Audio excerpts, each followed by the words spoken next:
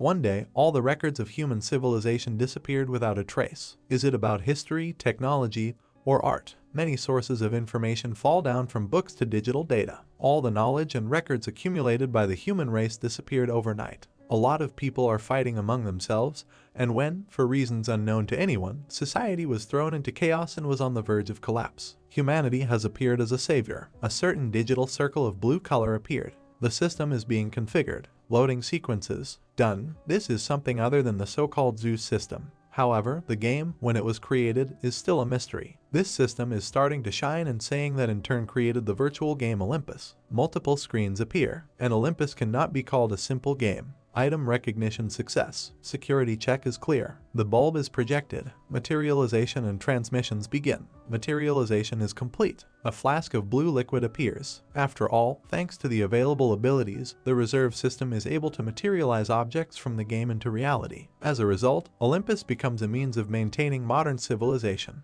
And soon the line between reality and Olympus was blurred. A man in a suit picks out a flask, standing near a huge shelf with many items. It's been about 200 years since the world became a place where any game items can be materialized into reality. A lot of people are walking along the street near multi-story buildings. As a result, the modern era has become a flourishing civilization. However, you pathetic little rat, where are you going? A man with blonde hair smiles and stomps on the other boy's head. After all, a flourishing civilization wasn't that good. This man is smiling, saying that a worm should crawl among its own kind, isn't it? A golden spoon shines at the top and a silver and copper spoon descend the steps below. Speaking of which, the so-called spoon class theory, due to the ratings of the division of spheres of influence, as well as the appearance of items in the game Olympus, there was a population of wealth. And the coconut system, which is not really a coconut system, is once again ubiquitous in society. A lot of people are climbing the tower, which is wrapped in sharp wire. Many of them fall from it, and it is covered in blood. So far, a crowd of people had gathered at the foot of the mountain.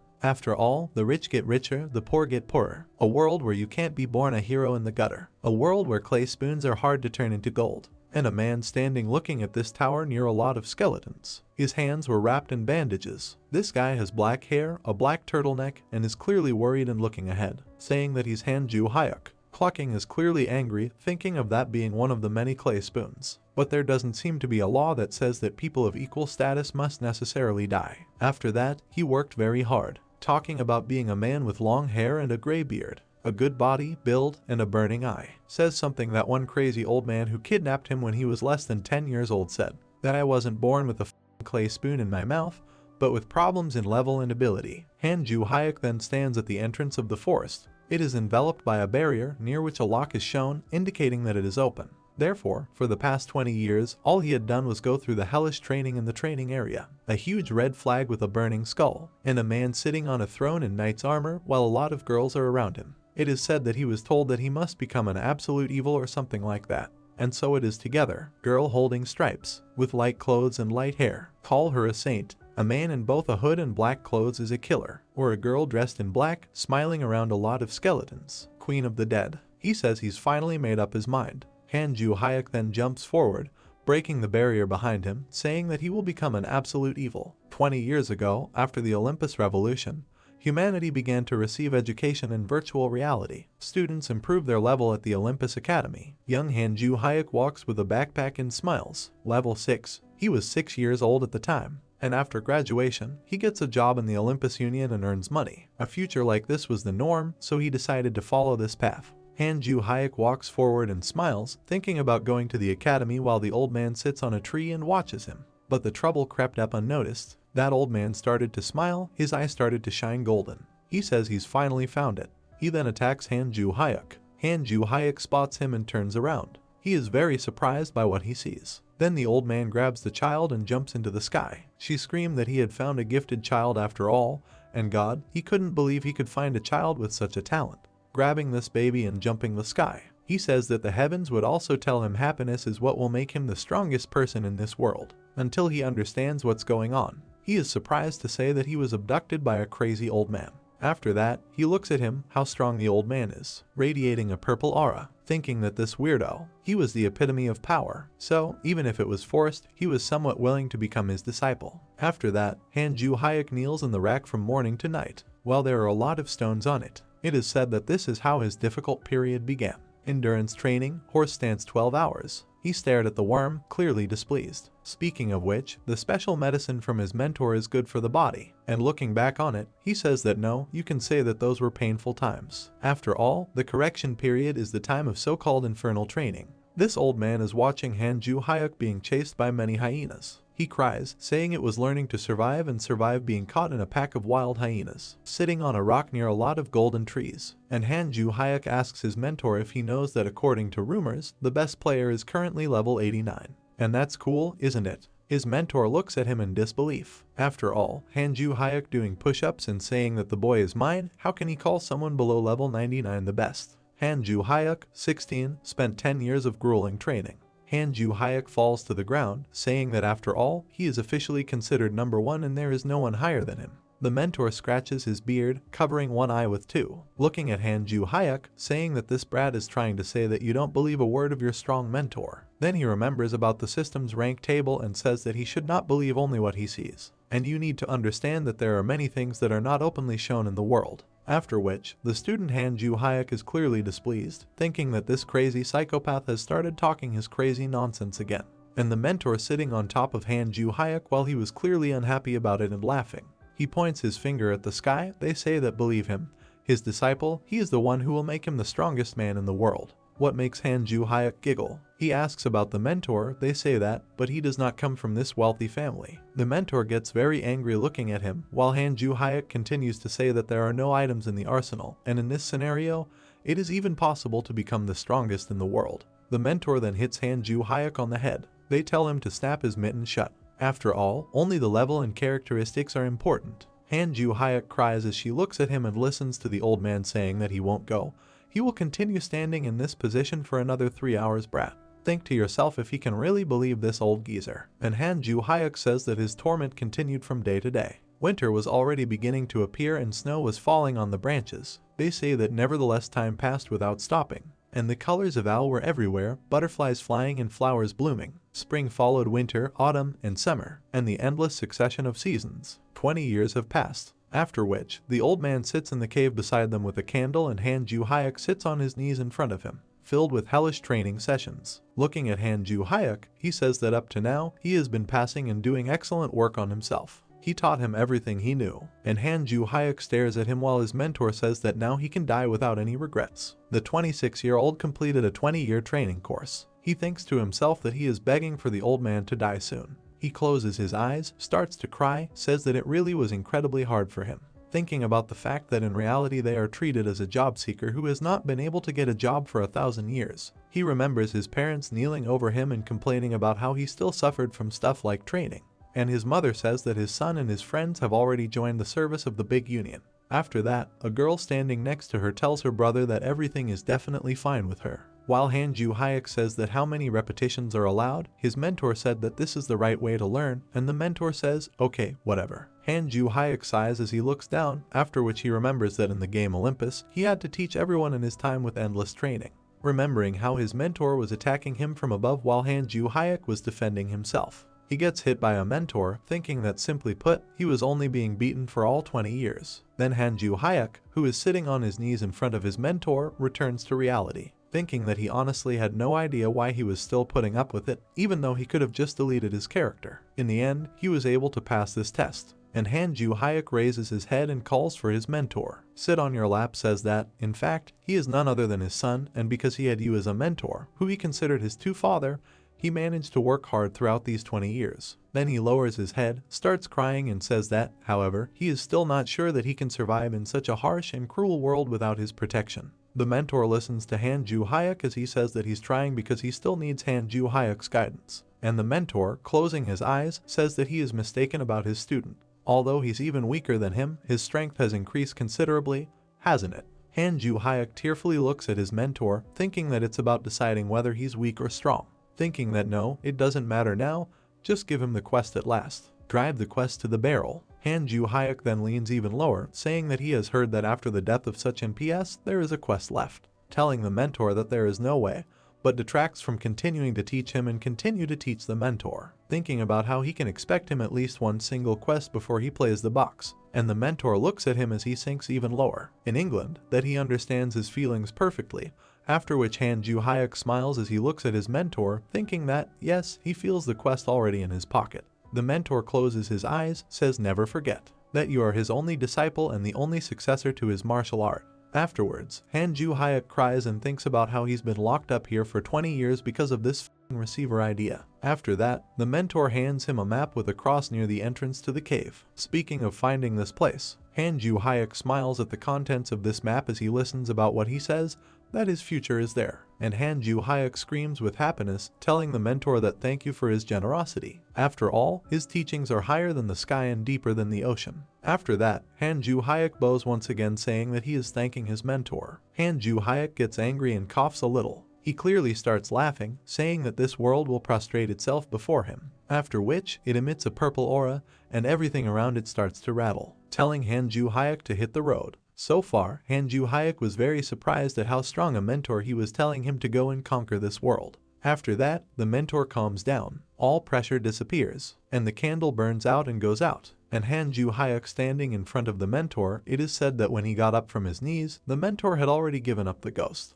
Looking at his dead body sitting in this dungeon, Han Ju-hyuk looks at him sadly before he turns around and walks away, thinking of him resting in peace. After all, mentor, let's never meet again in the next life. And after 20 years, he left his mentor. His years of hellish training were over. After that, he comes to the barrier blocked by a lock, special zone, teleportation gate. He thinks about how he's now, for once, on the line for a fresh start. After that, he enters the dungeon with a smile and shouts that his life is finally over, and it brings up the system status window. After that, he smiles, remembering how the mentor caught him, beat him up, shouting at the brat, because where was he going? While he was repenting and saying that he was wrong. After all, several times he was almost beaten to death after his failed escape attempts. After that, opening the window and looking through it, he sees his characteristics. Thinking about what to do, just look at these great results of this absurd workout. And then he notices that his luck is minus 99. Thinking about why his luck went into negative territory, the system calls notifications that indicate that the player has passed identification.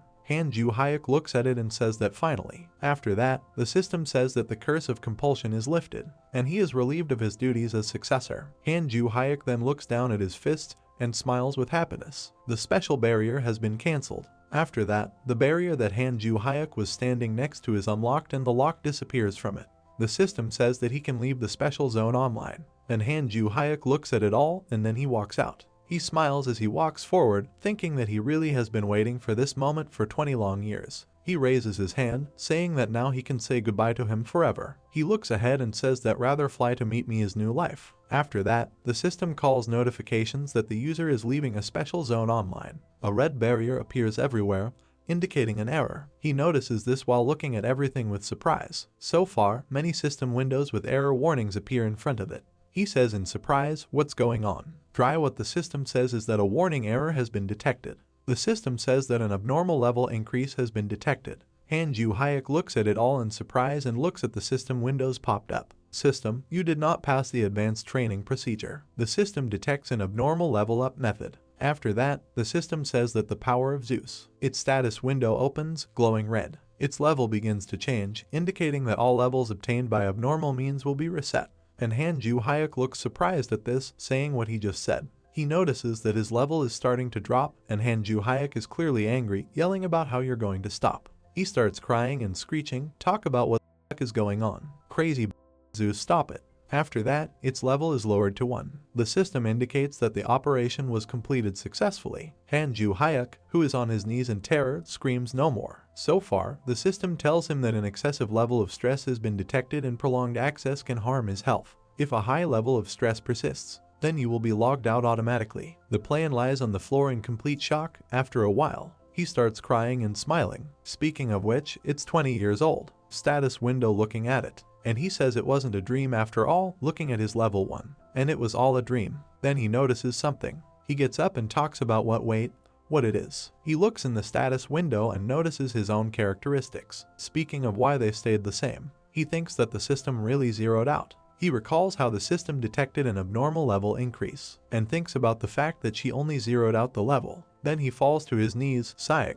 He smiles, saying it's awesome, and to say that it is obvious that there is a penalty depending on the level reduction. As a rule, there is a ban on using a certain skill, remembering one of the skills, about which the system writes that it can't be used and requires level 40 requirements. Even the most basic of my skills, the heaven-conquering mind technique, requires at least level 40 to use. He thinks that he won't be able to use any of his attacking skills, remembers his armor, which cannot be used because you need to pass level 37. It's also impossible to carry items with level restrictions. Speaking of which, he's literally level 1. And Hanju Hayek smiles, saying that why the hell did he give up all these restrictions? He thinks that after all, in other words, level 1 is the easiest state to climb up, perceiving everything as if this strip is being filled in, and he can quickly level up and invest in stats again, destroying monsters with increased stat retention. And in fact, its terms are extremely favorable. Hanju Hayek then puts on his raincoat and raises his hands up with a smile, thinking that now his life as a job seeker is over. He steps forward with, looking at a special area, the teleportation gate. They say that from this day life on Olympus is just beginning. He opens the map and looks at it, saying that the first thing he will do is go to the beginner's starting town. He thinks he's 26-year-old Hanju Hayek, although 6 years later than others. It uses a scroll to return the destination of Urkas. He flies straight there, moving into the city and smiling one last time as he looks at the map. But still, he will start to live from this moment. Finally, get your own real life. Arrival system in Urkas. Hanju Hayek appears in the middle of a lively street. He looks around and says very happily that it's been 20 years. He looks at the passers-by as they walk, saying that he missed this square. He looks at the salesman, who throws up his hands. This seller tells them to come and take a look, because they are very cheap. And Hanju Hayek notices, which means that these street vendors do too. He looks at the passers-by, who smile at each other as they talk. The man turns to the girl and asks her where she is going. She, in turn, picks up the apples and says that she is already going home. And Hanju Hayek says he missed this peaceful atmosphere. Then he lets out a tear, smiling and blushing. They say he's really back. Then he grabs his shoulder and spreads his other hand. They say that then he will immediately go to the hunting grounds. He steps outside, where a guard in silver armor is standing. This was the west gate of Urkas, and that guard stops Hanju Hayek by raising his spear. Hanju Hayek is very surprised. It's my scary, says, stop kid. This guard looks at Hanju Hayek and asks what is his level. Hanju Hayek is surprised to say that one while looking directly at the guard. He has perplexities. Level 1, Hanju Hayek is 26 years old. And the knights shrug their heads and close their eyes. They say it looks like he's got the wrong gate, and he wants the eastern one. And the terrible ones look ahead. They say that the westerners are here, while a hare jumping out of the grass looks at them. They say that for level 1, this is dangerous. And Hanju Hayek walks right up to him, putting his hand on the knight's shoulder while the knight is clearly embarrassed. He asks if this is a restricted area while looking around. The knight closes his eyes, clearly displeased, and says that no, it's not, but he strongly recommends it. Hanju Hayek then looks ahead. Hanju Hayek notices level 5 Toothy, a brown rabbit with red eyes, and the knight tells him that even a toothy rabbit with level 1 abilities will not be defeated. He walks forward with his hands in his pockets, smiling while clearly displeased with Scarier, telling him that it's better that he should come practice Eastern. But Hanju Hayek interrupts him, saying that maybe he can handle it. And Hanju Hayek goes straight to those rabbits on the way, while the knight shouts after him so that he won't even hear the rest of it. And he speculates that it's because players respawn after they die, and it's still reckless. Hanju Hayek then walks forward, noticing that the system window has popped out. He believes that this was the quest Neuro Guardian alert activated.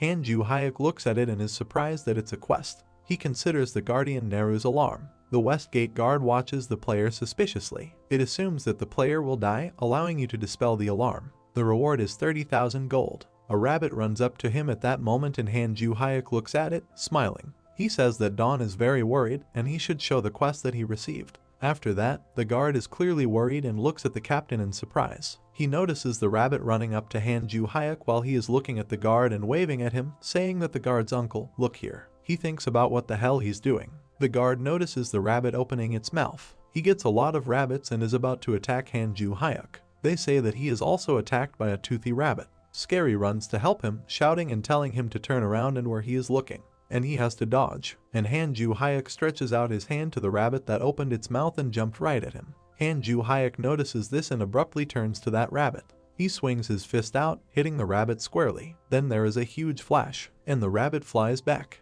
During the system notification process, while Hanju Hayek is standing in position. You have defeated the rabbit strikes, gained 1 gold and gained experience. Han-Ju-Hyuk raises his fist and blows on it, thinking about how neatly he hit it. He is then attacked by many rabbits, and Han-Ju-Hyuk fights back. The guards are watching this. He clearly doesn't understand what's going on. He stands there in shock and silently looks at Han-Ju-Hyuk in surprise. Does he think this is bullshit? After which, Scary approaches Han-Ju-Hyuk, who scratches his head and turns his attention to the guard. He says the same one said he only has one level, and Han-Ju-Hyuk replies, which is correct. He turns to the guard, smiling and scratching his head, and he says that he is a security guard because they mostly monitor the level. The guard raises a finger to his head in obvious disbelief. They say things that are hard for him to believe, and thinking things that are accurate is his level. He asks Han-Ju-Hyuk what was that technique. After that, the guard notices a huge boar with 2 tusks moving towards Han-Ju-Hyuk, while Han-Ju-Hyuk smiles behind his head and says it's a secret of the firm. The guard is clearly startled, shouting while Han-Ju-Hyuk notices. He turns around and sees a huge boar with 2 tusks running towards him. It's scary to say that the main enemy of the West Gate is a rabid boar. The guard grabs his arm, clearly worried, and approaches. He tells him to move away, and Han-Ju-Hyuk smiles as he steps forward and extends his hand. They say he doesn't have to worry, but the guard keeps yelling at Han-Ju-Hyuk. They say that this thing is on a completely different level, it's dangerous, and he has to stand behind it. Han-Ju-Hyuk then lands a punch, hitting the boar directly, while the guard shouts in surprise that he will protect. Han-Ju-Hyuk stands with his hand raised in the air while a glow occurs around him. The system says that his level is up, and Han-Ju-Hyuk is happy about it. And this guard is standing there looking at Han-Ju-Hyuk walking forward in surprise, thinking that he's definitely a newbie, and he's probably asleep. He tells Han-Ju-Hyuk that he's a crazy cretin, and he would have to agree. Han-Ju-Hyuk then smiles as he points at the system window, while he receives a notification that the Guardian Alert quest is completed. 30,000 gold coins are given as a net reward. Han-Ju-Hyuk says it's great. After that, he opens his balance and sees what is available. Funds 30,015 gold. They say that in a few strokes, he earned 30,000, and that's fine. Han-Ju-Hyuk then grabs his chin with his finger and starts thinking that even if so, he opens the status window and thinks that investing in characteristics will not work. And in this state, after that, Han-Ju-Hyuk waves to this soldier who is standing in surprise and watching, saying that uncle he will go. Thinking about that, first of all,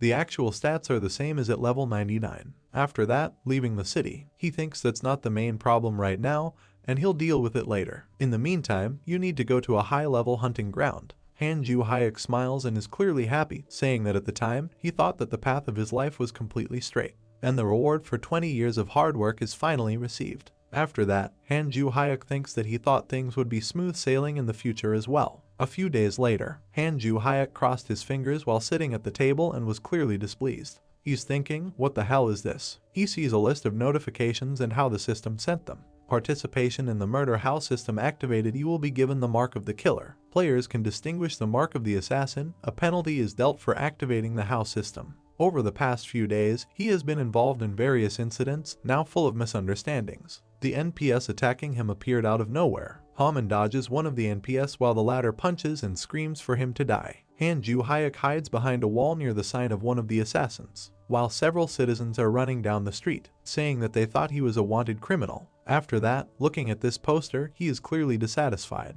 He thinks about why he's doing this. Speaking of how you can be confused with someone who only looks a little like him. Han-Ju-Hyuk then opened the system window, clearly worried. He thinks about how it wouldn't have happened without a reason. Apparently, no matter how much he thinks about it, it's probably because of his luck of -99.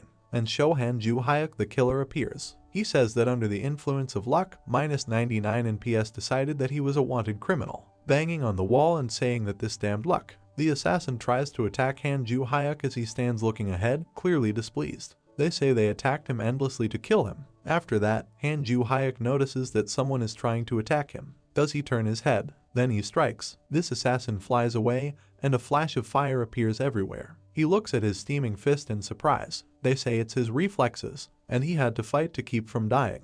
After that, this killer started disappearing, and Han-Ju-Hyuk thinks about how he should have controlled his power so that he wouldn't die. After all, he himself and the unlocked Chaosid of all Chaosids. Then, a black aura appears over Han-Ju-Hyuk. The area is clearly unhappy. He looks at the system notifications telling him to kill NPS and enter full HOW mode. And with this mode, it sees the penalty received from the system. Item drop rate increases to 100% after death. Experience acquisition speed reduced by 90%.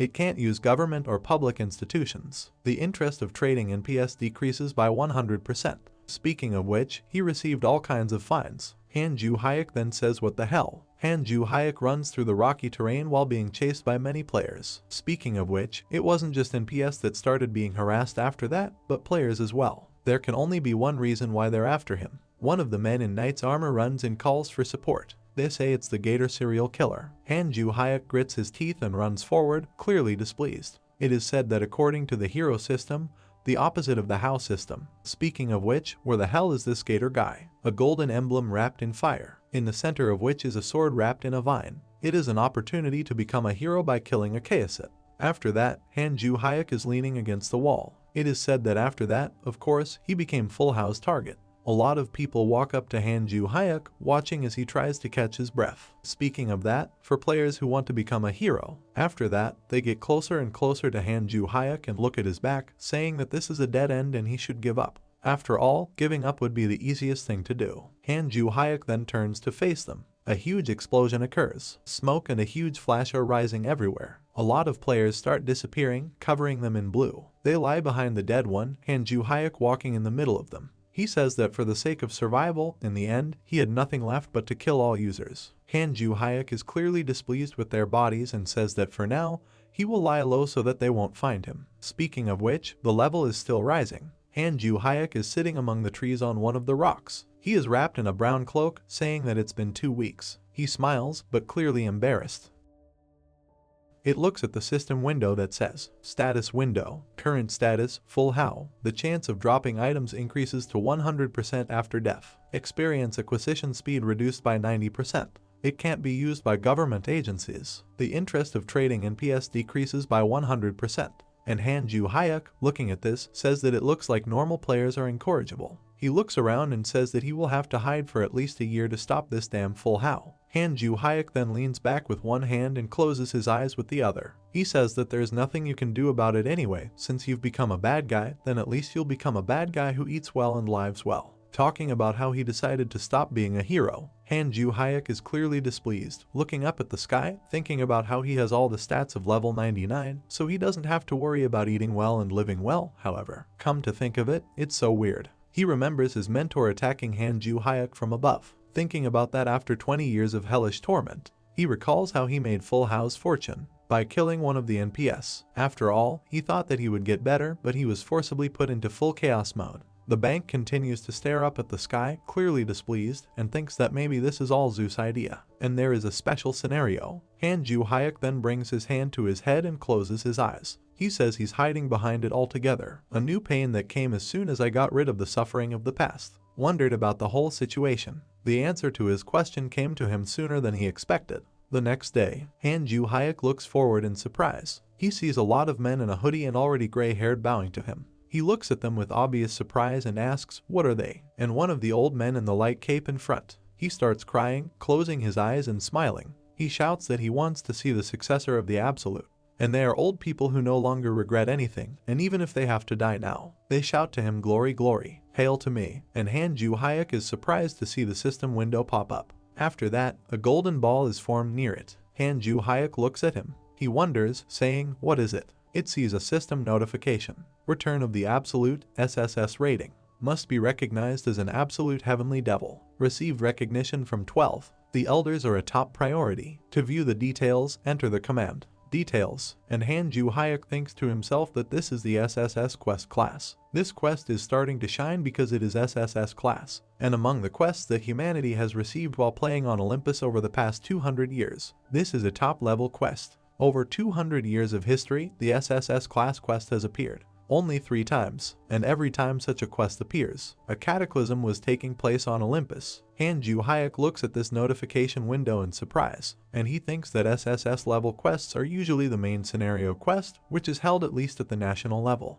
Han Ju-hyuk closes his mouth in surprise as he talks about what then now he is. Training sessions that have been my personal hell for the last 20 years. Full How, which he became as soon as he got out of the line. I shouldn't have looked at the old people clicking at him, and thinking about the fact that these NPS are lying in front of him as if they were just waiting for this. Han Ju-hyuk smiles, clearly surprised, saying that it's Zeus anyway. Has he been trained for this for 20 years? It's said that he feels like he's becoming a big part of the story. Many different heroes with balls, with axes and fists, they fight among each other. This era of chaos that lasted 7,000 years infected guilds of countries with their own banners, saying that the peace treaties concluded after a long war divided the world into 3 powers. Among them, the most famous power, Cynthia, had an absolute government, and his name is Garcia Mentors. It's a long-haired man wearing knight's armor and sitting on a throne. There are a lot of different girls around him. Speaking of which, this absolute had 14 wives. Of these 14 wives, 7 gave birth to Aractus. An Aractus in some region produced offspring from someone else, and he, in turn, gave birth to another. After that, someone was born again, somewhere. Then another descendant was born. Hanju Hayek taps the system screen, wondering why the bloodline is so long. Speaking of which, he spent more than 10 minutes just reading the genealogical book. Hanju Hayek is sitting on a log, clearly worried, as he watches a lot of old men dressed in robes bow down to him. He thinks to himself that it would probably be rude of him to skip the reading, the content. After all, they are so sincere. Look at these old men with obvious bewilderment. So, a man named Schulter, who was the strongest at the time, took over the hegemony. This man had long hair and his eyes were glowing red. Walking forward, she sounded a huge red aura. After all, he had inherited the devil's blood and was far more violent than anyone else. It is said that all the heroes of the world were afraid of him. After that, he was attacked from behind. It is said that when the rebellion broke out, he was defeated, trapped. However, he was only crippled by the life-continued greenhouse in his body. Instead, he settled in the cave and regained his former power. And Hanju Hayek, walking forward, thinks, remembering the old man. He clenches his hand into a fist, thinking that it turns out that his mentor was a descendant of that Schulter, or someone of his kind. After all, during those 20 years of hellish training, it was precisely Schulter's martial arts that he had mastered. After that, he sees the system notification, wondering. He asks what? He considers the quest return of the Absolute. SSS rating. You are temporarily recognized as an absolute, but this is not yet a perfect recognition. 7 of the 12 elders wish for the return of the absolute. However, the other 5 elders do not share this desire with the others, and they must determine the oldest, who are loyal to you and be recognized as true by the absolute ruler. You should keep in mind that you may find yourself in a very difficult situation if you are not recognized as the absolute ruler. And Hanju Hayek, looking at the cheat, is at a loss to think, what if he gets a full confession? But it will be in a difficult situation. He thinks that if things take a serious turn, then everything can turn into the removal of the character or even worse, a ban on connecting to the game. Hanju Hayek then stands up to the tree he was sitting on. He's clearly displeased. The notification system tells it about its privileges. Privilege 1. Take command of the hidden power of the 12 heavenly devil elders. Hanju Hayek reads this. They say that he's already in deep trouble, but it looks like the system has decided to finish him off completely. 2. The right to command the Sky Devil Elders is temporary and will be withdrawn at the end of the quest. 3. Until the end of the quest, 12 elders will be counted as members of his clan. Followers are like the player's shadow. Hanju Hayek looks up at the sky with a clearly tired look. Thinks about what happens regardless of the means and methods of the goal at all costs must be achieved. 12 elders from above the way Hanju Hayek addresses them as he stands up in surprise. Hanju Hayek tells them, so they are the oldest of the heavenly devil. Following which, an elder in a white robe stood directly in front. People who hit their heads on the floor say that this is how they are thrilled to know them. Hanju Hayek, who is clearly embarrassed to look away, opens his eyes and smiles, giggling a little. He thinks about not saying that he actually recognized these elders. After all, it had only been a few minutes since he had first heard about the Sky Devil. And the old man in the white robe raises his head. His forehead starts to bleed and he cries. He looks at Hanju Hayek as he talks. He says these were the words of his mentor. Become the head of the oldest heavenly devil and restore the former glory of the heavenly devil to this continent. And this old man was very surprised by this. Hanju Hayek gets closer and closer to them, and they start bowing to him. They say to him, glory, glory, glory. And he thinks to himself, clearly not understanding what is happening, that for a start it looks like these are the very 7 people who sympathize with him. And then, clutching his hoodie and closing his eyes. Speaking of which, so let's get on the road and let them lead him. An elder in a white robe raises his head, saying that they are not obeying. When Hanju Hayek is clearly displeased, goes forward, these old men say, the fact that they cut off the head of every insect like lived in the area. Hanju Hayek is clearly displeased, saying that clearly, thinking that he was guessing everything. Why was it so quiet all of a sudden? The system sends notifications that the player's relationship with the elders is being checked. At the moment, the elders were recognized as members of the player's clan.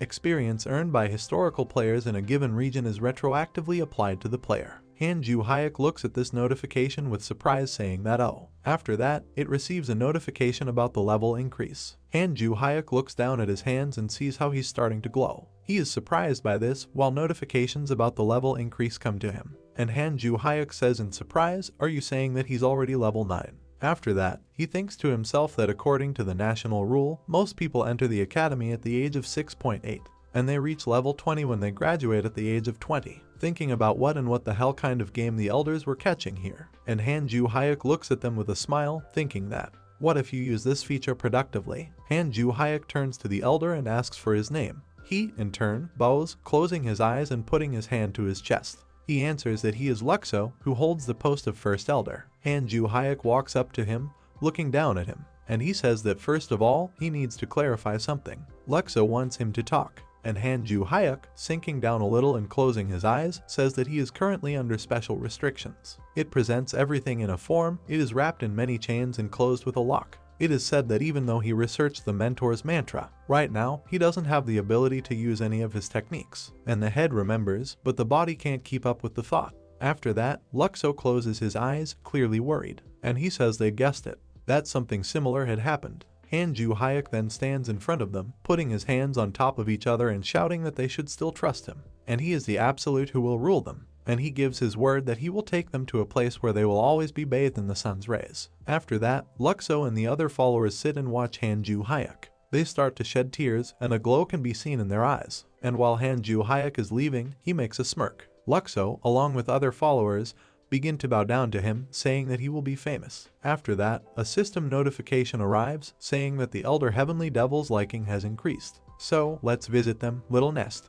A water dispenser pours water into a glass. Han Ju-hyuk is standing drinking water next to the kitchen. He hears his name called, and he turns around, asking what. After that, he sees his younger sister coming up to him. She has golden hair and golden eyes. Han Seiya is the younger sister of Han Ju-hyuk. She's talking about whether he heard that their union won a good quest this time. But it seems that a serial killer named Getrag is operating in the Sinti border area. And Han Ju-hyuk looks perplexed and starts to worry. He says he's really serious, thinking to herself that she wasn't referring to him right now. After that, the nurse continues to talk, imagining the muzzle of a gun. She says he uses a pair of pistols and is level 40 somewhere. It's a guy with a blindfold on his head and a mess of hair. He holds 2 pistols in his hands while many corpses lie around him. And she goes on to say that they say that only a team of 7 people can capture him. This killer turns his eyes red, and the sister smilingly shows 3 fingers as she tells Han Ju-hyuk this. It is said that if she succeeds, she thinks she can easily get 3 million gold coins worth of rewards from their union. And Han Ju-hyuk, clearly confused, says that the construction reward for the assassin's head is more than 100 million gold coins. But as a reward, they only give a measly 3 million. After that, the nurse starts scratching her head and smiling, clearly embarrassed. Han Ju-hyuk looks at her with obvious bewilderment. She says that this is always the case in medium-sized and small unions, but nevertheless their union gives quite a lot compared to others. And Han Ju-hyuk tells her no, but still, all this hard work is on them, not the office rats. My sister smiles. She brought Katali's hands together and says that one way or another, if she gets a promotion, she will buy meat. She looks directly at Han Ju-hyuk and gripes that he hasn't eaten much meat lately. That's probably why he has such pronounced bags under his eyes. Han Ju-hyuk then smiles back, thinking that it's just that his luck is in a deep negative. Anyway, thank you, he needs to log in again. Why are you connecting to Olympus? Han Ju-hyuk looks at the notifications from the system. Luxo sent him a message saying that the Lord has someone following him. Han Ju-hyuk was surprised by this, asking, what? And Luxo says that they still haven't been able to find out the identity of the observer and what they should do. And Han Ju-hyuk pokes his finger as he types out a message and says that nothing needs to be done yet. He asks Luna, Han Seiya isn't you by any chance. After that, the system says that it is located on another continent. Han Ju-hyuk looks at it and says that means it's not her, continuing to read that players who are on a different continent don't receive his messages. After that, the fragrance notices how a man with a burning red aura approaches it as well. He asks Han Ju-hyuk that he found a vile faceless killer. Han Ju-hyuk turns to him, asking which faceless one. He sees this killer walking towards him, noticing that these are paired pistols. This assassin walks right up to Han Ju-hyuk, smiling while wearing a bandage on his forehead and holding 2 guns. He thinks about what it means to see the same Gator from the wanted list. This assassin looks at Han Ju-hyuk clearly embittered and saying that the sucker dares to pretend to be him and looks like he is very fearless. And he says that so he has to pay with death for his sins, you little bastard. Han Ju-hyuk is clearly displeased as he thinks to himself that it's a blessing that his sister shared such important information with him earlier. After all, even if he has high stats on that after all, level 40. This assassin raises his guns, smiling, while Han Ju-hyuk thinks about what variables to create a 30 level difference. Along with various items and equipment, Han Ju-hyuk closes his eyes, thinking that there's no way he can lose the most important quest of his life right now. Then he smiles at the killer. They say that he doesn't have to fight it alone. After that, he calls Luxo to him, and this old man appears right in front of him. He closes his eyes, sits down on one knee, and says that he came at his call. This assassin was very surprised by this, thinking to himself that where was that old man at all, and he hadn't sensed his presence. Han Ju-hyuk then tells him to kill his enemy. Luxo pulls out the S-blade. He directs it directly to the killer and says that he obeys and obeys. After that, this assassin starts to smile, holding out his guns. He thinks about how, come to think of it, it's just an old geezer and a green boy. After that, he screams while looking at Han Ju-hyuk and seeing the old man disappear. While talking about what I was watching, they found time for idle chatter. If you like to talk so much, then try to attack first. Then he notices that he's starting to fall. We look forward and speak now. After that, his head is on the floor. Blood splatters everywhere, and he thinks about what happened. Luxo then puts down his blade. While clouds of dust rose everywhere, he closes his eyes. Han Ju-hyuk then stands there in shock and doesn't understand what he's seeing. He was very surprised and thinks to himself about what it was. He watches Luxo go straight to Han Ju-hyuk while the severed assassin lies there, thinking about what isn't. Wait, he's heard that the assassin is approximately level 40. And was he too weak, or was Luxo just stronger than he thought? As long as it passes near the head of this killer, your eyes smile as you think that, to be honest, he didn't even get a good look at Luxo's footsteps. If only he could use the spirit eye skill, then at least he could read the mana streams. Luxo then hands the bag over to Han Ju-hyuk, while he is at a loss looking at this, and Luxo tells him to take the head of his enemy, the Lord. After that, he sees system notifications about getting experience points. Full house status check. Han Ju-hyuk killed her NPS while having a level 30 gap while being at level 10 or lower. Checking the status of the frozen mind technique, Heaven Conquering. Congrats, Han Ju-hyuk has earned promotion points. Han Ju-hyuk holds the bag with this killer's head and smiles while this bag shines. Gator head, the head of the famous serial killer Gator, reward 100 million gold coins. Han Ju-hyuk then thinks, is this guy really dreaming right now? He starts to smile and say that Luxo's great job.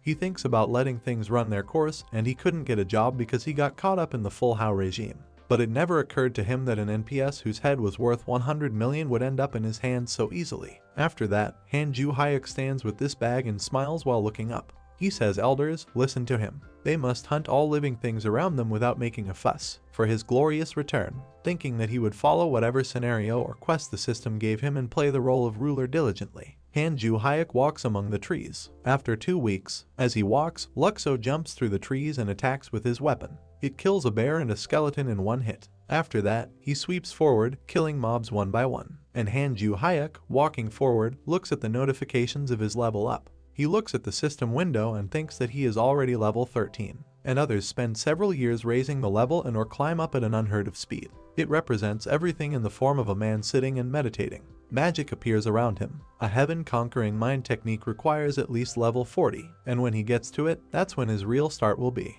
Han Ju-hyuk then walks forward, smiling as he imagines his subordinates walking towards the crown, thinking about the fact that the company that obtains items uses full-scale leveling and heavenly devil lackeys. And he imagines everything in the form of him in black armor walking forward, while Luxo stands behind him with a sword. Thinking about what is true, if you can't get a job, then you can just start your own company. He imagines it all, and he smiles, holding up his hand. After that, the bag with the head is held. Thinking about what the problem is now. Player items, the head of a hectare. How can he get rid of this thing? Han Ju-hyuk is sitting in his room, working on his computer. In my room. He Googles the question, where is the best place to sell high-end items? After that, he thinks about it, reading the answers. Please sell it in the game Olympus. If you decide to sell an expensive item in the real world, then you can be robbed and killed. Do you understand this? By no means serve this in the real world. Han Ju-hyuk held his head and thought as he read all of this. After all, he is drawn in the full Hao mode, so he can't use the services of any official institution in the game.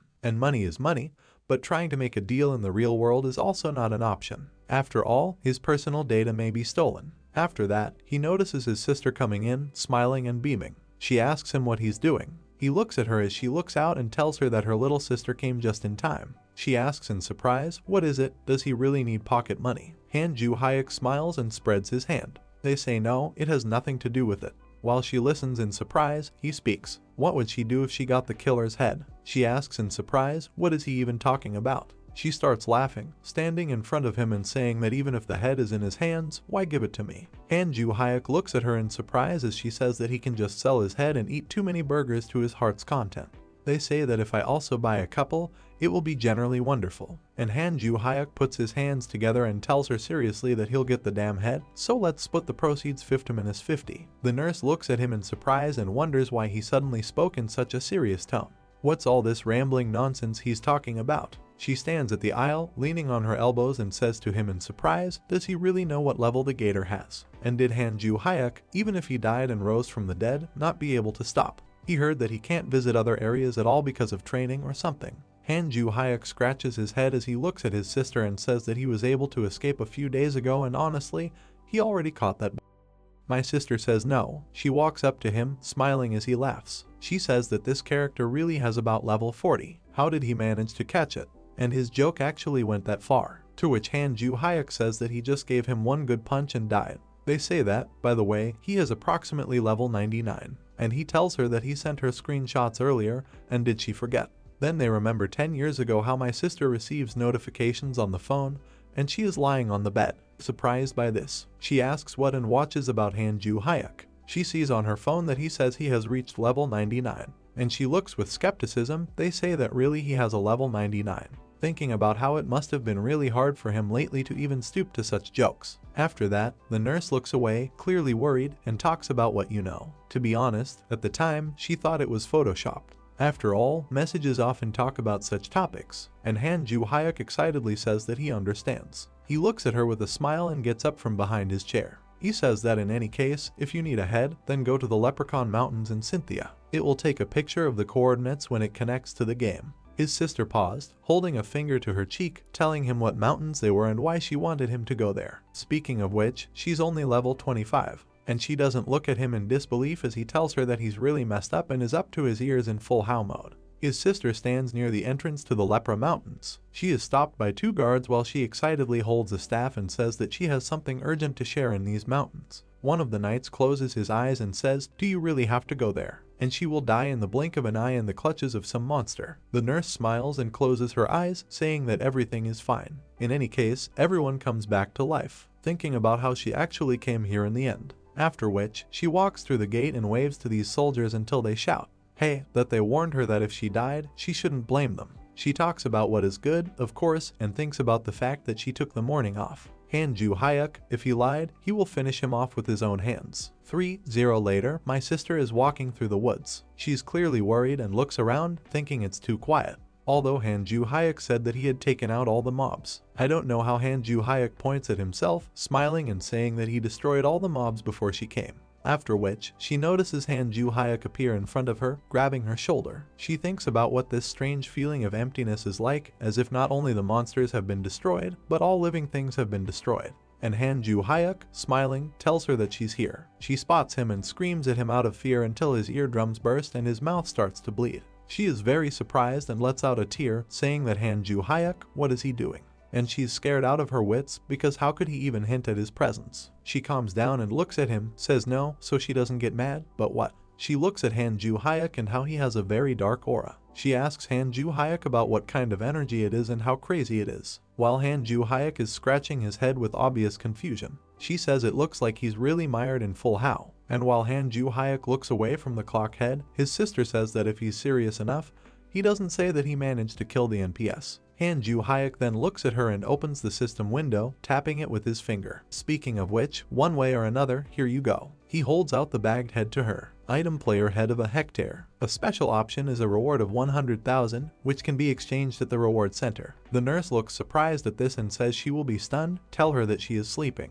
She grabs this bag and says with cute eyes that it's 100 million. It's true 100 million, and it turns out he didn't play it. To which Han Ju-hyuk looks at her shyly and says no, of course not. She smiles at him and tells him that wow, it's crazy, isn't it?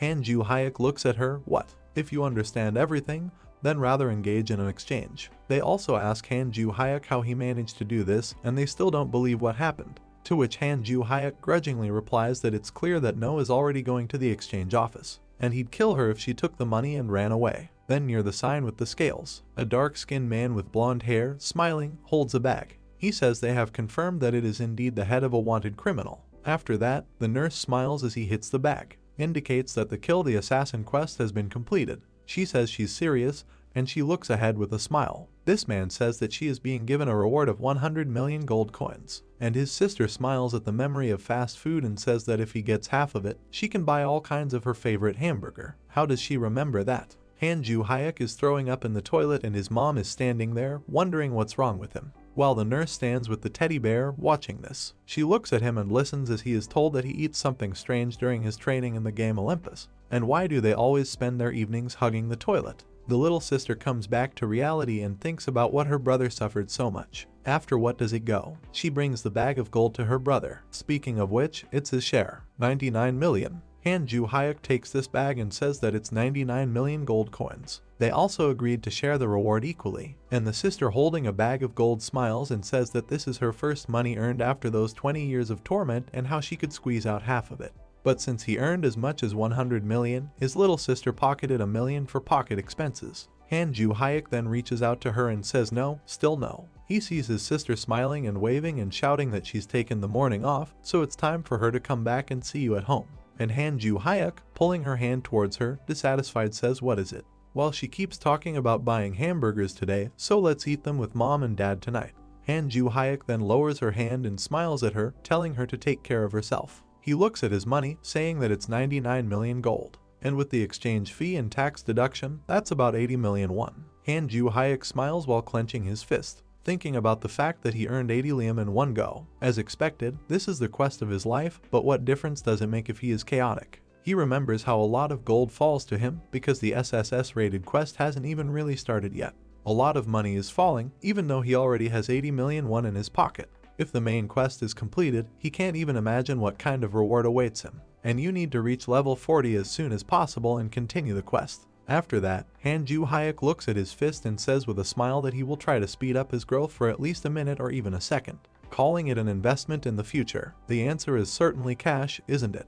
The same evening, Han Ju-hyuk wearing a red and white sweatshirt. With a smile, he looks at his sister and calls her to him. He asks her to please buy items instead of him. She turns to him and looks at him in surprise, while Han Ju-hyuk gives a thumbs up. She puts down her glasses and asks Han Ju-hyuk if she just got back from work. And Han Ju-hyuk tells her that if things go well for her, she will give her 300,000 won for pocket money every month. After which, she says 500,000 and Han Ju-hyuk says it's settled. Then the nurse sits back down in the briefcase, thinking about how it feels like she's working overtime. A few hours later, Han Ju-hyuk looks at all the trinkets his sister bought in surprise, while that bent down, tired stands and looks at it. He thinks that all the items he acquired with his sister's help are experience-enhancing artifacts. 2x small size ring, training necklace, a bracelet for someone who grows 2x, train for someone who grows 2x, Suryoga seeking to increase the experience of 2x, for a total of 70 million gold coins. And Han Ju-hyuk looks at this amount, shouting that it's the first money he's ever earned with his own hands. As his sister grabs his shoulder, she's clearly tired and has gone to her room.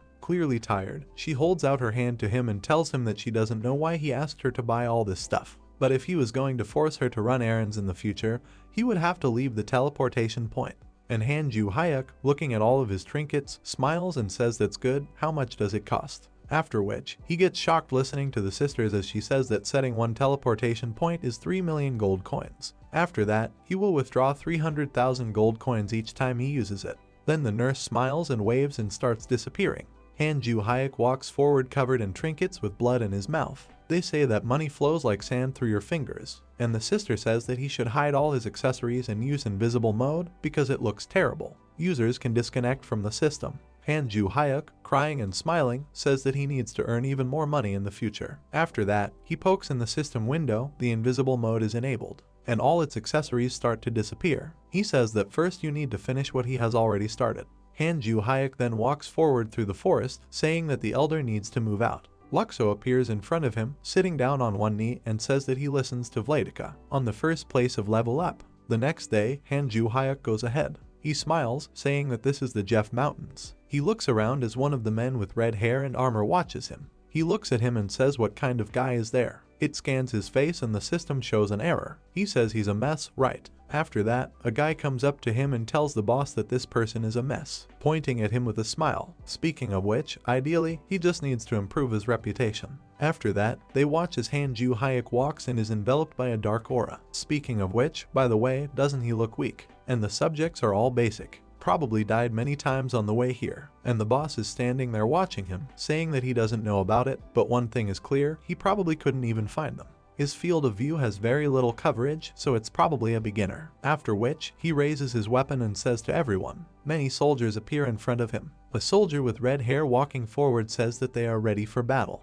Han-Ju Hayek walks through the forest. He hides his hands in his pocket and looks around. It says that there are no mobs here. Then he notices something behind him. It sees how it received a system notification. She says that external forces are going to take over his body. Han-Ju Hayek looks at this notification in surprise. After that, a man using magic is standing behind Han-Ju Hayek behind a tree. He's wearing a brown hoodie. The purple magic gets right up to Han-Ju Hayek's back, while he, in turn, scratches his head and says that how to capture it. After that, a knight with red hair appears behind the magician. He looks in surprise at this mage who is standing there in shock. It says that it resists binding spells. After that, they look at Han-Ju Hayek, who is checking himself out. So far, the spell is gone, and Han-Ju Hayek says he's tickled. And this Mac says it looks like he belongs to a group of priests. However, all of his subjects are mediocre and similar. He had already died many times and lost all his artifacts. After that, an archer wearing a green cape on the new repents and pulls the bowstring.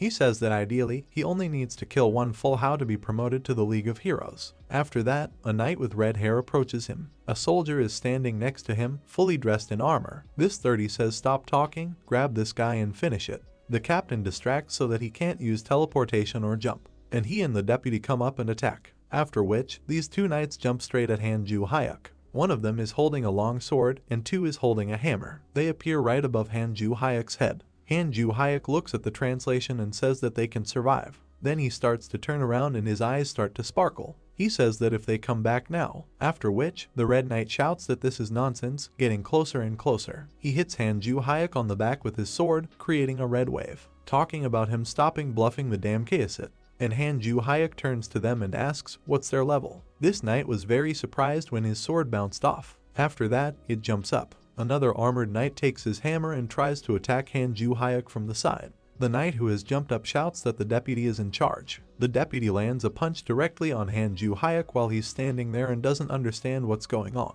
Za and the knight are surprised that their strikes do not deal any damage. He wonders, how is it? So while the commander is shouting that he needs to be taken in a pincer grip. After that, the two soldiers face each other and continues to attack Han-Ju Hayek. So far, an archer is standing right in front, pulling the bowstring. This archer starts to worry while the system sends them notifications about preparing a shot. Anti-magic. He thinks to himself that this is strange and the experience doesn't diminish. Han-Ju Hayek inspects these soldiers until they try to attack him from two sides. Looking at them, he says that this is a level 40 greatsword and the complexion is about 20. Thinks it's mine, that obviously the armor doesn't fit and didn't even see him cast the spell. Instead, the archer thinks that he has already prepared the spell in advance, having come to shock. He shouts to the Red Knight that he seems to have prepared for PvP beforehand. After that, the boss, turning to him, was very surprised by this and says that how is this possible? Han-Ju Hayek also stands under a barrage of attacks that doesn't deal any damage to him. He is already bored and thinks that, roughly speaking, nothing special. He wills his fist, thinking that he should attack himself. After that, he stands up and a purple aura appears everywhere. He says he can't use his skills yet and will try his fists. Combat stance. The archer is very scared and shouts at the boss to be careful. He's preparing a magic trick. After that, they see Han-Ju Hayek, who has taken up a stance, launch an attack with his right fist. His apprentice keeps yelling about how it might be strong magic, so back off until he fires anti-magic. Han-Ju Hayek then lands a punch with his fist, hitting the boss right in the stomach. It makes a huge hole in his stomach and a huge flash appears. Everyone watching shouts at the boss as he flies off to die, starts to evaporate and looks at Han-Ju Hayek, saying what it is. For bringing Han-Ju Hayek's outstretched fist forward, the purple aura continues to flow. The system warns him about the full house status and it is saved. The killer's Allah is getting darker, the sin is getting worse. After that, the knight of the deputy boss jumps on him with a hammer. He's clearly angry. I can see the fury in his eyes. He shouts, "Damn kid," attacking Han Ju-hyuk from above. And Han Ju-hyuk successfully manages to punch that soldier right in the face. The system warns that the full house status is saved. The murderers get darker and the sin gets worse. Han Ju-hyuk's fists are steaming. He stands perplexed and clearly a little tired. Speaking of which, it's just a stupidly distracting tank. After that, the archer stands with two other guys. They stand in disbelief at what they have seen. And it really says that support will be a case. While people nearby are talking about how it is, Captain. And then the full-time employee receives messages from the deputy captain saying that the guys just run. This is not something they can handle. The archer is surprised by what he has heard, and the boss says that escape is the responsibility of running by running. After that, the archer turns around in obvious fear. They begin to run away. He's shouting at everyone to get out of here now, thinking about how they underestimated the opponent. It's not just a mage. Han Ju-hyuk grabs the shoulder of an archer who was trying to escape. Han Ju-hyuk has a smile on his face and steam is coming out of his mouth. Notices it and thinks about what moment it is. He sees Han Ju-hyuk smiling in front of him and telling him that he was so confident when he jumped. And while that archer is standing there in fear, Han Ju-hyuk keeps talking about how he's running away now. He thinks to himself, what is this leap? He looks at Han Ju-hyuk, talking about how that damn kid was playing with them to use the jump. After that, it represents whatever that player is. It represents him jumping at it in the dark, all wrapped up in black. Speaking of which, only one person can do this. A high-class melee player above level 60. Player Hunter Rindel. Han Ju-hyuk then stands over the corpses of these guys. He smiles until a glow appears beside him. These corpses start to disappear and he looks up at the sky, saying that it's already level 16. After that, Luxo cries, saying that this is our lord. So far, the system has sent him notifications, saying that he showed a strong image of a man who does not forgive those who have tarnished his honor. Clan loyalty is strengthened. Minimum requirements confirmed.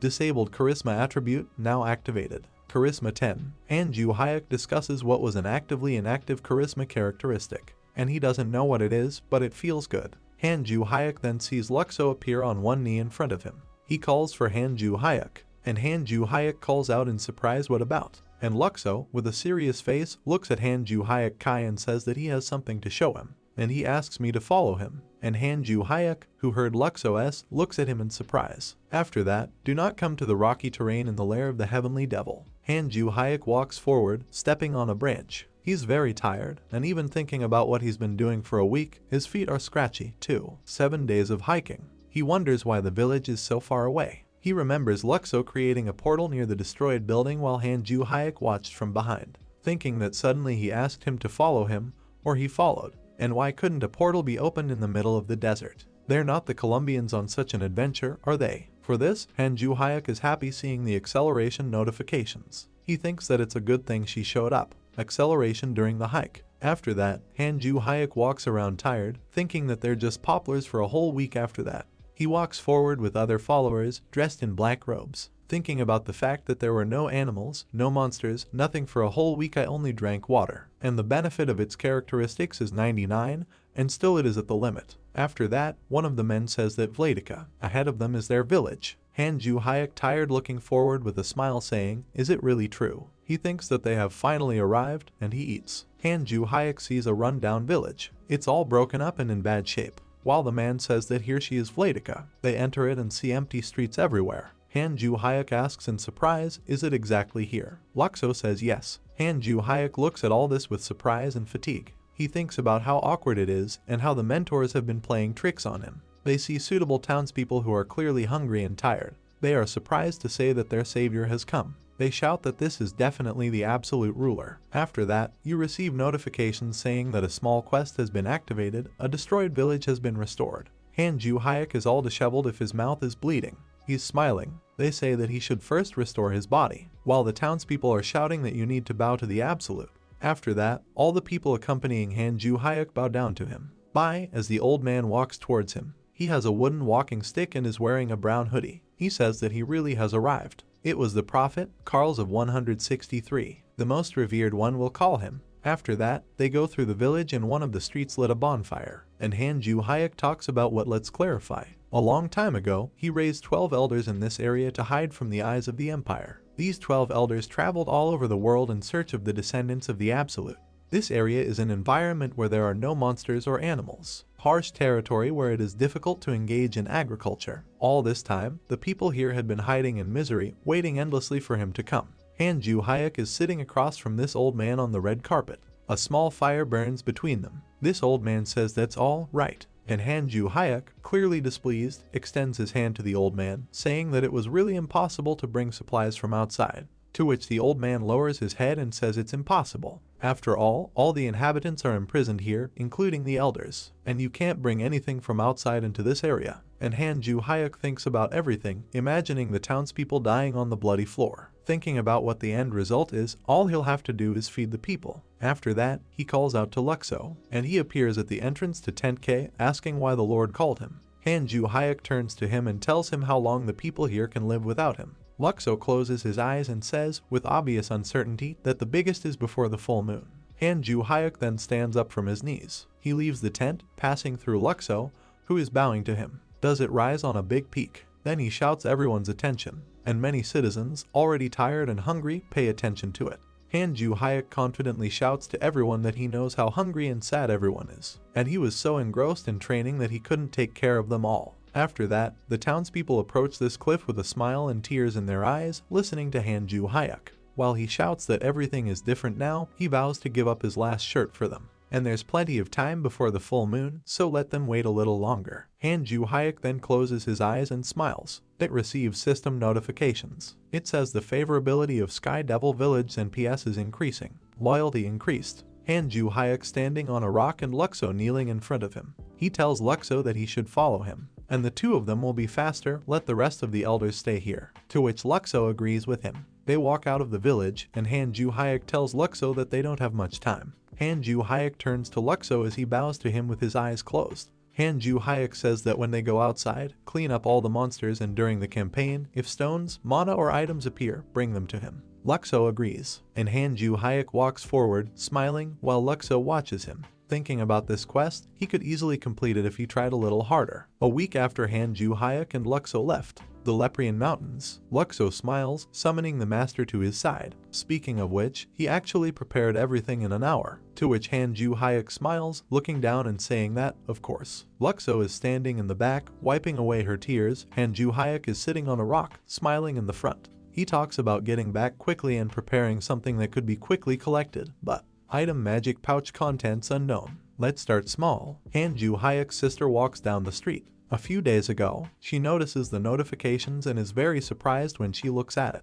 It was Han-Ju Hyuk who requested a request from her. She asks him what his request is, and Han-Ju Hyuk smiles and tells her to bring him a magic bag and 800 cans of porridge so she can come to the mountains like that time. The nurse was very surprised by his request and asks him what else is this bag and 800 cans. And Han-Ju Hyuk thinks about how with his sister's help, he prepared the food in advance. Thinking back to when his sister brought him the bag and Han-Ju Hyuk picked it up. She asks in surprise, saying that why does he need such a thing? To which he says that he will pay for everything. And the sister, holding in her hands a blue stone that shines and a pouch. I was very surprised. She says it's a blue stone from nowhere, my brother has this. Does he have a sponsor? After all, this is a very precious thing. To which Han-Ju Hyuk replies that there's no other sponsor, starting to laugh. And while my sister is standing there in shock, looking at Han-Ju Hyuk. He, in turn, smiles, closing his eyes and scratching his head. He says he will sell it and take 10% for himself. Then Sister Yavnum leaves in shock. She tells him that he must have become very lucky, and Han-Ju Hyuk smiles as he waves after her and yells for her to buy him 3 more teleporters. Luxo had obtained the blue stone from hunting,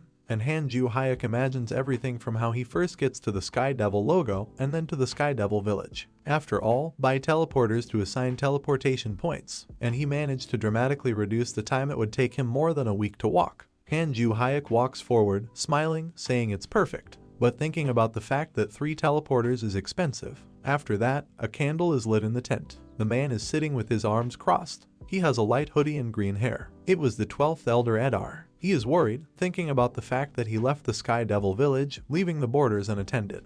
He's clearly angry, slamming the table and looking up, speaking about the fact that he called himself a successor, then he should be one properly. To do this, he thinks about the fact that Elder Luxo is following him, and let him be happy. But if not all the elders are of the same opinion, remembering the elder of the red hair mask. another with long blue hair, and Edar himself saying that if the Sky Devil does even a little harm or lies, then he should. After which Edar turns around from above. How do people shout? They say that Absolute is back with such a huge pile of everything. Edar is perplexed. He comes out of the tent, looking at what is happening and saying what is there. Many citizens watch him with tears in their eyes. They see canned food with porridge. Hanju Hayek stands and looks at these mountains of canned food. Hanju Hayek then turns to the residents, smiling. He says food. He would like to give them milk and honey, but if you give them fatty food at once, those who have been starving for a long time can get sick. So he asks you to trust him, and Edar looks on in surprise, wondering where all this food is coming from. A lot of tired citizens were very surprised. They are beginning to rejoice that there was food. They say it's food and finally they eat. Then they shout about the great Absolute. And Hanju Hayek notices a system notification coming in that says proximity to the residents increases. And while these residents are raising their hands up and bowing to Hanju Hayek, he turns away and smiles maliciously. I read notifications that loyalty is taking deep roots. While the inhabitants are shouting that the Absolute is the ruler, nothing is impossible for him. Ivan thinks about what is needed like this. Hanju Hayek then approaches one of the black-robed elders. As he bows, Hanju Hayek tells him to share the porridge with Luxo, and he obeys him. Hanju Hayek then reproaches them and shouts after them that he will be the first and do they trust him. Apparently, together with other elders, they bow down, say that they are completely. Edar is watching it all, and Hanju Hayek enters the tent clearly on alert. He thinks that food, housing, and clothing all require improvements, but in the meantime, he would have to work hard on delivering food. Hanju Hayek then gets called out and notices. They tell him if he can stop by for a while, to which Hanju Hayek says yes, of course, come in. He sees Edar in front of him, who comes in with tears in his eyes. Hanju Hayek remembers him and that he is the 12th elder. 12, the oldest one, bends down at his feet and starts shouting that he is begging for mercy for his disloyalty. Hanju Hayek then watches and receives system notifications. It says congratulations. The recognition of the 12th elder has been received. To which Hanju Hayek thinks to himself that he's an easy type. And while the elder bows and tearfully says that he dared to doubt his master, but he is the true leader. And Hanju Hayek stands there in shock, looking at it, thinking about what he thought of as a long-term project. Hanju Hayek then smiles, thinking that one person has already changed their mind. After that, Hanju Hayek stands there, smiling, and gets caught in the middle. Is he thinking about what's great? He walks up to the elder and grabs him by the shoulders, summoning him to his side. This Swift was surprised by this. He raises his face to it, calling out to the master. And Hanju Hayek looks at him with a smile and says that he still lacks a lot, but his options are very limited. He looks directly at the elder and says that he understands that he does not believe him, because he would have done the same in his place. And Hanju Hayek continues to hold onto the elder's shoulders, saying that he said he would believe him. And Hanju Hayek is enveloped in the glow of the sun. He smiles and says that so he will repay his trust. After that, the elder begins to cry, talking about the Lord. He says that he asks to be forgiven for his disloyalty. Hanju Hayek then smiles in his head. The system sends notifications that the 12th elder has been recognized as an ideal follower, and as long as the trust is not broken in the relationship, the masters of the servant will remain. After that, Hanju Hayek thinks to himself that he's a starving person. Oh right, he's level 19, and he's got promotion points. It wasn't a bad idea to test the characteristics and go to the right place. Luxo said that if he went any further, he would arouse the suspicions of the Empire, also with the other elders. After that, Luxo is very sad. They say that it's a pity. For now, Hanju Hayek is thinking that it's better to refrain and he has good stealth skills. High in the Leper Mountains, many birds fly at the foot of Hanju Hayek stands together with 12 with a crack in front of a huge bear that attacks them and roars. Hanju Hayek looks at him with obvious bewilderment. He says it's the first time he's seen a bear here, and it's a giant bear. After that, the elder pulls out his weapon, talking about whether to kill him. And Hanju Hayek tells him that no, don't, he'll try it himself. He looks at the bear, who is shaking his head, thinking that the giant bear is about level 40, and a big monster, which is usually caught by a group of 5-6 people. I remember the last time he threw a battle party all by himself. After that, the bear notices Hanju Hayek running towards it. The bear starts growling as Hanju Hayek attacks it. After that, the bear begins to look around in bewilderment. Where did Hanju Hayek go? Hanju Hayek sitting on a tree and looking at the bear from above. He jumps at it, attacking it with his fist, thinking that he's only one, and he can catch it. After that, he hits this bear directly on the head and falling on top of it.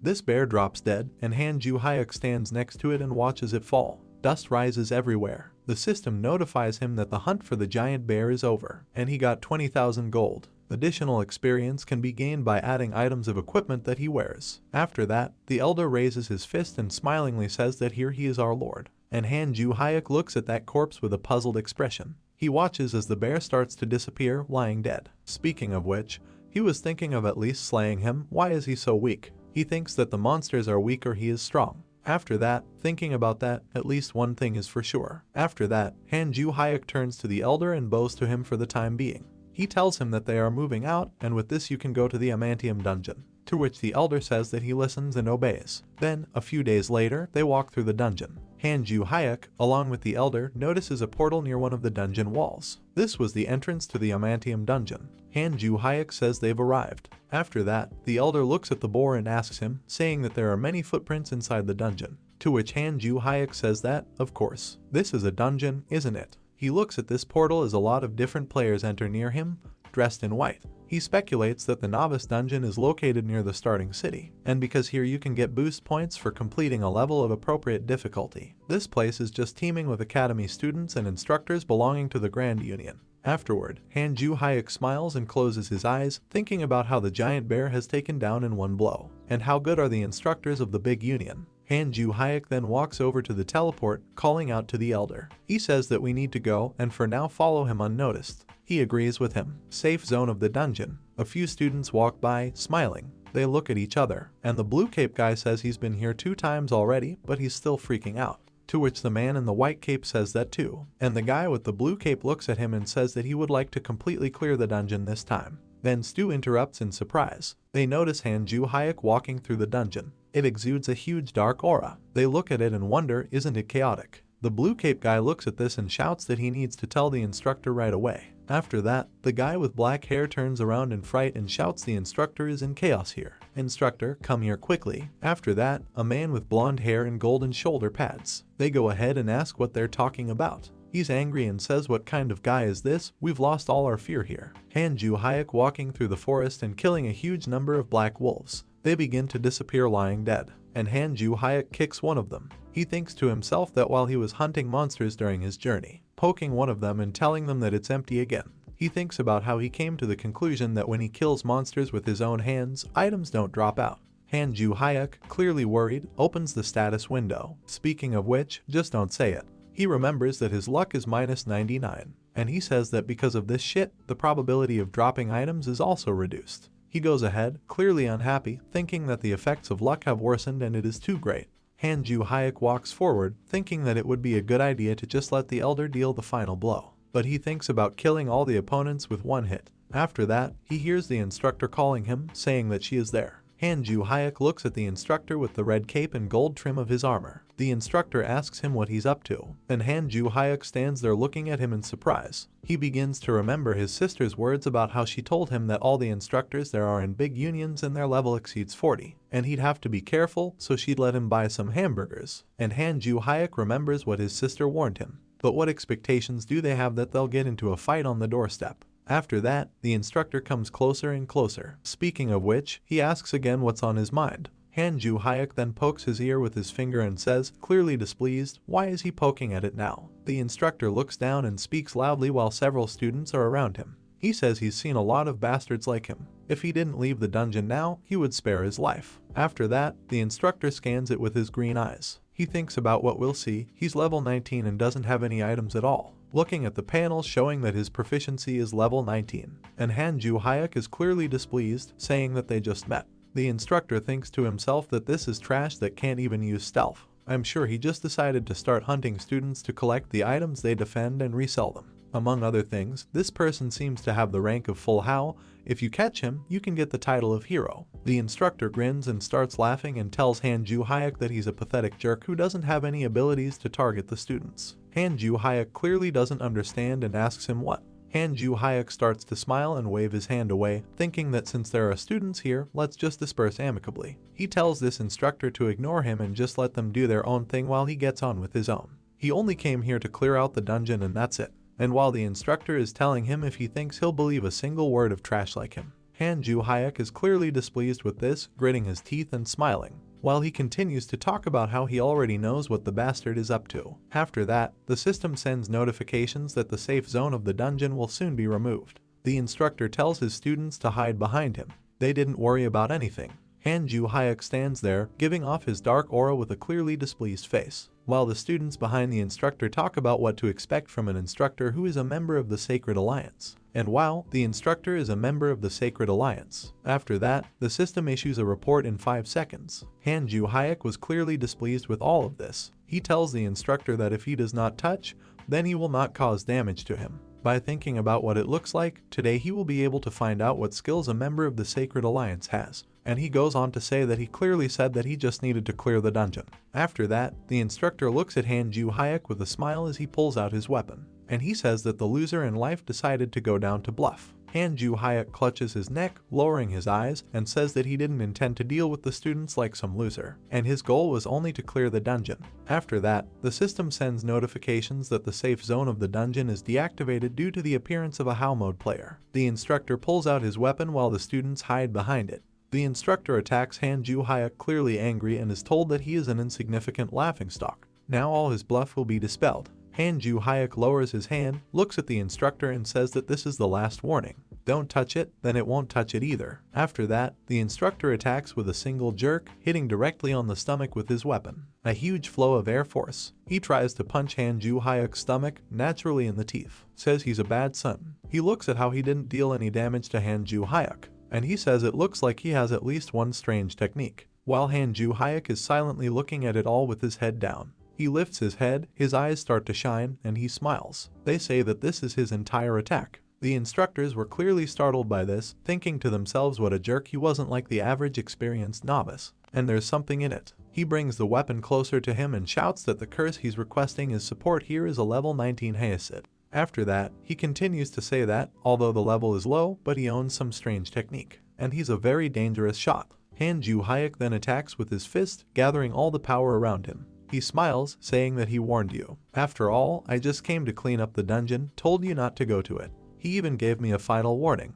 After that, he attacks the instructor. He manages to block Han-Ju Hayek's blow with his sword. A huge golden flash appears from Han-Ju Hayek's punch. The instructor gets a lot of cuts and starts to bleed out. He thinks to himself that the curse he broke the sword to pieces and with his bare hands. Han-Ju Hayek then continues to attack the instructor and a huge explosion occurs. Thinking about what an emergency situation is an urgent support request. Many students, watching this, begin to fly away from the force of the blow. They cover their eyes with their hands, very surprised to say what is happening. After that, they watch Han-Ju Hayek go ahead after killing that instructor. They ask, is it a friend? Is everything okay for the instructor to kill? What should I do now? It seems that several students were also swept away by the shockwave. And Han-Ju Hayek is coming here, so what about him? Han-Ju Hayek is clearly angry, telling them that they are going to fight him too. Then the students wave their heads and say no. Han-Ju Hayek says it's a wise decision. Then he goes further into the dungeon waving at them. He tells them to do their quests diligently and become outstanding people, to which the students are surprised to say that he really left.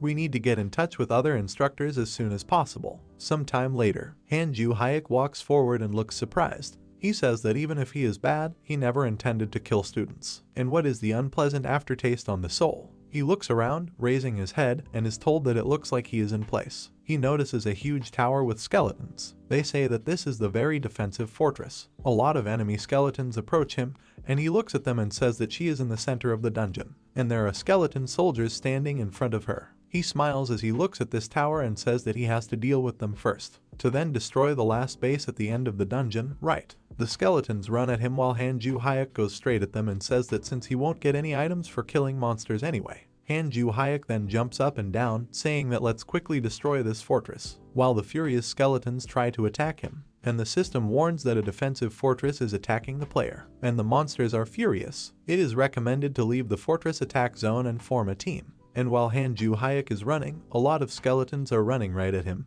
and huge cannons are firing from the castle walls. Han-Ju Hayek smiles as he punches and talks about what he thinks. 10 hits will be enough to destroy this colossus. After that, he shouts that let's go alone, and he strikes right at that tower with his fist. It's starting to crack all over. The skeletons are running straight at Han-Ju Hayek. Han-Ju Hayek then notices that everything starts to crack around his punch. A huge flash occurs, and he notices how he made a hole. He is very surprised by this. They say that really he was able to with one blow. Han-Ju Hayek then runs to the other side, smiling and saying that this can't be happening. and it's definitely a defensive fortress. Don't care if you need to work, because everything is going smoothly. He runs away while the skeletons are watching him, while Han Ju-hyuk is shouting that let's clear the dungeon quickly. A little bit later, many instructors approach and notice how the defensive tower has been destroyed, and there are many skeletons standing nearby. They stand there in shock and tell them to look here. They push to discuss it between each other, saying that the defensive fortress has already been destroyed. Their eyes were filled with bewilderment, saying that didn't the report say that the Chaosian was only level 19? They look at skeletons with weapons and armor. Speaking of which, they don't understand a damn thing about how he was able to destroy the fortress so quickly on his own, and even without touching a single skeleton monster. Maybe it uses some special item. After that, they notice the system notifications and look at it. They were very surprised by what they saw because the system said that it was congratulating them. They were able to clear the dungeon completely. They say that this is already some kind of nonsense. Instructors can also see system notifications. They look at him and are very surprised. After all, the system says that it congratulates them because the dungeon is completely cleared. They stand in shock, saying that this is already some kind of nonsense. Han then walks forward, remembering how the skeletons attacked him. He talks about why there are so many skeleton soldiers. For a true level 19, this would be difficult to clear out. After that, it goes to the installation with a red stone in the center. It is protected by a red barrier. Han stares at him as a multitude of skeletons attack him from behind, dealing no damage. After that, the con starts to accelerate. He makes a dash and all the skeletons nearby fly off. A huge wind pressure rises and he jumps forward with a smile. Speaking of which, then, where is the name of this database? And says that you need to find it. Then Han smiles and charges his fist. Is he going to strike? Speaking of which, the shield won't explode with a single hit. After that, he strikes his own blow, and the whole barrier crumbles into small pieces, flying off. It creates a huge flash of light, and Han is surprised by it.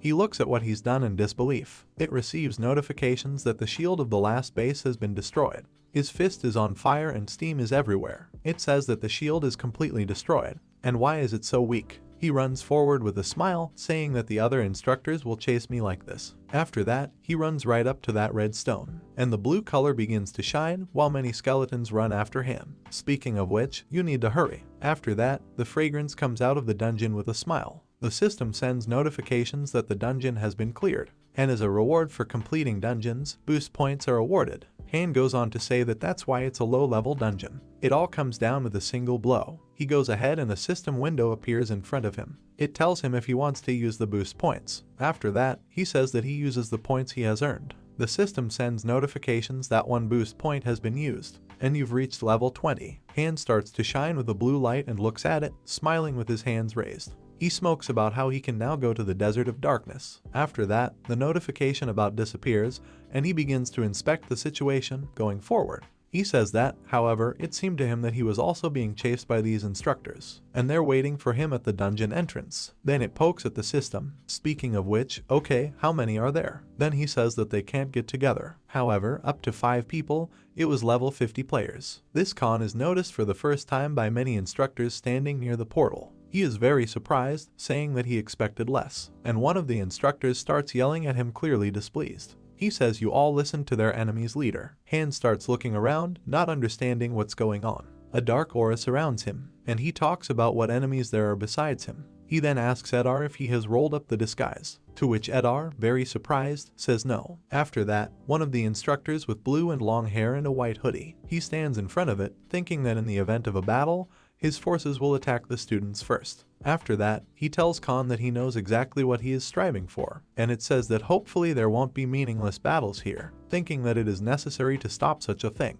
After which Han looks at them clearly displeased. He thinks about what it is. He just wanted to try a round. After that, he thinks about how he can just let them go. Afterward, Hannes notices that there are many frightened students standing behind the instructors. He thinks that if they fight here, some of the students will die again. Trapping helpless students sucks. After that, the instructor with long hair, standing in front, tells him to let the students go because he himself does not want to die a senseless death. Han, walking forward and poking a finger in his ear, showing obvious displeasure. It says that he understood, which means that they are not going to fight here, and he didn't ask me to leave him. Han then leaves with a visibly displeased face, while the instructors and students watch him from behind. Han thinks about how he's about to head out into the desert darkness, and you can do PvP later, and as Han walks away, the instructor looks at his back. They sigh as they approach her, calling her Mistress Jargal. One of the instructors with long black hair, clearly worried and smiling. He looks at her and says that he thanks them that there were no casualties. She looks at him with a smile, telling him not to thank her. She says that we must not forget that when this guy entered the dungeon,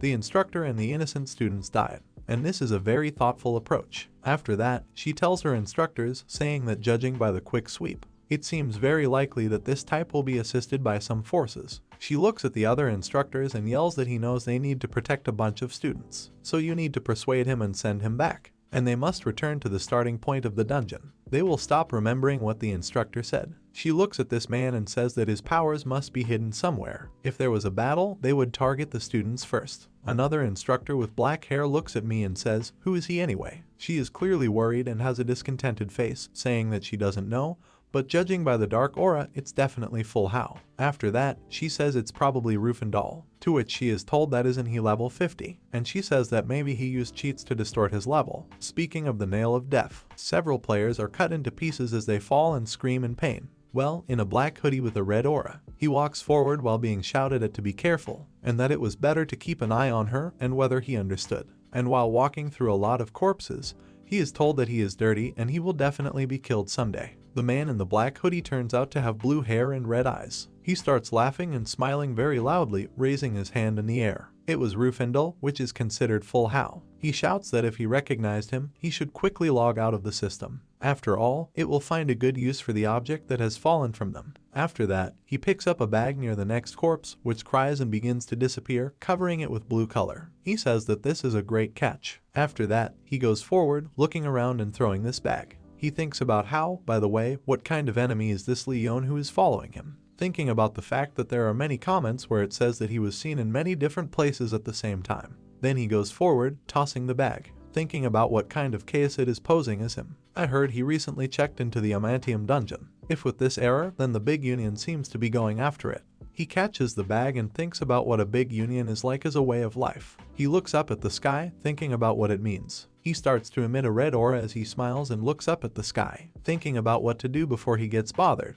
He'd better catch the bird himself. Han is standing around a lot of followers on a sunny day. This was the village of the Heavenly Devil. Han with a serious face, saying that this time it's worth going to a place where monsters pile up in tangible numbers. Are there any elders who specialize in extensive magic? After that, Luxo and Misha look at Han in surprise, and while Edar looks in Luxo's direction, he says that he might be able to do it over there. After that, Han notices one of the elders with long hair approaching him. He raises his hand and says that he is best versed in the vast magic of the Overlord, and Han, surprised, says that's how it is. After that, this elder lowers his head and starts to smile. Han tells him that this time he is his companion and they must leave, to which he says yes, Venerable Bishop. Han walks forward, smiling and thinking that, by the way, it's his sister's birthday soon. They go out into the desert, where there are many other players and guards. He thinks he should play the big brother role well this time. Speaking of what you need to work hard to buy your little sister a gift, and then an apartment. A desert of darkness. Han watches as a man in armor is sitting with a girl, and as a knight with a red cloak and a huge sword walks forward and smiles. Han looks at all of this and sees a system notification. It says that after 10 minutes, a monster will appear. Khan is clearly displeased, saying that it is very slow. After that, he calls the elder to him, asking if he is ready, and an elder appears in front of him, saying that yes is the Lord.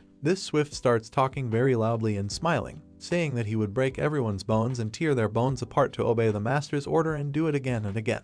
It was the sixth elder. Han watches as this elder smilingly speaks. He says that all the garbage is in hell, and on its way he amputates all the limbs. And Khan, clearly perplexed, says that's fine, thinking that it's kind of wet. After that, he says that you need to stick to the plan. And a lot of players notice Han when they look around. They are clearly in shock, hearing Han say that they are destroying all the players who dare to attack them. They say it's chaotic out there, too. Nothing. A lot of players start smiling at them. A man with short black hair says that they will become famous. A girl with blonde hair standing nearby says that this is very successful. High-level reinforcements, though. They smile and are about to attack Han directly, saying that they will destroy all the monsters and capture the blue stone. While many people are discussing that it is necessary to grab it before others arrive in time, Han notices that someone is already trying to attack him. He says what are the impatient ones and escape via teleport. He tells the 6 elders if he knows that he took him with him because he is good at extensive magic. Then Han smiles and tells him to show it to him. And the elder, studying the purple aura and smiling very much, says that, of course, the highly respected ones.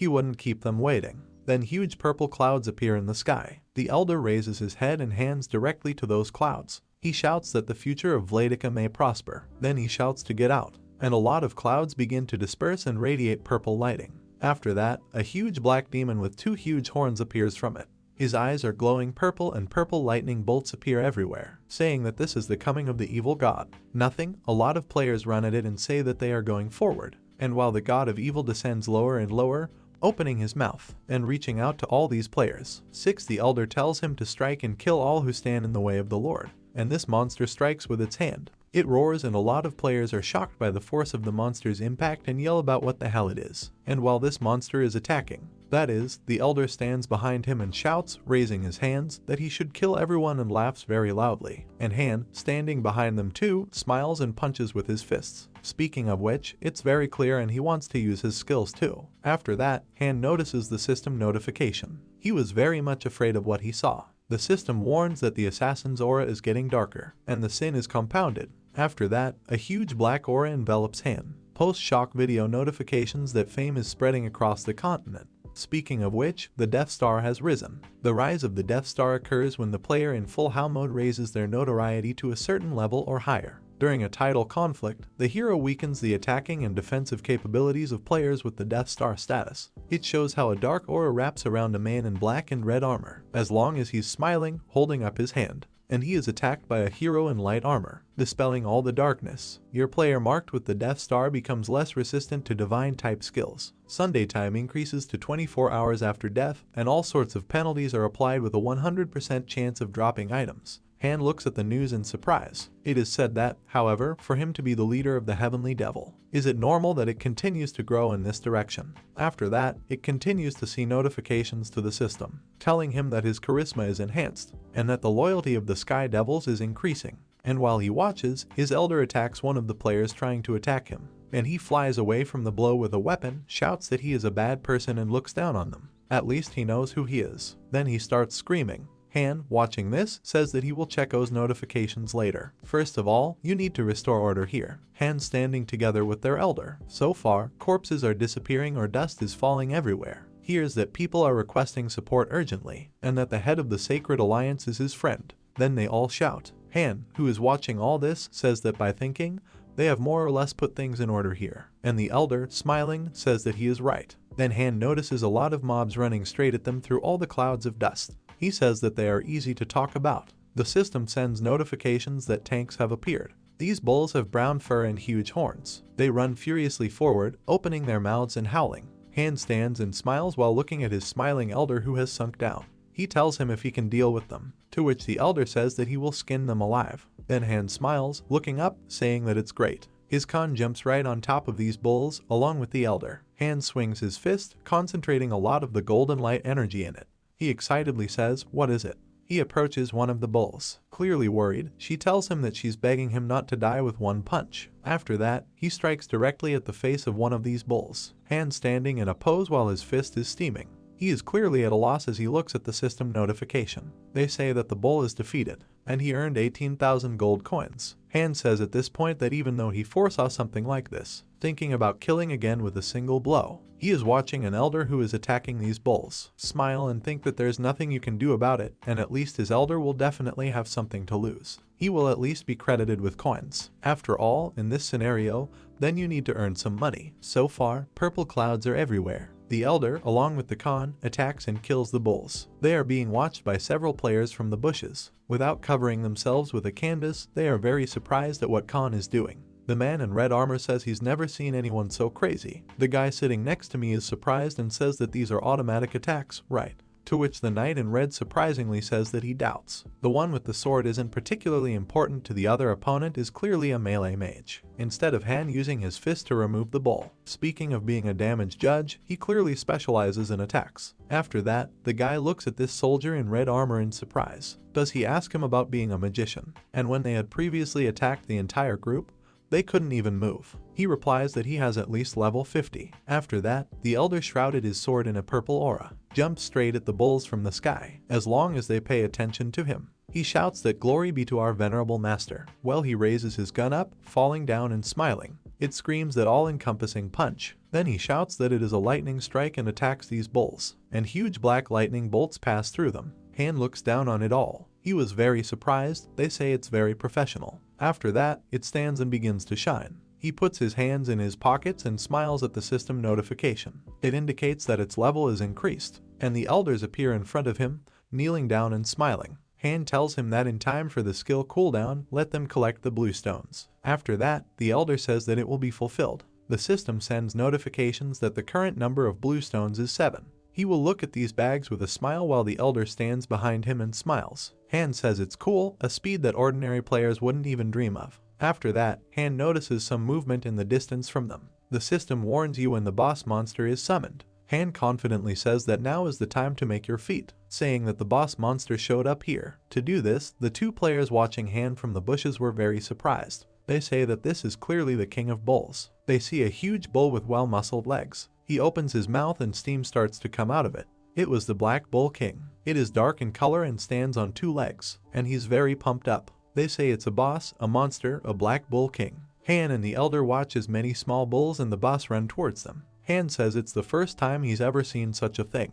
He asks the elder to clean up the small trash and pick up the dropped items. The elder tells him that he will do so. After that, Han notices that the system has sent a notification about the level increase. Han clenches his fist and says with a smile, I think it will be stronger than ordinary bulls, and since we are talking about wasp territory, then at least one pack containing 20 blue stones should fall out of it. Therefore, it detracts, it will remain on its feet after one of its blows. Then he would let old age finish him off. After that, the Khan is called to him by the headman. Han looks at him in surprise, saying what is it? Then the headman puts his head to the Khan's ear. He tells him that someone is approaching with a huge force. Han is clearly unhappy with this, saying that he was just about to catch that thing. After that, the prefect points at the players who have come here. They are shouting about using battle stances. Khan suggests that old age get out of here. Speaking of which, it's no surprise, they should have shown up sooner or later, and he'd only be adding to the trouble if he got stuck with them in a fight right here. Han then runs away with the headman. He cries and smiles, thinking about how weak he is right now. And this one I have to endure such humiliation, but one day they will return to the former glory of the heavenly devil. Thinking about what his blue stone pack was crying about. And Star, smiling, says that, as expected, he is a magnificent lord. While the players who followed Han were very surprised by his actions. His progress today, level +2, blue stones +11 pieces. Han is sitting at the computer looking at the monitor. He rested his head on one of his hands. He was very thoughtful, thinking that now he was sure for sure. No matter how much you look, there isn't a single announcement about something like a new monster patch. He remembers this bull, thinking that the Black Bull King is a monster that has never been mentioned before. He thinks that maybe it was not without the influence of luck -99. Thinking that this is a good sign or a bad one. Kite looks away and thinks that if the Black Bull King had been able to put out a pack of blue stones after his kick, he would have already had a pack of blue stones in his pocket. After that, he notices the inscription. It talks about increasing the difficulty of hunting grounds without prior notice. He is very surprised, calls out to her, wondering what. He thinks about how he went to the Amantium dungeon today, but the difficulty is insanely high. He talks about the black one and skeletons, saying that black skeleton soldiers suddenly popped up. But it seems that even Group C of level 19 players can't deal with them. Then what about the students? After that, he says that suddenly a black giant bear appeared in the giant bear's habitat. And is anyone aware of the criteria for changes? Han reads this with obvious confusion. He wonders if these aren't the same places he's been lately, and all this didn't happen because of him, did it? After that, he is surprised to read that a new message has been sent. It talks about whether they saw a black monster in the Desert of Darkness today. He says that it seems that this conversation was about him, and he keeps reading. It says that today, one case had single-handedly destroyed all the bull monsters and retreated at the sight of the Black Bull King. Later, the advanced players who arrived to catch the Black Bull King failed. 3 packs of blue stones fell out of it, each of which contained 30 pieces. After which Han screams, blood comes out of his mouth. He keeps reading from above that this is a good, passable piece of luck, isn't it? He shouts that 3 packs of 30 pieces each. He starts to roll around her, dragging her around on the bed. Speaking of which, he's got damn good luck. 90 pieces of blue stones is almost 450 million gold coins. And right in front of his nose was 450 grand, my 450 million. He presents it all in the form of crystals. It is said that with the 11 blue stones that he extracted today, he got 5,500,000 gold coins. And the fact that the cost of food at 15,000 for Sky Devil Village is approximately 36 million gold. In addition, there is a commission for money exchange, taxes, and so on. I imagine it in the form of a nurse who says that this time she again provided help. After that, Han is clearly tired, thinking that in the end, he only has 15 million left. He thinks that with such a sum, it will not be difficult to buy a birthday present for his sister or provide food for himself. But honestly, with such a meager balance, he thinks that he will never buy a house or a car. He imagines everything is closed doors that deny him access. Think about the fact that because his actual level is low, there are many areas he can't visit, and the skills are swamped too. Yes, and a lot of fines. After that, Han lies on the bed, grits his teeth and raises his fist. He's clearly angry. They say that in this scenario, he can only raise the level. Instead, in the office, a man in a tuxedo bows and reports to the man sitting in front of him. He says that this way the complexity has increased significantly. Then the report is finished. This man sitting on the chair is talking about a black bull. The person telling him off says yes, that's right. It was a monster whose overall stats had increased significantly. After that, they take the paper, saying that he doesn't really look like the average monster, and they should continue to hunt, just like before, if necessary to increase the number of people. It was the man in the blue hair shirt who was saying all this. He has green eyes and says with a smile that they have a lot of regular players who can easily be replaced. He drops the paper. It was Alliance Director Young-Duk. After that, this man bows down to say that this will be done, and the director tells him there's something else. He's clearly angry, looking down at him, saying that that chaotic thing that ran rampant in the Desert of Darkness today had greatly harmed the members of their great alliance, and they need to make sure that he is really Rufendal and try to gather as much information about him as possible. After all, they had to show him what would happen if he acted alone again. After 3 weeks, Han is clearly pleased, beaming when he sees the level up notification. It says class, and Han currently has level 29.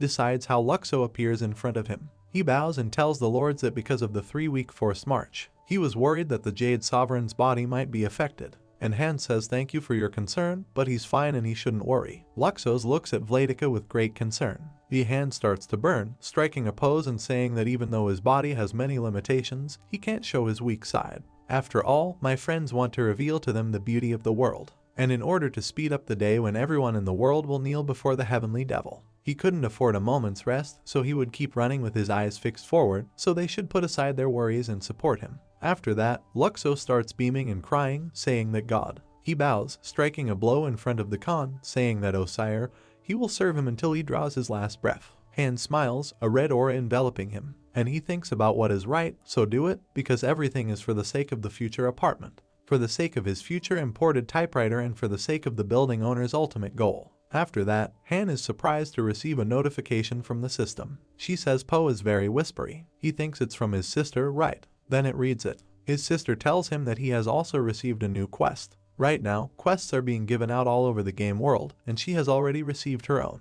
Han is surprised when he talks about the quest. This was the 7 Holy Thrones quest. Han looks at the system window and carefully reads what it says. He sees the 7 Holy Thrones quest. It talks about eradicating the evil steel that is now appearing all over the continent, and they must challenge the 7 Holy See who are protecting peace on the continent. The absolute evil that is trying to devour the continent can only be countered when all 7 thrones are gathered together. It is necessary to complete all 7 thrones as soon as possible in order to fight the absolute evil that is hiding and rapidly gaining strength. He's talking about a pack of absolute evil, and it makes him uneasy. After that, Han reads on the internet. Hot news, there is at least one thing that didn't get the 7 Holy Thrones quest. One of the users says that he has heard that 7 hidden classes will be unlocked, but who does he think it will be? But definitely not the ones who go to their group at the academy and live the normal life of our alliance. Ha ha ha. Fire starts laughing at this, saying that he thinks like a loser, so he can't do it. To which Tom is told that let's fill up the spirit and go ahead. And then they start saying that, but in my time as an old geezer, take care of yourself, make a break even. But really, Han counts it all while his sister is standing next to him. She says it's all a joke. To which Han, looking at the screen, says that, yeah, why is everyone so aggressive? He was clearly thinking, leaning on his arm, thinking about how they still don't know exactly what these hidden classes are. But if it's a hidden class related to the main story of Olympus,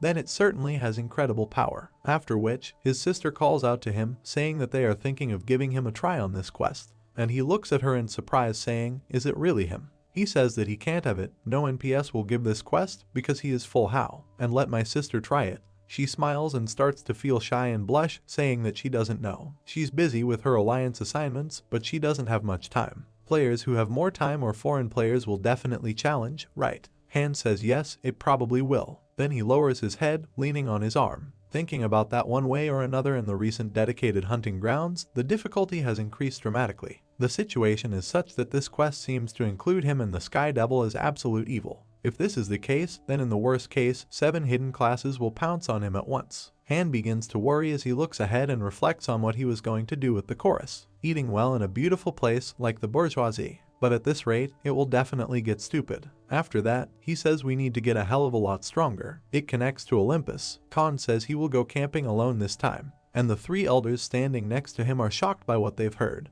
They look at the surprised Khan and shout to the lords that it is not necessary to do this and it is very dangerous. He should reconsider his decision. They begin to talk, remembering the saints. Speaking of which, it's not that he's not aware of his loyalty. However, according to his informant, the Khan's movements are now known in the Earth's empire. To which Han looks at it all, raising his head and saying that now is the time to be careful. So this time, he will go alone. After that, all the elders start crying, talking about the Lord. Han leaves as they wave after him, telling him to please be very careful. He thinks that now that the 70 Thrones quest has been introduced, you can unnecessarily anger the empires by taking the elders with you. Then he turns around, telling them that he has understood and they are supposed to guard the village. Thinking about the fact that he hadn't really started yet, so his precious old geezers, that is, his subordinates, shouldn't get hurt. As he walks forward, he thinks with a serious face that he also hopes to gain the approval of the other elders and increase his strength as soon as possible. One of the elders went over to his side pretty quickly, so there were only 4 people left.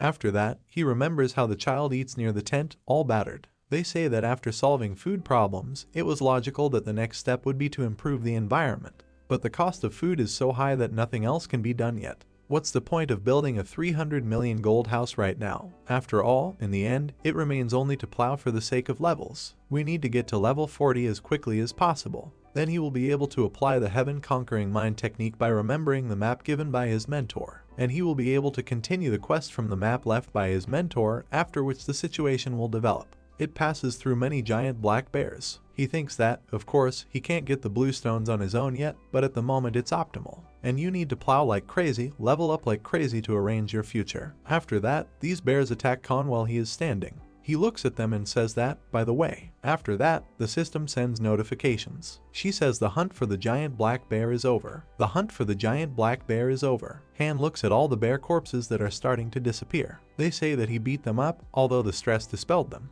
After that, he receives a notification and, looking at it, they are surprised. They say that the unusually powerful fist skill has appeared. He is very surprised, saying that how did you get the skill at such a moment? And Khan says that it would be useful during the hunt. Then it starts reading its value. An extremely powerful fist. An extraordinary fist contains the strong will of the caster. Such a fist contains his determination and fiery desire. Extraordinary, the fist can deal extraordinary damage to opponents. Reduced attack power by 0-100%.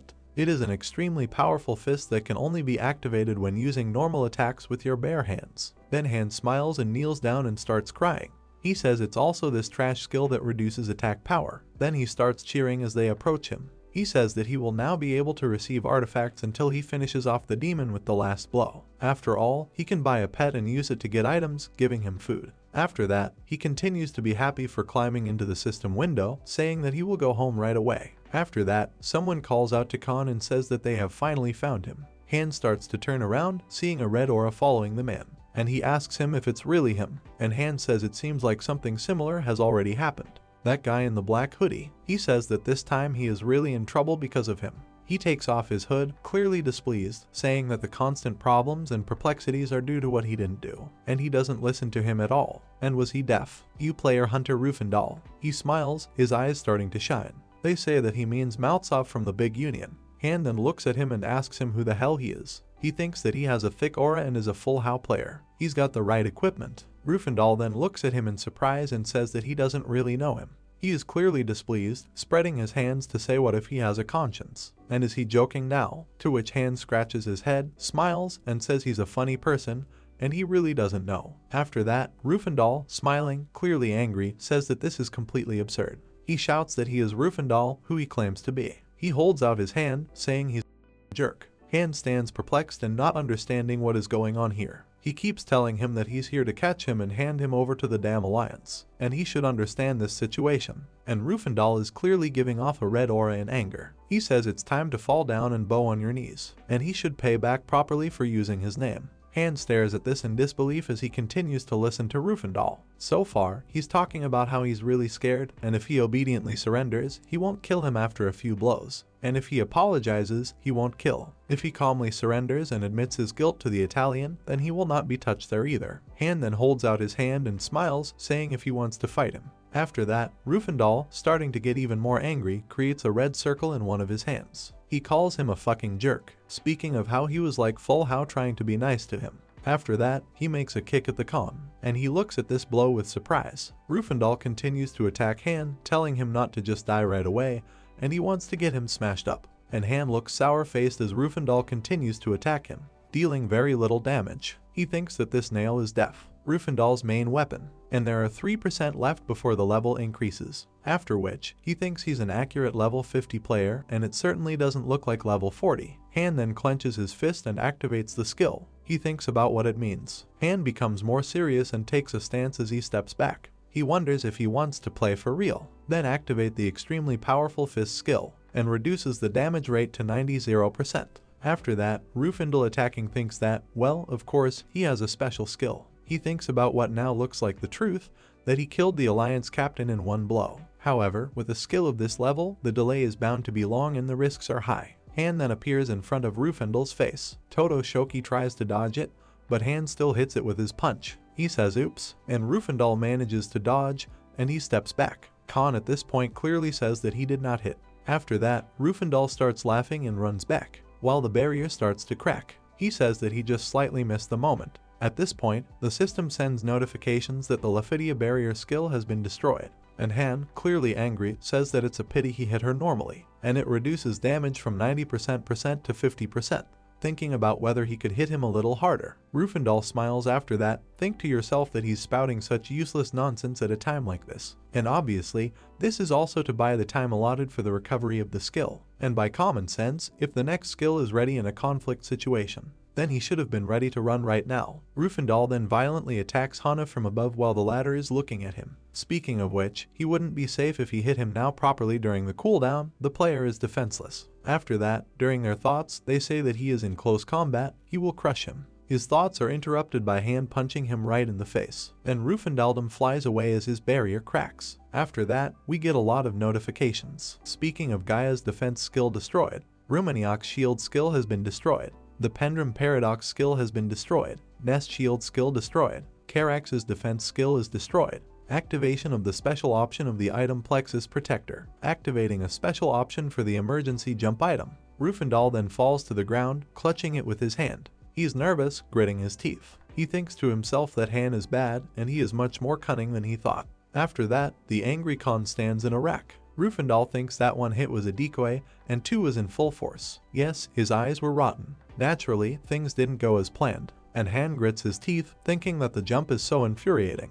It would be easier if he could at least use the Mind Gaze skill, and it's available at level 55. After that, ask it to appear a huge skeleton in a hood. There's a red aura everywhere, and this skeleton says that this is the real end. While before her, he says that now he will show him his full strength. After that, Rufendal walks forward while his eyes burn. He says just don't die, he should stop before the big union. Han stands firm as Rufendal, along with the scythe-wielding skeleton projection, moves forward by activating the heart attack skill. And while Rufendal is using the spell, Han thinks about how there's been talk that he has a special method of killing. This is a heart attack, judging by the shape, it looks like it. And Han became stoic, releasing his dark aura, smiling. He thinks that then there's a secret weapon on his side, too. He thinks about turning off the activated skill, a simple punch, and Rufendal screams in anger that it looks like he just doesn't have any usable skills left, but it's too late.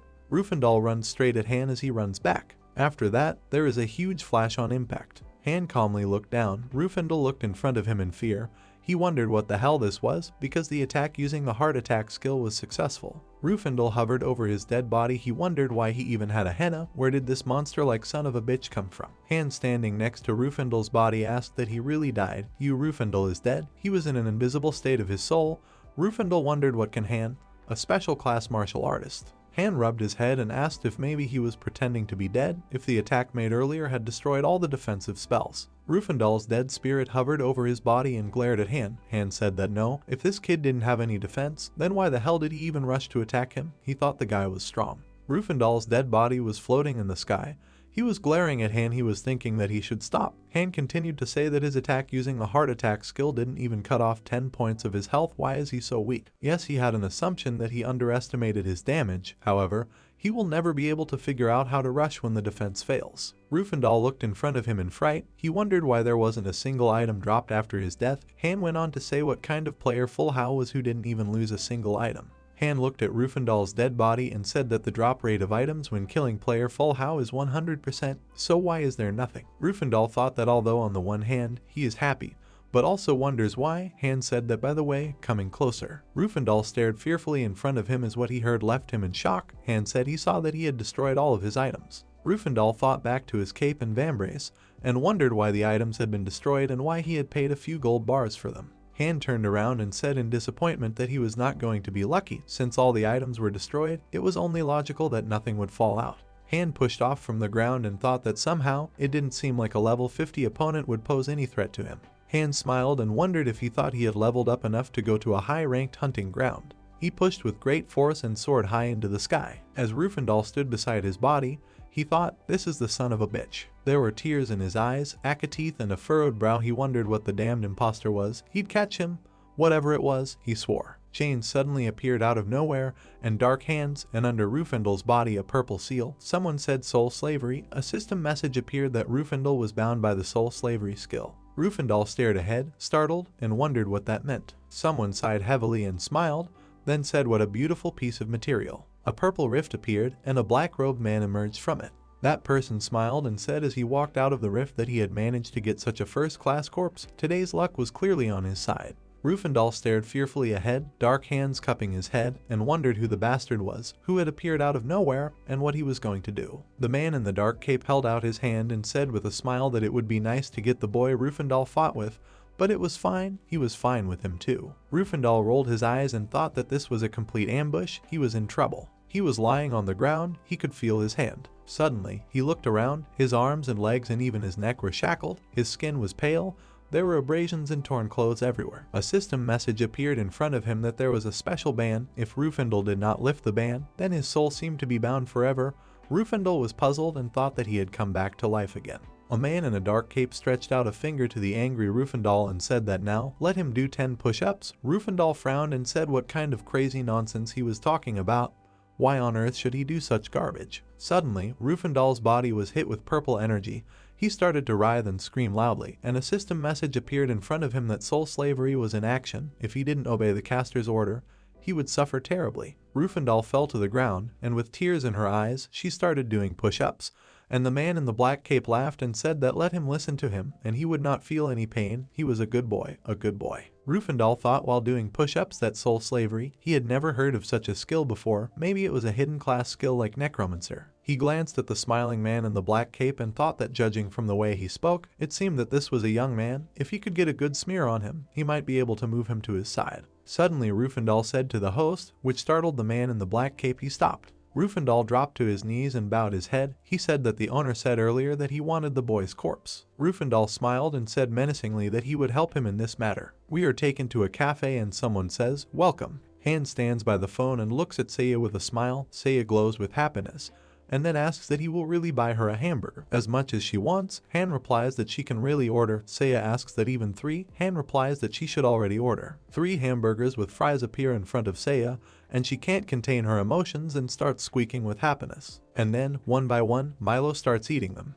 Han smiles at her, then thinks that even though he has to put in a lot of effort to feed and take care of the Sky Devil village, but now it doesn't cost him anything to buy a hamburger for Seiya. Seiya, holding a hamburger in her hand, looks at Hana and says that why did he suddenly start showing such care for her? Before he put a strict limit on buying a single unfortunate hamburger, Han changed because there was money. Han replied that she knows. He, looking at Seiya, continued to say that he had a request for her. Seiya looked at him puzzled and asked that he wanted her to buy something again. Han clasped his hands and glared at her, then said that whatever he was about to say, he shouldn't take it as a joke, because it was a serious question. Let her think about it carefully. Seiya asks what the strange atmosphere is. Han is going to take her hamburgers. Han replies that they have nothing to do with it. Let them listen to him carefully. Han remembers how he killed monsters and players, and then says that now his luck is lame on both legs. Everything is clear with monsters, but even when killing a player full how, nothing falls out. She understands. At least until now, there were NPCs who had helped him, but now it was difficult to use even their services.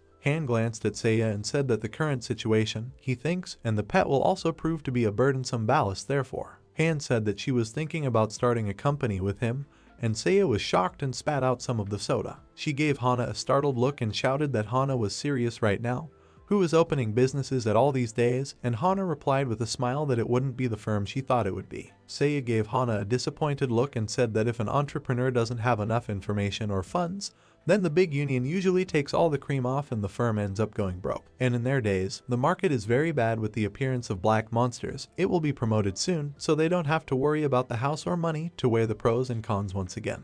Han crossed his arms and glared at Seiya, then said that he had already thought of everything, so his suggestion wasn't spontaneous. Seiya sighed and asked what Han intended to do. Han glared at Seiya with a smile and told her to listen carefully to what kind of company he was going to start.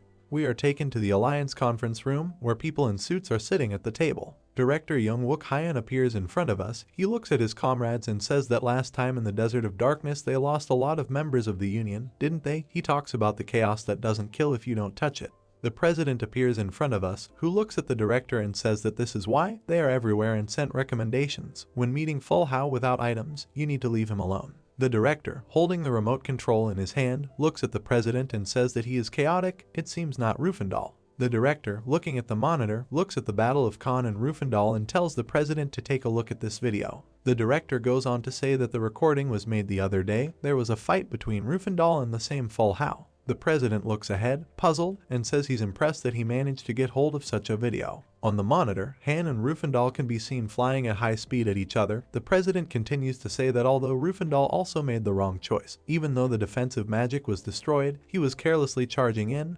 How reckless. The director, looking at the monitor where Han is standing over Rufendal's body, continues to say that the head is right. As a result of the analysis, based on this video, it was concluded that Han is a high-level melee fighter. The headmaster pointing his hand at the screen saying that he looks quite young. There is an assumption that he got a hidden class, it seems due to his young age, still doesn't know how to make full use of his abilities. The headmaster smiled and said that by gathering information, they had managed to get a promotion quest for one of the noble NPCs. The president, looking at the director, asked what his content was, and the director replied that they needed to catch Ramtadian. The director turned on the screen and a middle-aged man appeared.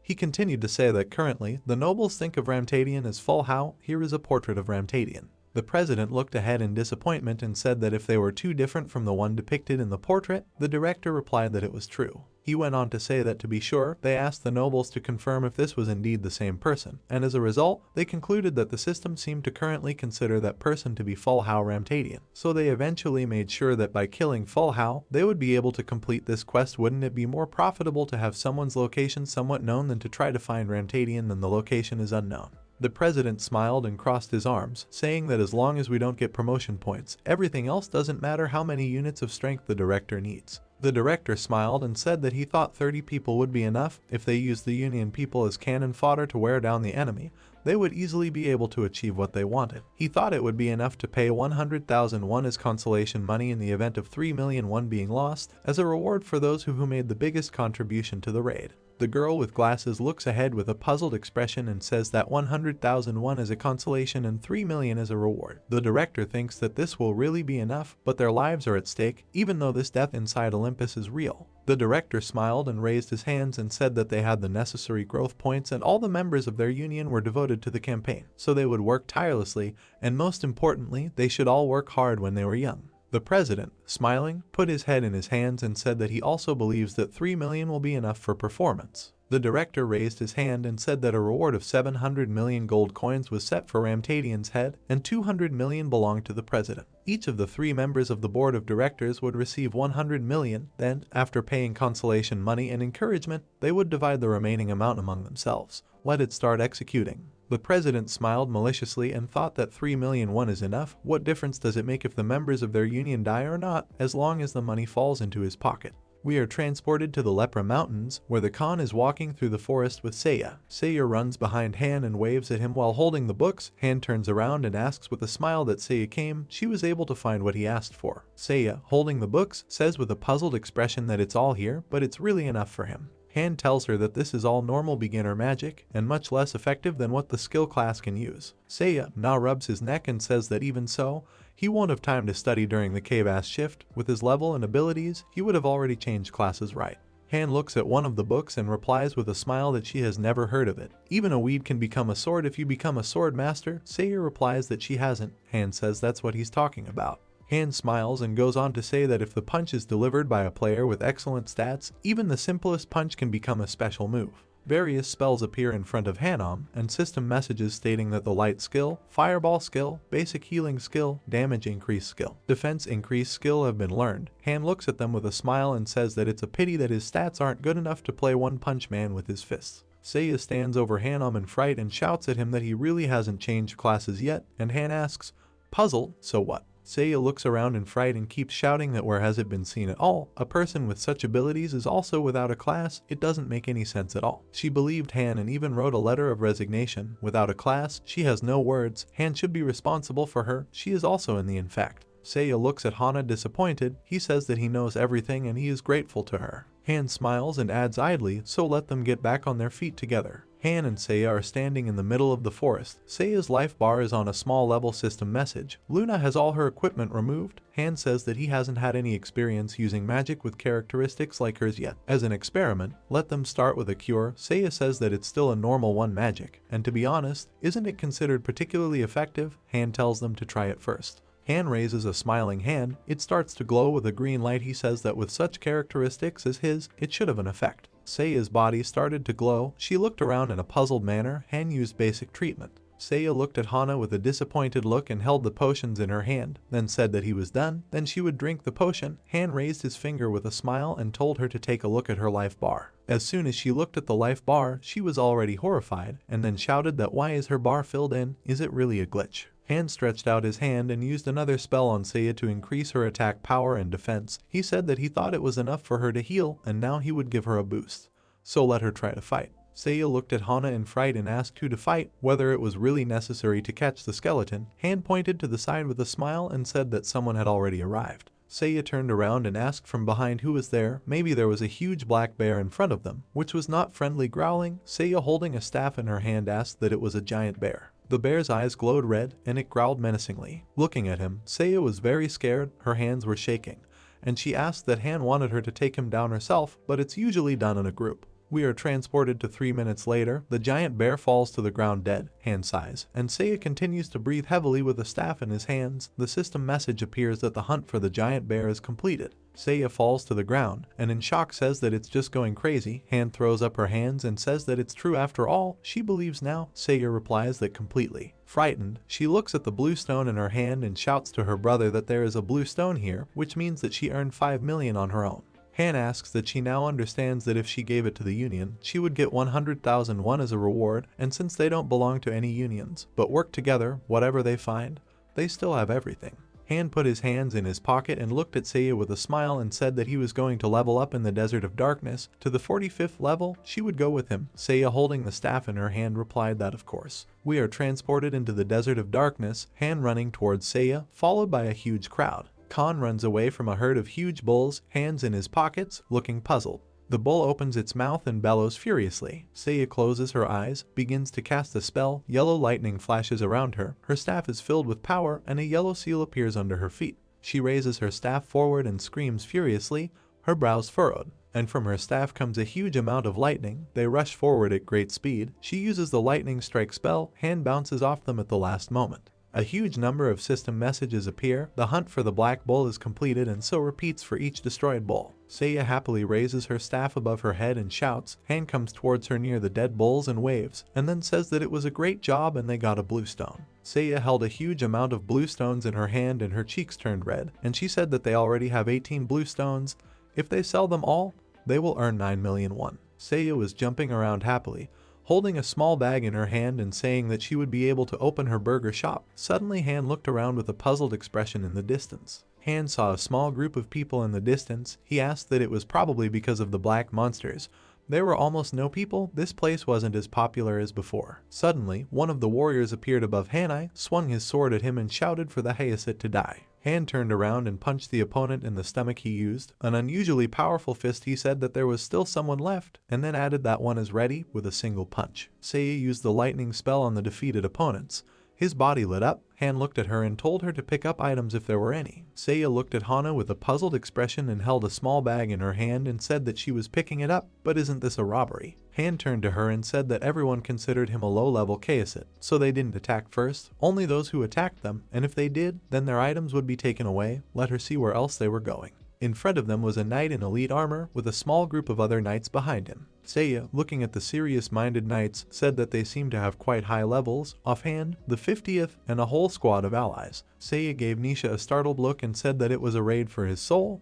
Han smiled and asked what it was like. Seiya desperately replied that they should run. The knight squad stopped in front of Han and Seiya, and Han said it was too late to run. A red system message appeared in front of Seiya that they couldn't leave the area until the PvP ended. Seiya looked ahead in fright. Tears appeared in her eyes. She said that they were dead. Han furrowed his brows with a smile and used a whisper from Arthur to tell Seiya not to worry. It's alright, let her step back a bit so it doesn't look like they're on the same side. Dark energy began to radiate from the Khan. He looked at the knights with a haughty smile and asked how many people they needed to defeat him alone. If they didn't attack first, he wouldn't kill them. He made it clear. The blue-cloaked knight who was standing in front of the others started to draw his sword from its scabbard and said that it was definitely him. He furrowed his brows menacingly and took out his sword and told the knights to just keep their distance and don't forget about strategy. Knight, from the Director Jin Alliance, he shouted to the mage to use binding magic. A huge number of red chains appeared around Han's body and under his feet. He rubbed his head in confusion. A huge number of system messages appeared, saying that external forces were trying to take over his body, but his body was able to give a successful resistance. Han gave the knights a disappointed look and asked that he had made it clear that if they didn't attack, he wouldn't kill. Han jerked his hand, and the red chains began to break. He stretched out his hand and used a fireball, and a huge red flame shot out from his hand with lightning speed. The head of the knights looked at this spell and asked in disappointment that he was using ordinary magic. Two armored knights came forward with huge bills. The head of the knights shouted, "Tankers, magic cover." The tankers put up their shields in front of them and used magic shroud overlays. A huge anti-magic card appeared in front of them. The head of the knights shouted that if they were blocking ordinary magic like this, let them stop. He furrowed his brows and continued shouting that even if Han is at a high level, Ramtadian has a melee class, basic magic won't do anything if you block him, ranged players will immediately form a skill combo, let him prepare. The tankers standing in the front with their shields outstretched thought that they were using an incentive of 3 million won. Han's fireball smashed into the tanker's magic wall. Looking ahead, Han rubbed his neck in a puzzled manner. He looked at the giant explosion that engulfed the wall in an incredibly strong flame, and he wondered what kind of Ramtadian it was. Last time Rindel, and now this. The enemy commander looked around in fright.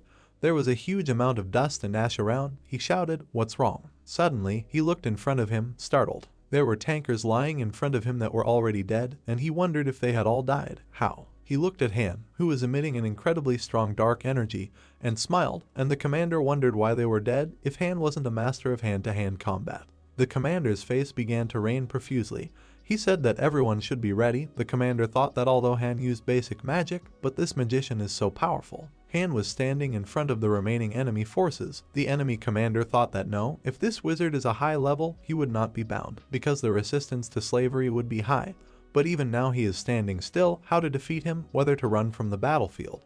Han wiped his nose with a smile and said that in any case, they would die if they were affected by his magic. Han, smiling, stood next to Seiya. Seiya used a whisper. She said that it was the first time she saw a fireball of this size. Han replied with a smile that he also did not know that it was possible. Seiya gave Hana a startled look and asked why he was in captivity right now.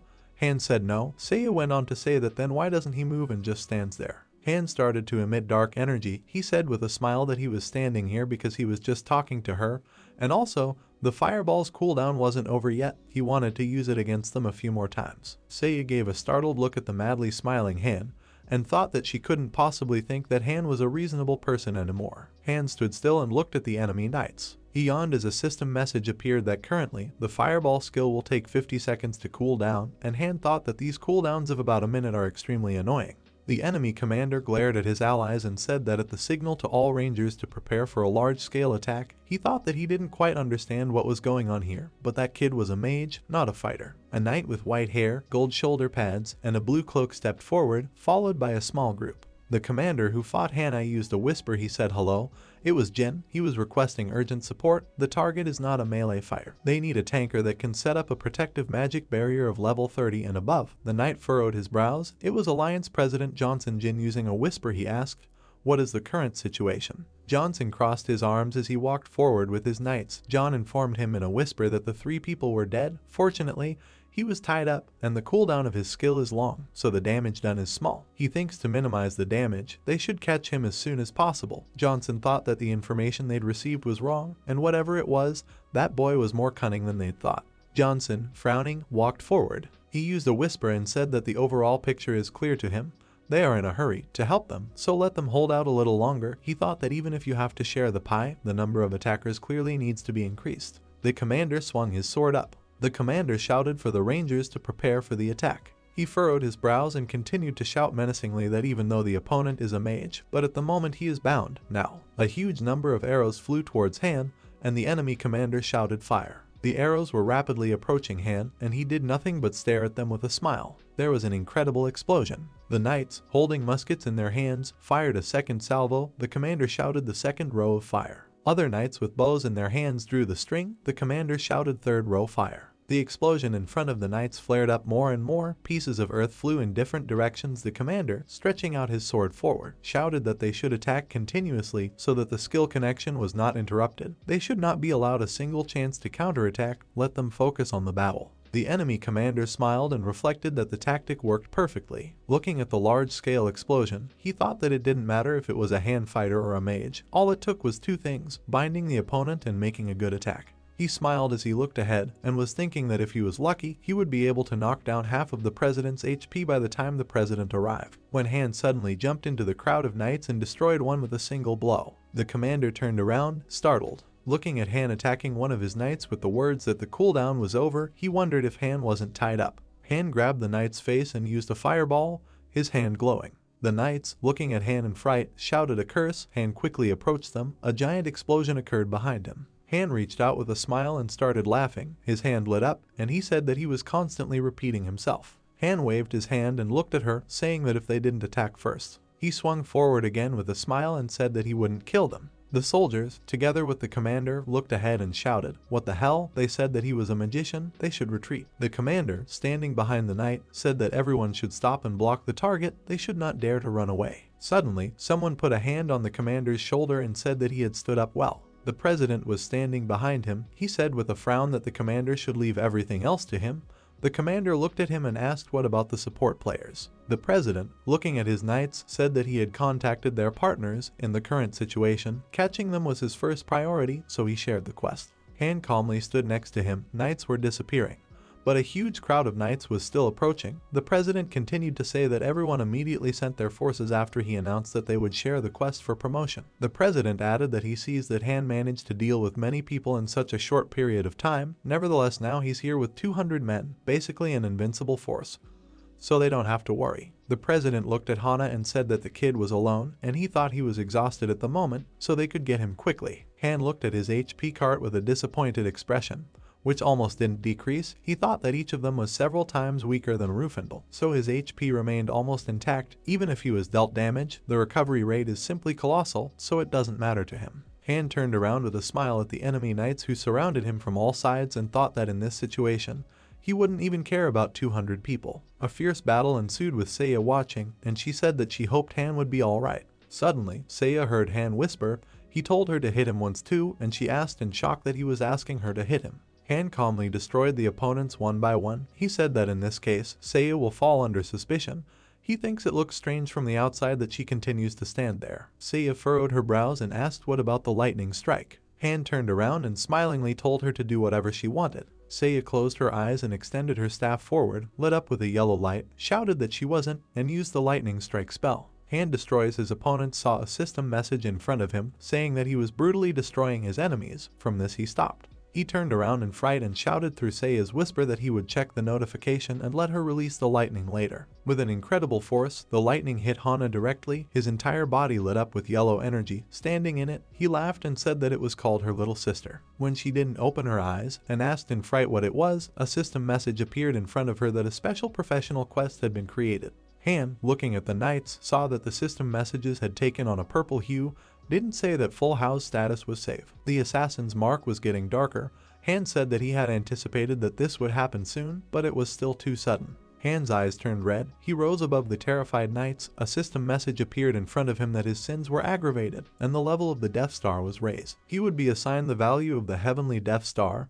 Han thought that the Heavenly Death Star, he needed to check the information. He used the rank window. A huge purple window with a black goat's skull on top appeared in front of him. It extinguished that the Heavenly Death Star. Ranks is given to a rare assassin born under the Death Star. The effect of ranks, an additional 10% damage during PvP, an additional 10% defense during PvP, an additional increase in experience during PK, an additional increase in growth suffiness by 30% during PK, reduced penalty applied in PvP with players with the hero rank. Han wondered which way to look. He was sitting on the ground, smiling, and a black aura seemed to surround him as he wondered if he didn't look like a rare devilish assassin. Han continued to destroy the knights one by one. He thought that he felt that he was not steadily approaching something called absolute evil.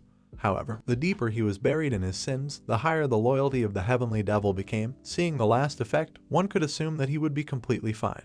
Even if he gets into a fight with the hero. Khan tripped one of the knights and hit him in the stomach. The knights shouted that it was a curse. Khan is a magician or a fighter? Why the answers differ. Han turned around with a smile and asked what he was talking about. He doesn't have a class at all. The knight shouted, what kind of nonsense? The knight shouted, why is the head of Chan, stood up as if rooted to the spot. The president, looking ahead, I put my hands together and said that this is a complete headache. The knights continued to shout that that bastard is going to kill them all now. They also said that this is just a promotion quest. They assured that everything is easier than simple. The president clenched his teeth and furrowed his brows. He menacingly asked what he was without a class. There can't be such a thing. This is a hidden cave ass that becomes dangerous when the name assigned to it is revealed. The president thought about the angel who was hit in the arm by an arrow.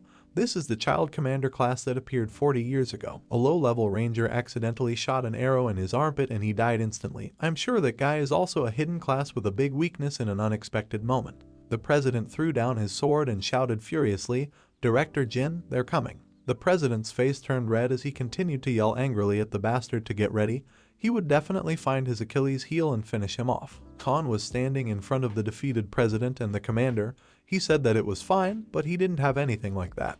Han pulled himself up. There were mountains of fallen enemies next to him. He thought that although if he thought about it, then the lack of range skills can be considered a weakness, he needs to quickly level up and master one of the skills of a large-scale attack. Suddenly, Han turned around and saw Seiya on his left, who was whispering to Han to hear if he could do some experiments with her, and Han answered with a puzzled expression, what's she got there? Seiya, looking into the distance, said that it seemed like she had received a special professional quest, and Han asked what was the matter. Han and Seiya were in the dungeon.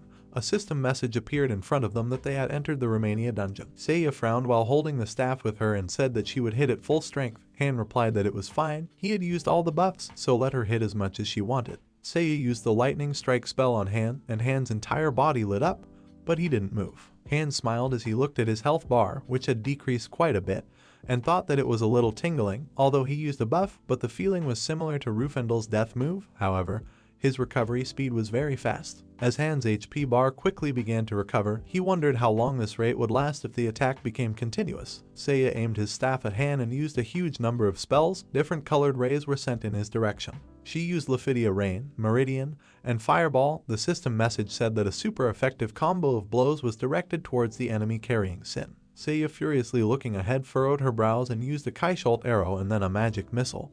The system message said that great discoveries can be made by continuing the attack. Seiya made a lightning strike. The system message. Player Luna attacks like crazy. Achievements that reduces the HP of the opponent carrying Sin by 30%. Seiya received a chance to reveal the true identity of the sinner. The true identity of the opponent carrying Sin, the Heavenly Death Star. Han's HP bar dropped around 30%. It was the result of an hour-long attack. Seiya was tired of holding her staff and couldn't do anything else. Seiya looked at Han in disappointment and said that he had the title of Heavenly Death Star. System messages appeared in front of her that she had discovered the Heavenly Death Star. The first step to counteract the Heavenly Death Star is starting. Han wanted to say something, but suddenly noticed the skeletons that came out of the dungeon. He asked that it had something to do with the quest. He really has the title of Heavenly Death Star. Let Seiya wait a little while until he deals with the monsters and returns. Han quickly jumped to the side and said that one foot is here, the other is there. Seiya looking ahead answered well. Seiya watched Han destroy the skeletons one by one. A huge number of system messages appeared in front of Seiya, saying that the Heavenly Death Star was in a panic. It was trying to escape. It was doing an excellent job. Seiya looked around in fright and thought that it wasn't like Han was panicking, and he wasn't trying to escape at all. Han was destroying the skeletons one by one when he suddenly turned around and heard Seiya telling him to listen, and moved as far away from her as possible. Han went ahead. He waved his hand and said that if something happens, let him call. Seiya smiled and said okay. Seiya's body lit up with a blue light as she began to flicker, and system messages appeared in front of her that the Heavenly Death Star had escaped, and Seiya fully met the class completion conditions. Han looked up puzzled and asked what. A system message appeared in front of him saying that this main scenario notification had been updated. Seiya's staff changed. Her clothes also changed. She was looking in front of her with a puzzled expression. Her body was shining, and a system message appeared in front of her that one place among the 7 holy thrones was now occupied. She looked fearfully ahead and asked that she was now sitting on the Holy See. We are being transferred to the city, someone says. Gentlemen allies. We get to the conference room. The president stands on the stage and thanks everyone for coming. He introduces himself and says that he is the president of the alliance, John Dream. He continues to say with a frown that he is sorry to report this at an offline conference, but the alliance has encountered difficulties. The president looks at his staff and continues to say that the quest to capture Full How failed due to misinformation. The president, standing behind the bedside table, continues to say that as a result, many traders turned away, and the alliance was dealt a crushing blow. In response to this loss, the staff of the alliance had to be urgently reduced. Employees began to talk discontentedly. One said that it was all because of the chaos, the economy was in decline because of black monsters, and it was very difficult for the president now. The president smiled and thought about what he thought. He bowed his head and then said that with regret in his heart, they decided to continue this quest. He doesn't know when it will happen, but once this quest is completed, everyone will be able to get promotion points. The president thought that this way you can cross any resentment that has arisen. The president furiously looked at his employees with a frown and said that as soon as the situation in the alliance improves, he hopes to see them again under better circumstances. The president reflected that many people want to work here, where they need to support, where they need to pull out, they need to go through fire and water while they are young.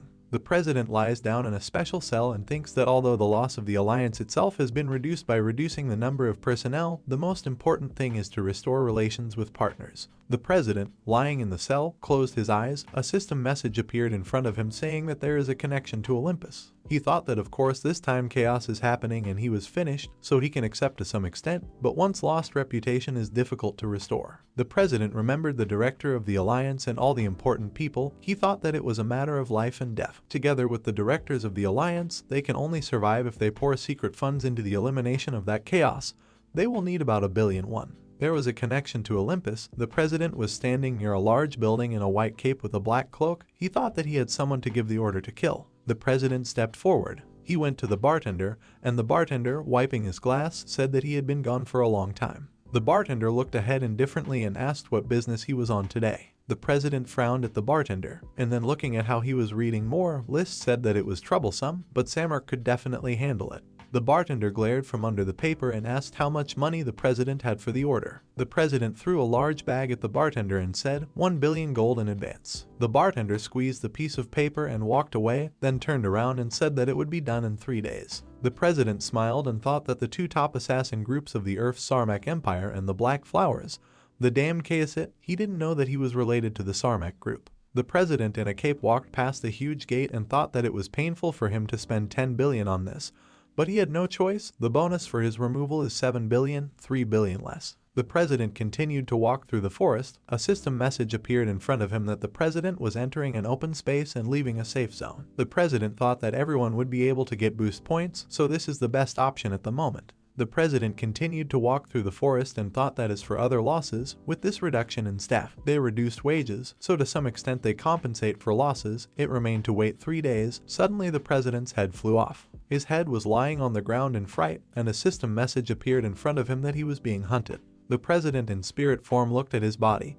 He thought that he was killed, and he did not even notice at what point a system message appeared in front of him that he would remain in spirit form until he logged out. The spirit-shaped president turned around and saw a black silhouette with red energy. A guy wearing a red mask appeared in front of him. He threw a map at the president's corpse, and the president was startled to think that it was a map, a sign of black flowers. The guy in the red mask looked at the president's corpse and said it was a start for him. The president wondered why they were there. The guy said that the president was given an indefinite death sentence, and the president stared at his body in shock. One of the assassins is kneeling in front of his commander and says that as he ordered, the order was made for black flowers. The commander adjusted his sharp dagger and said that the president must be dead by now. The leader of the group looked at his sharp dagger and said that it was good. The current request forces him to make a move personally. The assassin furrowed his brows and glanced at the head, saying that he could assign such a job to his subordinates. The chief grabbed his subordinate's shoulder with his hand, and an incredibly powerful aura was released from his hand. The head stood up to its full height, its entire body was covered in a red aura, and its eyes glowed red. The subordinate fearfully said that he would follow his will, and then thought that he was screwed. The head passed by the subordinate twirling his dagger. He said that he himself was going to fulfill the request received. Let the subordinate have it in mind. The subordinate, looking down in fear, said that he had the honor. The head, examining his dagger, went outside, and then thought that finally, this moment has come. For 30 years now, he created the Sarmac group in the name of the Absolute. So much work, so many dangerous days. The chief sheathed his dagger and reflected that the long-awaited Absolute ruler wasn't ready yet, even if it was due to restrictions. Such were the circumstances. The leader of the group walked forward wearing a light black suit, a black cloak, a small mask on his face, and red hair on his head. He thought that if he really was a born Absolute ruler, he should personally verify this. This killer is Second Elder Johan. Han appears in front of us. He looks ahead in fright and, communicating with the help of whispers, asks what? Has already passed the 30th level. Sister raises her finger up with a smile and says that since she changed class, she has gained so much experience. Is all this for the truth? Sister has received the status of the 7th Holy Throne of the Moon Pure White Wizard. Her current level is 31. Han gave his sister a startled look and said no, but she didn't even have any promotion points right now. His sister said she sort of needed them. Han asked if that was true, and his sister said yes, the 7th Holy See was a pure white magician's privilege. My sister happily turned around and said with a smile that this is probably why she has a lot of trump cards, so she was lucky she was promoted thanks to him. Han looked at his sister in disappointment and said that they would go hunting, and then thought that she had changed her class to Holy See after hunting him. So it turns out that he is an absolute evil after all. All 7 of the throne don't need level up points. Just like sister, if the level up speed is high, it's quite dangerous. Han, standing behind his sister, thought that his only goal was to eat well and live in peace, but in that case, it was impossible for his sister to reach level 99 at all at this rate. Han glanced at his sister, who happily turned around, and then thought that, by the way, since they participated in a massive PvP in the Desert of Darkness, because of the fear that they would be recognized, talk not only in whispers and use objects that make it difficult to recognize. The sister, using a whisper, said that Han sometimes gets hurt from her. In front of him, the system warning that the player is a platinum level hero. Han reflected that this is a big achievement with a small amount of his blood, and even if it is upgraded to a platinum level hero. Han rubbed his neck with a puzzled expression, and then thought that it seemed to have a slightly different meaning. He told his sister that he would agree consciously, so let her not kill him, even by accident. The sister blushed and replied with a smile that, in truth, she wanted to kill him at least once, because then she completed a special quest just by beating him. But what would be the reward if she could kill him? The nurse looked at Han with crazy enthusiasm and said that if she could just kill him once. The Khan looked at her menacingly, and then, frightened, he asked her why she was so immoral. The sister smiled and held out her finger and winked, saying that it was just a game. When she got the reward, they would share it according to their contract. Han smiled and held up a finger, and then said that if he had to die one day, he would rather die by her hand. The sister lit up and happily asked the truth. She clapped her hands together happily and promised to do it, and Han wondered if he was just curious, but how could she laugh so hard at the idea of killing him? As they continued walking through the forest, Han reflected that she was actually more cheerful now that she had taken the Holy See, which wasn't a bad thing either. We are transported to a few days later. A large black bear falls dead to the ground in front of them. A system message appears that they have killed a giant black bear. Sister Happy looks at the bear's corpse with 2 large bags and then says that they are items. Behind standing Han says that she should collect everything properly. The system says that this left her dungeon is cleared. Han says with a smile, the stats window, the system window appears in front of him, and he says that it's definitely time to level up, sooner or later. Han looks at his progress bar. He's a little short until level 40. He says that of course something is missing. He just needs to kill a few more mobs. The sister is beaming and says that she will replenish the potion and items and then come back. Han turns around and says that it's fine, don't let her get in trouble. The sister went forward with a smile. Looking at this, Han said that on the way she should pick up what would fall out.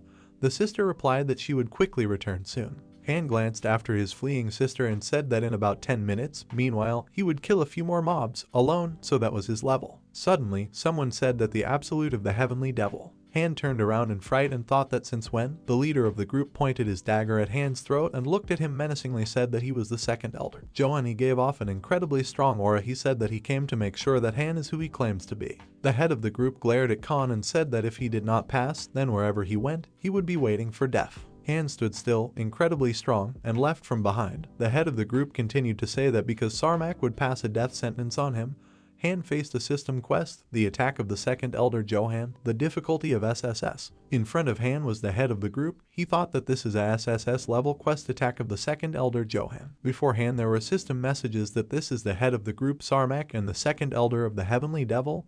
He attacks of the 12 elders of the heavenly devil. He is best able to carry out surprise attacks from cover. Khan needs to avoid the attack of the head of the group and to earn recognition. He must remember that if he, who claims to be the absolute ruler, fails to get recognition from one of the elders, he will find himself in a very difficult position. Han glanced at the dagger near his throat and thought that even though it was a sub-quest of the return of the absolute main quest, his rating was also SSS, and the main and secondary quests were all at this level. What an unheard of situation. It felt like he might be in the middle of a cataclysm right now. Han thought back to his sister, thinking that after hitting him, his sister had taken the Holy See, which meant that it was more likely that it could become an absolute evil in this scenario if all the saints sitting on thrones didn't require level up points like sister. Then if they have excellent abilities, they will grow at a tremendous rate and perhaps some of them will even manage to rise above level 90. In the worst case, if they have to deal with the saints alone, then they will receive SSS level quests in a balanced way. Han turned back and addressed second elder Johan.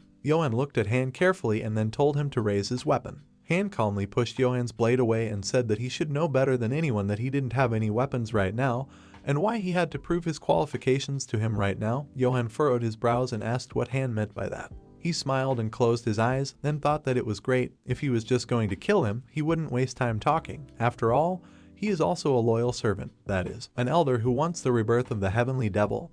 Han said with relief that as he sees for himself, there are special restrictions imposed on him and soon he will be able to get rid of some of them. Han moved away from Johan and continued to say that of course he is very weak right now. Indeed, you can say that he is the very personification of weakness. Han looked at Johan with a smile and added that this was why lifting the restrictions took so long. Johan continued to listen calmly, and the Khan asked what they were all doing. Hadn't they been waiting for him to appear for a long time? If they waited a little longer, then the true absolute ruler would appear before them. Han spread his hands, and then added that why did they themselves try not to miss the opportunity to trample on the barely swollen seed if because of his impatient temper, he made a mistake. Han smiled and looked into Johan's eyes, then asked that he was sure he wouldn't regret it in the future. Johan he frowned, but said nothing. Han raised his fist, and then thought that there was a contract now he needed to deliver the final blow. Han continued to confidently say that, of course, he might not meet their demand, but he should know that soon he would master the mind-conquering heaven technique that his teacher had bequeathed to him, and for all that, he would have to do it. It will take 10 minutes. Johan stared in front of him, puzzled, and then wondered if the heaven-conquering mind technique was really a joke right now. Han spread his hands and looked at Johan calmly, then said that naturally he could do it. If only Johan would give him some time, let him prove that his words were not empty words. Johan had a strong red aura around him, and he said that he would soon see with his own eyes whether Han was telling the truth or not. Johan, having thrown the hood over his head, began to dissolve in his aura. He added that he would become his shadow and wait. He gives him exactly 10 minutes. Han crossed his arms and sighed in frustration, then thought that thank God he had managed to buy some time, and a system message appeared in front of him saying that the remaining time that second elder had given him was 10 minutes. He smiled and thought that the experience points are almost accumulated. He just needs to go out and defeat a couple of monsters. He doesn't care about the allotted 10 minutes. His luck will lead all the monsters to him. Han said that this is the exit from the dungeon. Han went out into the forest. He thought that 1 minute would be enough for him. A system message appeared in front of him that he had left the dungeon. Han was breathing hard, his brow furrowed, and he wondered what the hell that was. He didn't think so at all. Han ran furiously through the forest, wondering why he couldn't see a single monster. He thought back to how he had fought monsters and wondered how there were usually bears or skeletons at every turn, but at the right moment, everyone was blown away. Han desperately ran forward.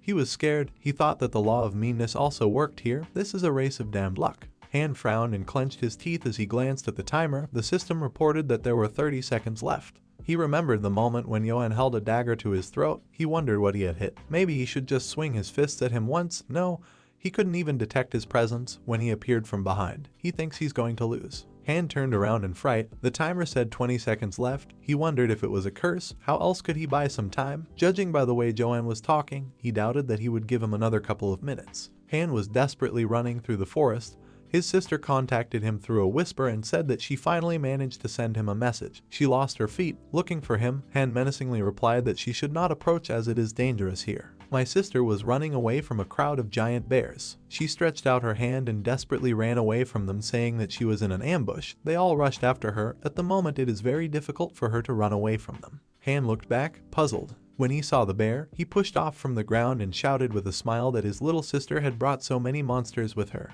The nurse looked ahead in fright and said that now she didn't understand a damn thing why he'd told her not to come near. Han flew past his sister at a high speed so that she was almost knocked over. Sister, startled, turned around, looking at Khan, and Khan, approaching the bears, shouted that it would take a long time to explain. First, he had to run away. He would compensate her later. A huge number of system messages appeared in front of him that the hunt for the black giant bear was over. Han looked at the corpses of the bears in fright. A blue aura appeared around him and he rose above the ground. A system message appeared in front of him that experience has reached its limit. Upgrade points have been used. The level has been raised. Han startledly opened the system panel. A system message appeared in front of him that the remaining time is 3 seconds. He thought that now he has the 40th level, he needs to activate the skill as soon as possible. Johan appeared behind Han, and Han was fearfully typing something into the tablet, his remaining time remaining 1 second, and he was thinking that the tablet just wouldn't slow down.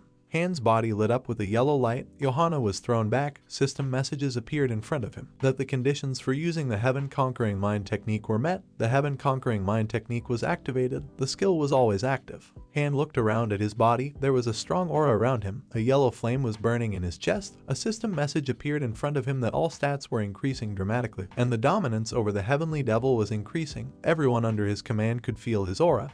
He had gained a relative advantage over all the members of the Han clan. I was 1 step away from failure. Han looked to the side, puzzled, and thought that now even Johan wouldn't be able to insert his 5-cop in front of him in the system message that the title of the Heavenly Death Star has been confirmed. The title changes when a number of conditions are met. The aura around Han began to grow stronger as he looked ahead in fright. A system message appeared in front of him that absolute evil had come to light. Johan stood nearby, watching Han's incredible aura. Han smiled contentedly as he looked ahead. The system messages appeared in front of him, saying that the rank of Absolute Evil is set, which is Absolute Evil +1. As an effect available when obtaining the title, he thought that although he had some guesses, but faced with the truth face to face, he feels strange. He is Absolute Evil. Han thought that nevertheless, his sister is on his side, so you can probably thank fate for the fact that they are fighting together against 6. First, he should check the information and effects of his rank. A window of ranks appeared in front of Han. It said that an absolute evil person with the power and fate to destroy the world and order, he must have the courage and perseverance to turn everyone in the world into his enemies. He must be able to carve his own path. His path is a bloody road where there will be only destruction. The effect of the title of the mind technique that conquers the heavens strenuously obtained absolute evil points. When killing an NPC or player plus 20k from the experience, Han pondered that the heaven-conquering mind technique was strenuous. The aura around Han turned red. A red light appeared in his chest. A system message appeared in front of him that this increases the HP and mana recovery rate by 20% due to the effect of using the mind technique. Conquering heaven, the cooldown time of all skills is reduced by 20. The attack speed is increased by 20, the maximum amount of HP and mana increased by 20, all stats increased by 20. A status window appeared in front of Han. He was thinking that he had only activated a single mind technique, Heaven Conquering, and had already received such amazing buns. Since the 7 saints have a cheat growth rate, Absolute Evil must also have something like that. Han had a red aura around him, and he looked at Johan, who fell to his knees and said that he was greeting the Lord. Johan furrowed his brows and bowed his head, and then said that because he could not recognize his master, but that there were doubts in his heart. He asks him to forgive everything for this. Han held out his hand with a smile and said that it was fine. If he was in his place, he would also be doubtful. The Khan smiled and said that he was glad that Johan had recognized him as his lord, and he thought menacingly that Sarmac was now his. Johan got down on one knee and said that he was Johan of Sarmac, swearing to serve him faithfully. System messages appeared in front of Han that he had earned the recognition of the second elder. The quest attack of the second elder was completed. He thought that this was great. Now there is only one elder left. Han turned around in a puzzled manner and said that it was good that he was counting on Johan from now on, and then asked him to wait for him for a second. I tried to address him through a whisper further. Khan calmly asked that she ran away. Everything is fine. The sister, puzzled, holding out her hand, told him to forget about it. It's not that. Khan also saw the notifications that just came. This is tolerable news. The whole people went crazy. They say there was absolute evil. Khan video, what is happening now in societies? Han rubbed his neck in confusion. His sister continued to say what she was told. We need to quickly find out who is the absolute evil. Only in this case the quests will become easier if he and she catch the absolute platoon. Then maybe they will be removed from the brand of Akayasit, and by the way, thanks to him, her characteristics exceeded 100. Han thought that she was actually talking about him right now. Sister happily continued to say that it's amazing. She can't believe that no one has ever been able to cross such a milestone, and even this is not the end. To this extent, not only one can go up. Han said that from 99 he has increased all his stats by 19 points. Sister puzzled asked what at 19? It's a big achievement for her to get a raise of 1 or 2 points, but no matter how he managed to do it. Han clenched his fist with a smile. It was covered in a red aura. He said that he just did a good job with his fists here and there. The sister replied in fright that somehow all the stats increased by 19 points, and he was able to cross the 100th milestone. For starters, we should congratulate him, but she is so shocked that her heart is about to jump out of her chest, so she will leave the game first. The nurse was in her room in the capsule, and a system message appeared in front of her that a disconnection from Olympus was taking place. She looked ahead in disappointment, and then said that even if Han was out of the norm, but wasn't that a bit much? Okay, she had an appointment, so she had to get ready. Han looked ahead with a puzzled expression, his hand in his pocket as a system message appeared in front of him, saying that player Luna was currently offline, and he wondered if she was really shocked, so how could he tell her that he was absolutely evil? Han glanced at Johan, and then thought that anyway, it was more important to see what the reward was for completing the SSS level quest. He said they would continue. The Khan reflected that he would probably get all of Sarmac as a reward, so it would be easier to deal with the Saints, and there would be no problems with money. Johan looked up and said that he was listening to his master. First he had something to say to the Khan. Han gave Johan a puzzled look, then said that he was listening, wondering if there would be any further explanation. Johan looked around and then said that first of all, he wanted to report to him the current government and Sarmac's status, and then suddenly Johan said that it seemed there were uninvited guests. Han furrowed his brows and glared at the side and then shouted that it was that bastard. He wondered what the hell at such an important moment. A knight appeared in front of the Khan on horseback, with a green cloak and a small army behind him, and the knight shouted that this was the son of a bitch. He was Ramtadian. The golden armored knight furrowed his brows, then shouted that whoever killed Ramtadian would receive an unheard of reward. Khan crossed his arms and frowned, then asked what they were doing again. Those guys calling him Ramtadian every time they met, aren't they tired of it yet? The knight held up his sword and shouted that he was alone now, so they could take him down. The knight on horseback furrowed his brows and shouted, Beorn Knights, energy charge. As the Axe Knights began to break through to Han, the commander shouted that in the name of the honor of the Beorn Knights. Han thought that with the activated mind technique, Heaven Conquering can roughly sense the abilities of NPCs, which is what they are all talking about. Khan sighed then said that it was one, not all, who attacked, assuming he was Ramtadian. Han calmly walked to the commander. A huge number of knights were defeated around him. He said that it was the first time he had encountered knights, but they were so low level, even he was a little disappointed. The commander was afraid to ask what for. He swung his sword frantically and shouted that this guy. Khan pushed off from the ground at a huge speed. An incredibly strong aura was coming from him. He shouted. The knight shouted that even if Khan unexpectedly corrected himself with his squad, but he was not in the right situation. Han slammed his fist down on the commander's sword with incredible force, and the commander looked in front of him in fear. Han, looking forward in surprise, thought that the commander was able to block his strike. Apparently he has good equipment. The commander, gritting his teeth, was scared, but he smiled and wondered what kind of power it was. The commander, laughing, said that the Khan was probably tired. Han smiled and hit the commander on top of the head, saying that no, he used a knockout punch. The commander was lying on the ground. Han calmly walked on. System messages appeared in front of him that he had killed Viscount Byron. A noble NPC was killed. Absolute evil points increased by 2. Han thought that the mind technique was good, a few movements almost did not apply strength. Han happily looked ahead and wondered what was his reward for all his hard work. He told Johan to continue where he left off. What Han saw shocked him, and he looked ahead with a crazy smile. Then, suddenly, he shouted for anyone else to come out quickly. A man with black boots came out of the woods. He had a black robe. Han, looking at him, asked that he was also here to kill him. Another bounty hunter, a man in a black robe, said that he was a little similar. He smiled. His hand shone with a purple aura. He said they were a hunter, but he would kill him and make him his slave. The black-robed man stretched out his hand and Rindel appeared from his aura, kneeling on the ground, and the robed man said that he would do the same to him. Han calmly looked at Rindel and said that they were already there, but Rindel interrupted him and said that they had not seen each other for a long time. He smiled at that Han crazy bastard. Han with a smile stretched out a finger and said that he was Rufin, a familiar name. Rindel twisted at the words of Khan. He shouted that his name was Rindel, a Cretan. Rindel started to laugh and come out on a hand forward. He said now that he sees what he was saying, now that Han got hit. Rindel turned around with his arms crossed and asked if his master was right. The guy in the black robe said that he was right, he was now his slave. He held out his hand, there was purple around it, and he said it was great, that as a nice bonus they would have all these corpses if he became his slave, would be very kind to him. The black robed guy extended his hand forward.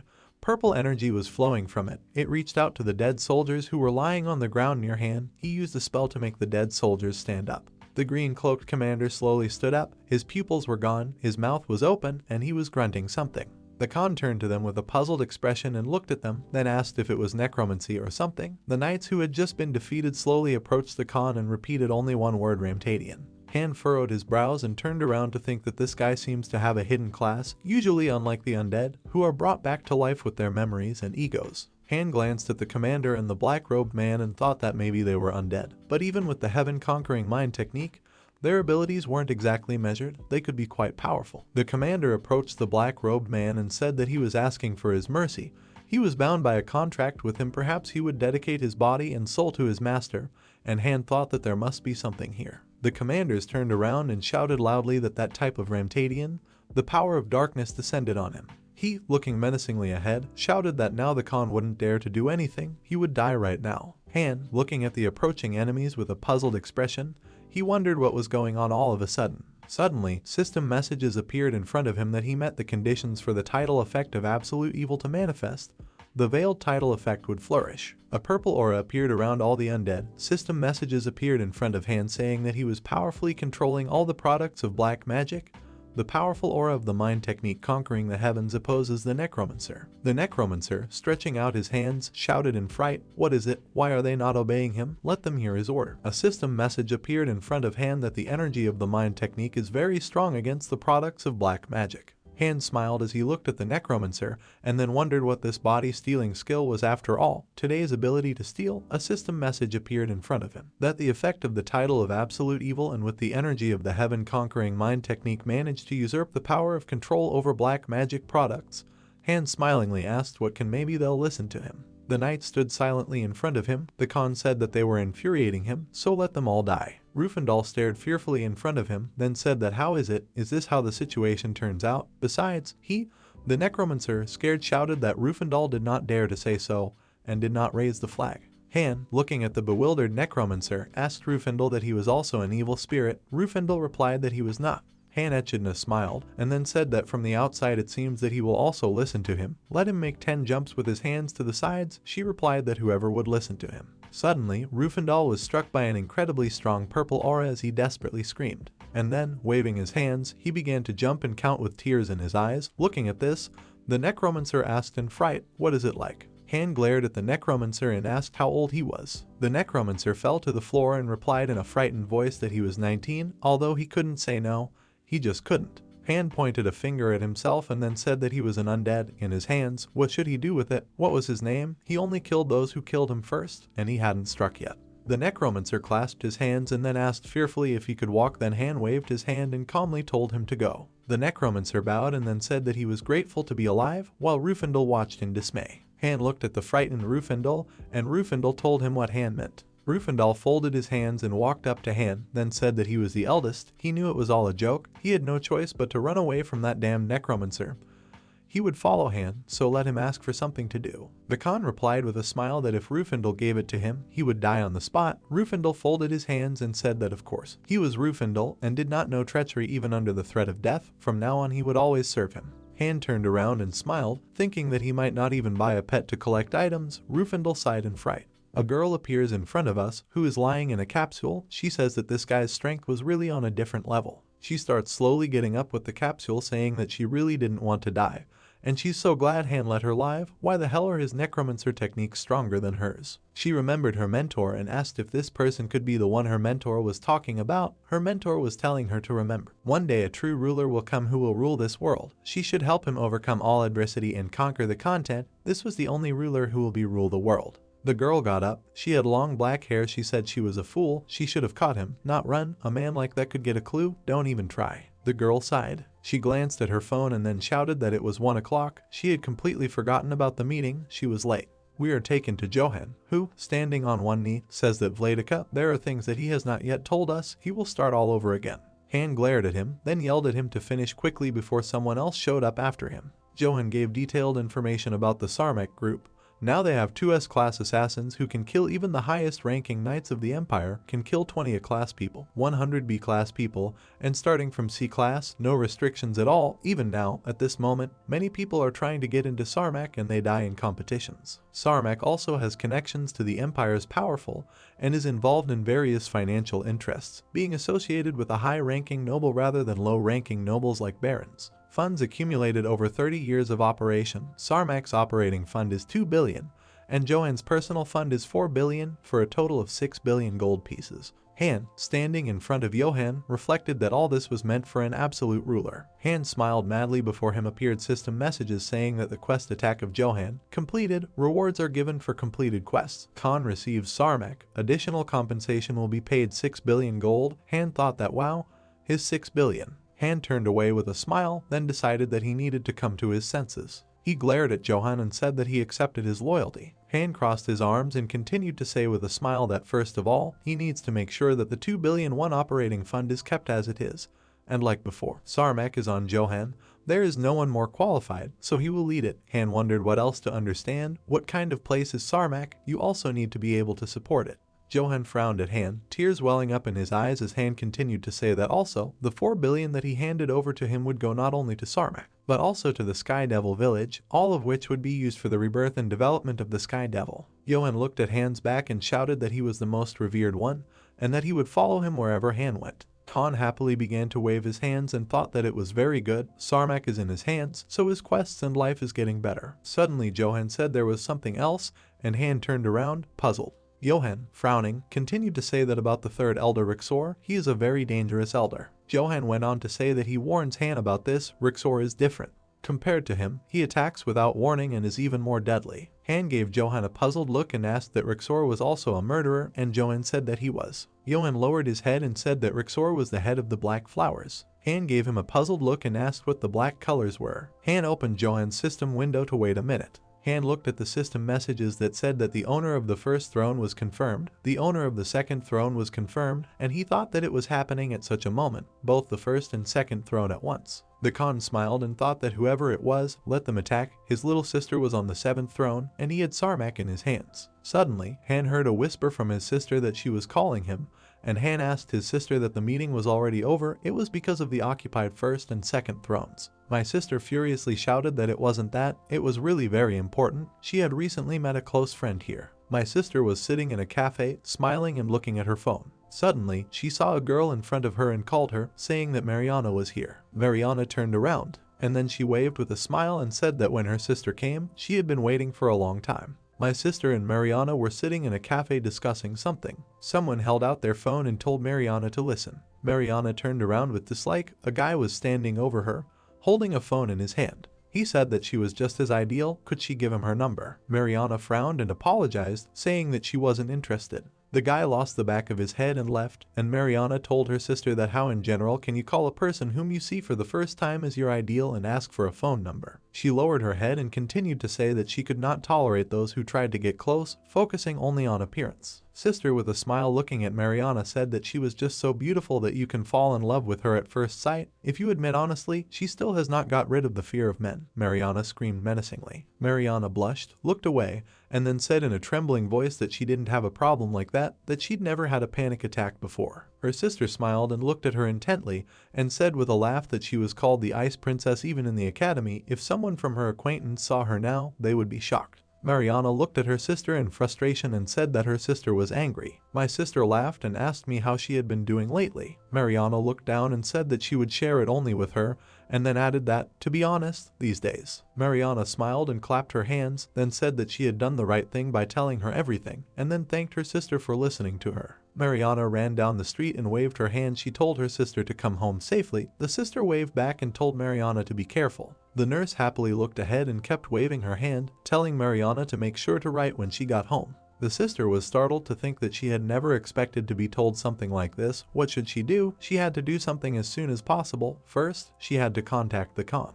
Han filled a glass of water and said that something very important had been shared with her sister, so she immediately ran to the capsule after the meeting and sent him a message. Han held out his hand with a glass of water and said that she was so afraid that someone might accidentally hear. So she rushed home to talk in a quiet environment without unnecessary eyes and ears. Because so, my sister was breathing heavily and replied that that's right, she's about to die. The nurse, catching her breath, said that, frankly, from the information she received, not a single soul knows whether or not someone could have assumed that she would hear from Marion about absolutely evil. The sister went on to say that to sum it up, until now, it was known that absolutely evil must fight the saints alone, but there are classes among the players that support absolute evil. Han replied that as he understood, the friend that she had known for so long had a hidden class designed to support absolutely near the eye, the so-called absolute necromancer, right? The nurse gulped down a glass of water and said yes, and Han, looking at her, said that she had indeed obtained some very valuable information. The sister looked at him puzzled. Han continued to say that it was normal for her to tell such important information, which was shared with her in secret by a friend. The sister replied that she and Mariana were kindred spirits, so she told her everything. Han gave her a puzzled look, and the sister continued to say that if he is an absolute evil, then naturally he should know about it. Han spread his hands and said with a smile that he didn't understand what she was talking about, even laughed. Then she sighed and said that she was just pretending not to know, so Han would tell him. Han looked at her with a smile. He was depressed. The sister continued to say that he had been training in some strange place for 20 years, then suddenly appeared out of nowhere. Black monsters appear in every place where he was. To be honest, despite his level, he is incredible. Besides full how, and on top of all the birth notification stuff, his stats skyrocketed, didn't they? The sister calmly held a glass of water in her hand and said that it was important to note that she had taken the 7th throne after attacking it, and she wasn't stupid enough not to put all these facts together. Han looked at her in silence with a smile. Mariana continued to say that it wasn't that she didn't understand the situation he was in, but she was still a little upset. Han thought that he had nothing to say to her. Han put his hand to his forehead with a smile and said with a laugh that she seemed to understand everything, his sister, that he assumed that sooner or later she would find out about everything. The sister asked that Han now realizes how stupid he looks. The nurse put a glass of water on the table and said that, by the way, she certainly didn't tell Marion that he was absolutely evil, and she didn't mention that she was a saint either. She even furrowed her brows and crossed her arms, and then said that Han himself is well aware that if information about them is revealed, then their personal data may be stolen. And then all efforts will go to Smarka. This is a situation where the whole world turned out to be their enemy, because despite the fact that she is a saint, she's on the same side as him, so it's not a big deal because she's already basically his accomplice. Han scratched his head in puzzlement and replied that it was true. He hung his head down and thought, and Mariana continued to say that she had arranged a meeting. Anyway, he should also meet Mariana. Han thought that, by the way, if what he said was true, then it turns out that he won't have to fight the 7 saints alone from the very beginning. What a big picture is he trying to paint, Zeus? We are transferred to the next day to the Lepra Mountains. Han remembers his sister saying that Mariana is now 19 years old, dropped out of the academy to study necromancy, and is now level 14. He went on to recall that she said that she thought it was better for him to continue using the mask if he was an absolute evil. Then he should hide from the Empire and the Unions. The system message said, Shadow Mask Wolf effect of the item worsens recognition. Han was walking through the forest wearing a mask. He thought that maybe it would be better to start acting more carefully, considering how much attention he had already attracted to himself. By the way, he could not imagine that there would be a player who became a necromancer at the age of 19. They already lived. She is the same necromancer that he recently met. Han remembered Rufendal, who was already level 50, and there was no way a level 14 necromancer could capture him even if it was a hidden class. Han saw his sister waving at him and Mariana wearing a mask. Han thought it was just impossible, and his sister said he was here. Mariana held up a puzzled finger and asked what. Han, who didn't understand, looked ahead and asked what. Han ran up to Mariana and shouted that it was her, the absolute Mariana of necromancy. Mariana happily shouted that it was about this uncle. He knew his sister. Han began to cry with a smile and then asked what kind of uncle he was, in her opinion, a stunted old man. Mariana replied that how should she address him then? Han replied that as she wished. Han, looking at Mariana, asked that by the way she turns out to be a girl, but last time the manner of speech did not look like a woman at all. Mariana waved her hands with a smile and replied that she had her own reasons. Blushing, she covered her face with her hands and said that since she was a necromancer, she thought she should use a low voice, and Han answered clearly. The nurse came up to them and asked what was going on here. They knew each other, only she didn't know anything about it. Khan replied that once they crossed paths, now he knows who his opponent was. Mariana folded her hands and smiled sweetly, and then asked how amazing it was. Isn't it fate? Her sister told her that the uncle associated with absolute evil is a very important person for her. Mariana glanced at her sister and Han, and then added that he might be the ultimate evil, but what mattered more was how they'd met in the first place. Han pointed his finger at himself and said that he was truly an absolute evil. The sister replied with a smile that she was the younger sister of this uncle, and then added that she was also the seventh saint. Mariana got up in a stupor and could not answer anything, and the sister apologized, saying that she hid it from her. Mariana looked ahead, puzzled, and then a furious shout resounded throughout the forest. Mariana ran up to her sister and started shaking her, telling her how she could hide this from her, why she was sharing such important information just now. The sister lowered her head and said that it was her brother's personal information anyway, and she apologized, saying, "I'm sorry I didn't tell you everything right away, and I'm sorry for opening up the fact that she's a saint." Mariana ran to the side and started shaking her hand, saying that he was the brother of her best friend. She should have dressed better for such a meeting. The sister asked in a puzzled way that it was so important.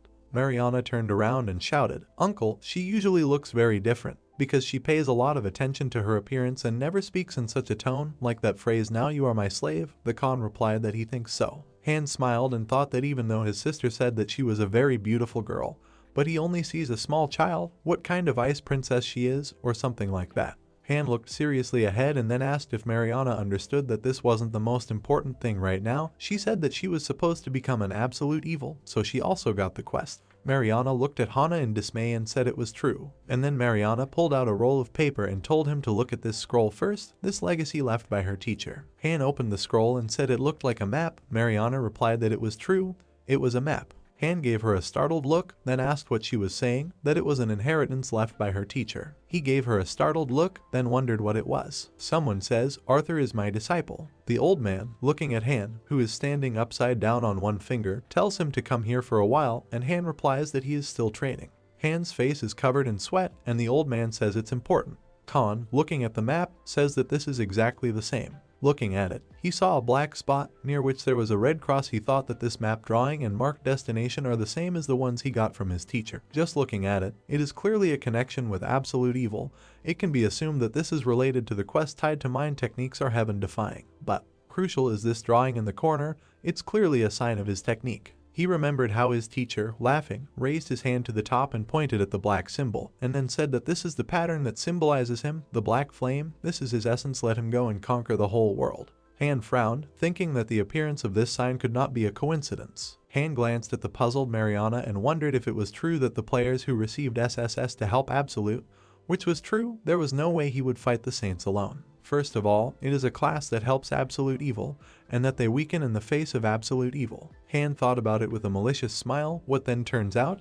They are absolutely not minions. Han handed the map to Mariana and said that he understood. She really has the power of absolute evil. Let them start moving for now. Mariana gave him a puzzled look, then asked where. Han smiled and held out his hand, then said that he had heard from his sister that she was level 14. They would start raising it. We are transported to a couple of days later. Somewhere in the forest, lightning explodes with incredible force. Someone shouts lightning strike. A black giant bear growls in fright, and then he falls to the ground. In front of him, his sister holds the staff. In front of them there is a system message that the hunt for the black giant bear is completed. Mariana says that sister is super. Rufendal looks ahead. An aura is shining around him. He asks how much he has already upgraded. A system message appears in front of him that the level has been increased. Han turns to Rufendal and menacingly asks that he is a pet, barks something. Rufendal screams in fright that he is not. He shines with a blue aura and shouts with a smile that he will immediately bring. He is Rufendal, a level 58 pet of the Khan, picking up artifacts. Rufendal started collecting artifacts from the Black Big Bear, and then ran up to Han and pulled the blue stone forward, shouted that he was giving it to Khan. Khan replied that it was good, he was free. Rufendal wondered what had happened to the peerless Rufendal, the artifact collecting pet. He glanced at Han's sister and Mariana and wondered if this madman had such excellent skills. Healing, buffs, level ups, and necessarily his own rewards. Rufendal fell to the ground and wondered if he had just thought that this life was a success. He needed to wake up. Han asked Marian what her current level was. Marian answered 19. Han said that it was good, they would go and beat someone else. Han looked ahead and thought about Mariana. The nurse looked at Mariana and asked that she had only hunted alone so far. Mariana blushed and said that it was true. She wasn't very good at controlling her skills yet. Han wondered if she had a hidden cave asked to help the Absolute, an Absolute necromancer. Sister looked at Mariana with a puzzled look. Mariana put her hand on her chest and said that the undead are fighting for her. She will show. Han thought that she looks a little clumsy and she doesn't know how to fight, but Mariana took her hand to the side. An incredible strong purple aura appeared, from which a huge crowd with red eyes, the skeletons, were knocked down. And his sister was horrified by this, and Han wondered if it was a fraudulent ability to extend the skill to all of them. Mariana hugged her skeleton, which made Han think that, in fact, the summoned undead was much stronger than the normal one. The skeletons began to run in a crowd, and Han thought that besides the summoning limit, the amount of magic power of the character itself is too much compared to ordinary necromancers. As the skeletons swooped down on the giant bear, Han thought that now he had to test the Empire's wits now that the elders weren't free to act and attract players. The black bear on the cliff turned around in its teeth. The skeleton crowd surrounded by aura rushed at him.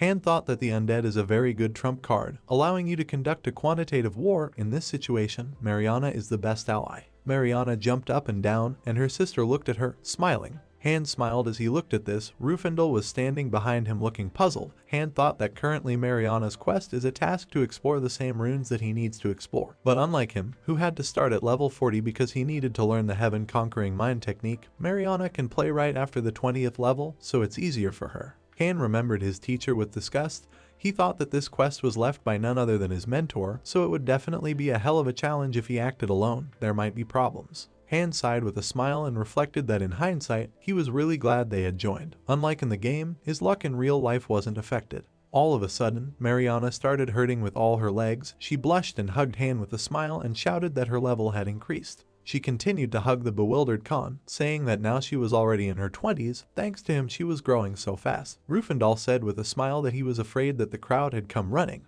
then answered with a smile that it was the first time she had seen such a Mariana. Han turned around nervously with a smile and said that he understood. Let her unhook, she will die if she makes a mistake. Han raised his fist and glared at Rufendal and then said that he was a pet, barked something. Rufendal ran in fright saying that he was running for dropped objects. Han held up a finger and said, in a threatening tone, that now that Mariana had reached level 20, they would proceed with the quest, the goal of Mount Cargonus on the Runia continent. Sister and Mariana looked at him with a smile and continued to listen. Han continued to say, they won't be caught, so let them go through the Imperial teleport. If possible, let them go ahead and gather information. Han pointed at Rufendal and said that he and his pet would catch up with them through the Union teleport. They waved at each other and parted. Rufendal rubbed his head and asked what was going on with both of them being full how, and Han calmly replied that it wasn't working, and that there was nothing to be done, they were moving out. A map appears in front of us, and Han thinks that traveling on ships and airships costs little, but it takes too much time, and besides, there may be various unforeseen situations during the movement,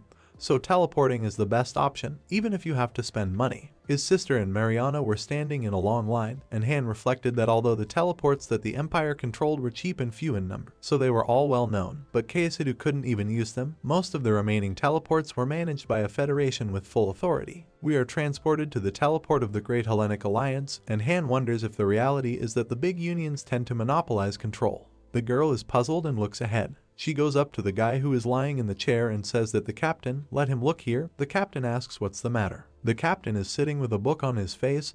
The girl says that Kaesit is coming. The captain says that she is talking about Kaesit. Han and Rufendal go forward. There is an incredibly strong dark energy around them. The captain, looking ahead, says that this is for real, even two of them. He will stay.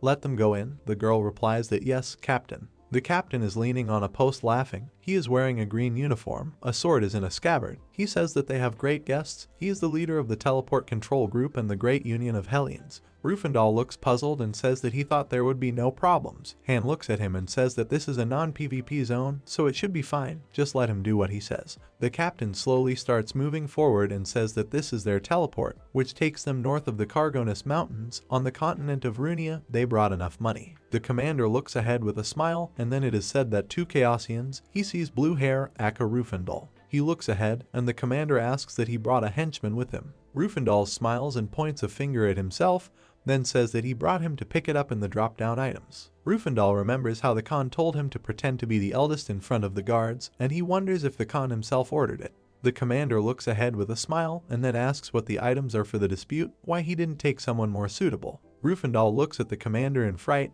then says that this one looks like a tiny level, very small. Rufendal looks ahead, startled, and then shouts with such a finger that it doesn't matter if he's tiny or dirty or whatever. Han is standing behind him laughing.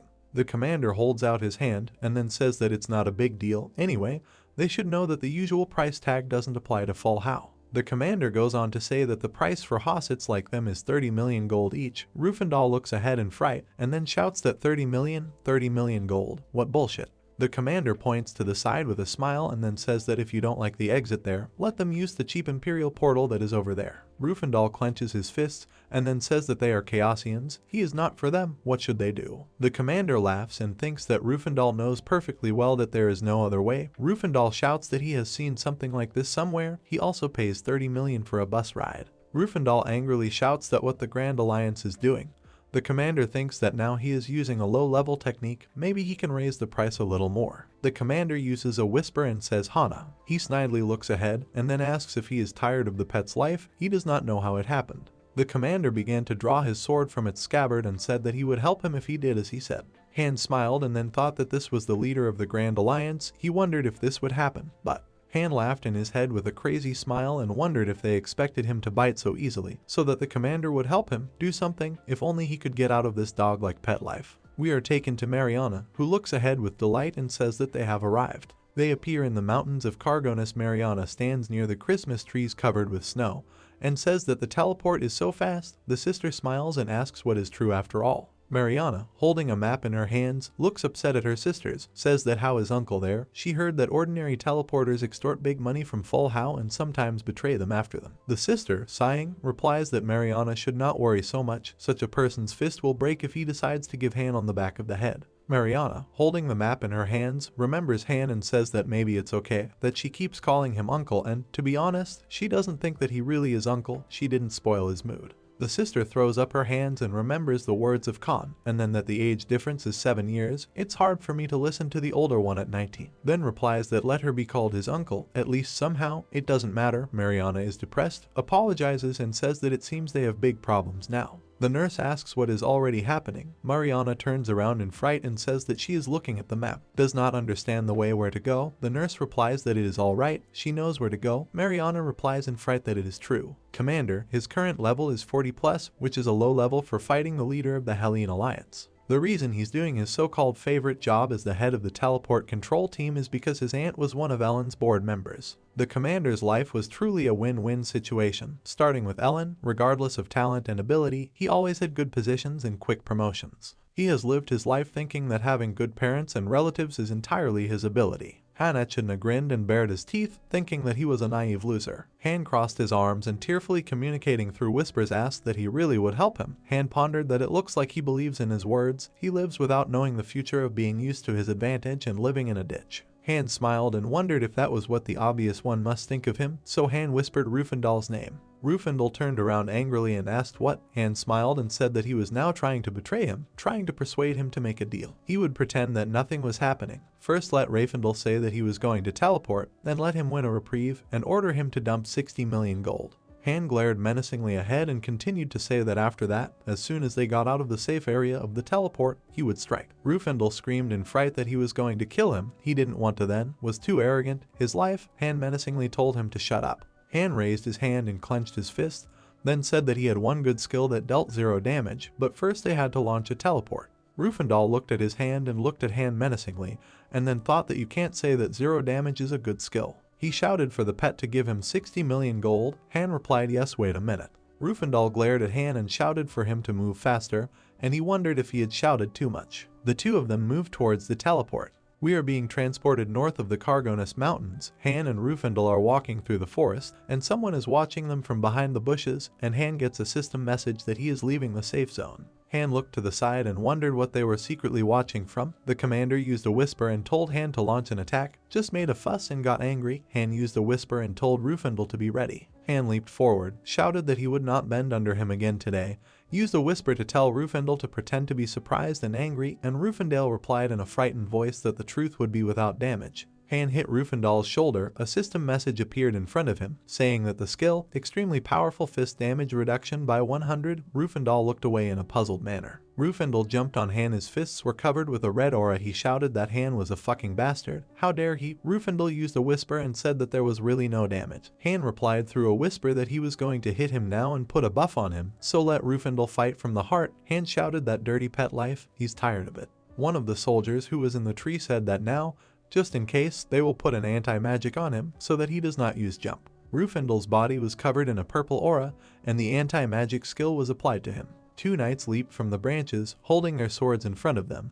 and instead of shouting that their heads were off, Rufendal looked at them with a puzzled expression. Han watched Rufendal fight the knights. He rubbed his head and thought it was 5 against 1. The captain appeared behind Han. He laughed. The captain started to take out his sword from its scabbard and said with a smile that Han was doing a good job. This is where his role ends. The captain thought that, apparently, Rufendal took 60 million gold from him. This guy served as his warehouse very well. The captain, throwing off his sword with a smile, ran at Han and shouted for him to die. He thought that this guy is also full how and the probability of dropping items is 100%. The captain slashed Han across the back with his sword and shouted that if he didn't die immediately, it wouldn't be interesting. Let him withstand at least one blow. Han smiled. The captain furrowed his brows and thought menacingly that he was sure he had smeared him properly, but it was strange. Just a second later, Han turned around and hit the commander with all his strength, and the commander flew away at great speed while Han was looking at him in shock. The commander flew to the side and looked at Han in fright and wondered what the hell was wrong with his fist. He was a martial artist. The commander with the teeth test wiped his sore cheek and then thought that no, his stamina hadn't decreased due to something like that. There was no notification that he was debuffed. The commander glanced at Han, and the shard stopped, and he wondered if he had been reading his agility stats before, not his attack stats, otherwise he couldn't explain it. Han took a look at his fists. A system message appeared in front of him, saying that the extremely powerful fist skill has a 100% damage reduction rate. He thought that he didn't have time to change the skill settings. The commander gritted his teeth and glared at the front, then asked how Han dared to hit him. Han smiled and said that the commander hit him first. The commander shouted that Han was a crazy cretin. He should watch his mouth. In the next second, one of the soldiers fell to the ground. Khan calmly asked that the commander is allowed and he is not allowed. The commander looked fearfully at his soldiers who had lost to Rufendal. He thought fearfully that it was misinformation. He was too strong. One of the soldiers used a whisper and shouted that the information was correct. At the same time Rufendal used the heart attack spell. The soldier's body was covered in a red aura and a red cross appeared on his chest. Rufendal looked at the soldier who was falling to the ground with a smile. He thought that with his specialty of one-on-one combat, he had won a 5-on-1 fight. Rufendal waved to Han and used a whisper to say that his buff was just a drop off. All his life would rub his shoes. One day, brother, back always, that he wasn't finished yet. Rufendal ran up to the Khan and asked in a puzzled voice that why the commander was still alive. The Khan replied that if he killed, nothing would fall out of him. The commander thought in fright that they were not at odds, and there was no conflict. They agreed in whispers. The commander looked in front of him in fright. He thought that if he died like this, he might get personnel measures from the internal audit. He shouted to stop them. 60 million would give them away. Rufendal approached the commander with a smile and with a frightening tone asked what they would give. The commander, trembling with fear, said that is, they would return them with all honors. The Khan smiled and using a whisper menacingly ordered Rufendal to slash with all his strength. He is monitoring his skills. Rufendal smiled menacingly answered yes. He asked the commander how much his life is worth. He thought that this is his chance to prove his loyalty and respect to the Khan, show him the skills that he developed during his life. Life in chaos mode. The panicked commander shouted, fingers outstretched, that he would return $70 million. Rufendal clenched his fist while looking menacingly at him, and the commander put his hands out in front of him and shouted that he would return 100 million gold. Rufendal smiled and using a whisper asked what it would do. From Khan there was an incredible strong dark energy. He smiled and said that 130 million was needed. Rufendal replied that it would be done. His bar is where it should be. Rufendal laughed. An incredibly strong red energy appeared around him, and his hands lit up with black flames. He menacingly asked that he dared to stab them in the back. Let him take into account all the compensation for the moral damage caused to him, should receive 130 million gold, as he thinks it is worthy. The commander cursed thoughtfully, and then replied that it was fine, he would reimburse 130 million, let them take him to a safe zone. Rufendal menacingly loomed over the terrified commander, who was holding a huge bag of gold, and asked that safe zone. Did not know he was still not himself, just kill using a heart attack. The commander shouted to them to take the gold, only spare him. Rufendal smiled and handed the bag to Han and said that he had received it, and the commander left in disgust. He turned back to face them, thinking what a shame those bastards were, but if only he could get out of here alive. Han smiled and looked ahead, holding a bag of gold in his hand. He used a whisper and said that such types are very bad.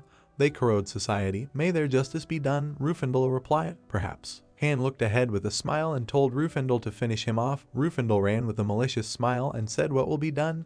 He will become an apostle of justice. The commander, frightened, ran away. That the meanness of the Khan goes beyond all bounds. Usually when so many are taken away, life is saved for killing. The commander turned around in fright and, frowning, shouted to stop before him, but he said that he would spare him. Rufendal swung with all his strength and hit the commander on the back, shouting that he should not die immediately, but should withstand at least one blow. Rufendal gritted his teeth and wondered if this was a good thing, his venerable eldest. The commander was hanging over his body. He grabbed his head and thought that they were sons of bitches. Rufendal, looking at the corpse, said that all the same, with one blow, the objects fell out. The commander, of course, watched him angrily, thinking that this could not be. Rufendal, looking at his body, said that there was a key here. The commander in the ghost body ran up to Rufendal and used a whisper. He shouted that this item, if they return it, he will give them 1 billion, immediately give them 1 billion gold. Rufendal saw the bag and said that it weighs. Rufendal glanced at the ghost commander and asked what 1 billion if he returned it. The commanders frantically replied that they would. Rufendal replied that that was why he wouldn't return it, and the commander opened his mouth in fright. You, being near his body, shouted that at least he knows what kind of object it is, but not with a smile approached the Khan and laughing replied that he had coped. The Khan looked at the bag and asked what it was. Rufendal, with a smile looking at Han, replied that he fell out of the type. He promised 1 billion, but he ignored. Han puzzledly asked that 1 billion. Han started rummaging through the bag, asking what was in it. What he saw startled him, and he asked if it was even possible. The black-masked Khan and Rufendal look on in surprise. Han thinks to himself, what is it? Thinking that, of course, he thought that he could benefit, but that this little captain does not inspire much confidence in him. After that, Han looks in front of a serious face. Han thinks that okay, this isn't the most important question, and he thought it would be worth something if they offered him 1 billion gold coins. But there are only a few unique items in the bag. He looks at what's in there and sees steel gauntlets, and the tamer ring. He thinks that all this is only worth 500 million at most. After that, Han is clearly displeased, pulling his hand back into the bag. And while the ghost looks with surprise, opening its mouth, Han thinks that even if everything works out, it's unlikely that 1 billion gold coins will come out. And maybe we are talking about the smuggling trade, something like an illegal route. And well, it doesn't matter anymore. The Khan then gives a bag of gold to Rufendal. He nods at him, smiling, and Han says that 30 million gold coins are given to the pet as rewards. To which Rufendal says that God is the eldest, thank you very much, he is ready to clean his shoes all his life. After that, Han leaves, waving his hand. Rufendal waves after him, smiling. Han says he went and will contact him when he returns from the Runia continent. Rufendal says he wishes him a good trip. In the meantime, he will work on raising his level. After that, Han wears a mask and smiles. He thinks that the most important thing is that the money received is now his. Han walks through the winter forest with his hands in his pockets. He sees his sister, and she asks him that he really decided to come, which Han says he looks at. Everyone got there without any problems. He notices a girl in a dark hoodie and wearing a mask with horns. She walks over to Han, smiling. She tells him that thanks to his sister, she got to her destination safely, never once losing her way. To which Han says that's great, and now he's managed to find out something. This girl says she has some information. She puts on a serious face, and he says that there is a rumor among the local NPS. They say that an incredibly strong monster appears somewhere in the vicinity from time to time. She imagines him as a black silhouette with glowing red eyes. He eats one of the humans, standing on top of a lot of corpses. Speaking of which, the famous NPS hunter also became his victim. After that, Na raises his hands and says that even the team is level 50. She entered the forest because of a quest, was completely destroyed, and this is a real disaster. To which Khan says that is it really serious? He looks at her in surprise as she raises her hands and smiles at Hana. He thinks about how he doesn't remember anything being said about it in Olympia or the community. She says that, nevertheless, Uncle will be able to deal with that monster, won't he? And Han says we should go and punch him, and then we'll see and it's time to go. After 3 days, the forest is covered in snow. A huge tiger is attacked by several soldiers. They drive their weapons right into his body as he growls. The masked girl unleashes her magic, dark purple color. After that, the soldiers finish off this tiger by standing on it. Han watches it all, along with his sister. Mariana waves to them saying that she has once again raised her level. My sister smiles as she looks at Haney, saying that his buff is really great. She goes on to say that others don't come here because the locations are too difficult to pass, so they are all alone here and it's just amazing. To which Khan, looking at them, says that don't tell me, I didn't expect this myself. After that, he walks forward while a dark aura hovers around him. He says that they are also doing an excellent job. Not everyone is good at hunting, even with a couple of buffs on hand. After that, Mariana talks about Rise from the Dead, and Han watches in embarrassment as this tiger comes back from the dead and Mariana smiles as she hugs it. Han asks her if she turns them into undead every time she wants to. Nothing to do with so many mana summons is a pity, to which she is surprised to say that what kind of mana, and she summons all the creatures she has tamed. He was standing near a lot of soldiers, a tiger and bears. It's said that her mana pool is alright. She smiles as she looks at the Hanyas. They say that the more the better, and isn't that true? Mariana looks at the map as she walks forward. Han, who is watching these undead creatures, is clearly worried. His sister walks forward, watching Lisa. He thinks that if you add more undead in the shadows, he thinks there will be about 200 heads. And this is a real cheating class. After that, Mariana smiles as she turns to Han and holds up the map. She says they seem to be there, and he wonders if they've already arrived. She points to the huge rocks. Han asks her if she can accurately navigate using maps. She points to these mountains and says that there is no doubt that it is here. They all look up at these rocks with their heads up. Mariana looks at the map in surprise and says that it is a sheer cliff. Han thinks with obvious bewilderment that don't tell them they have to climb up. Han then turns to his sister and asks if she has the flight spell, and let them take off, to which he gets the answer that this is an area where it is forbidden to use the flight spell. Notes by looking at the rocks and saying what? Han then says to his sister, is she serious? Mariana is very surprised, continues to watch. She points her fingers and screams as she looks at Han. For now, Han lowered his head and brought a hand to his chin. He says that it turns out that they will have to climb the cliff themselves. What does the fox yell at them to look up and raise their heads? Han looks up in surprise, saying that there was nothing there. After that, he notices a huge bird flying straight at them. He says what the hell is this? And he notices that it was an eagle with golden eyes that opened its beak. They remember that this is a cruel Carria, and she is the lord of these mountains. Many wolves are watching her as she attacks them. They say that sometimes when hunting monsters, shiny stones appear. This halo eats this stone. They say that once she eats it, she immediately becomes stronger and cleaner. Lots of people and a bag of gold lying on the floor, talking about how she thinks people are weaklings, eating gold and saying that people also have shiny things, smiling and beaming blue, and they are very tasty. After that, the Khan comes forward, they tell them to move back. It flies closer and closer to them and starts cawing.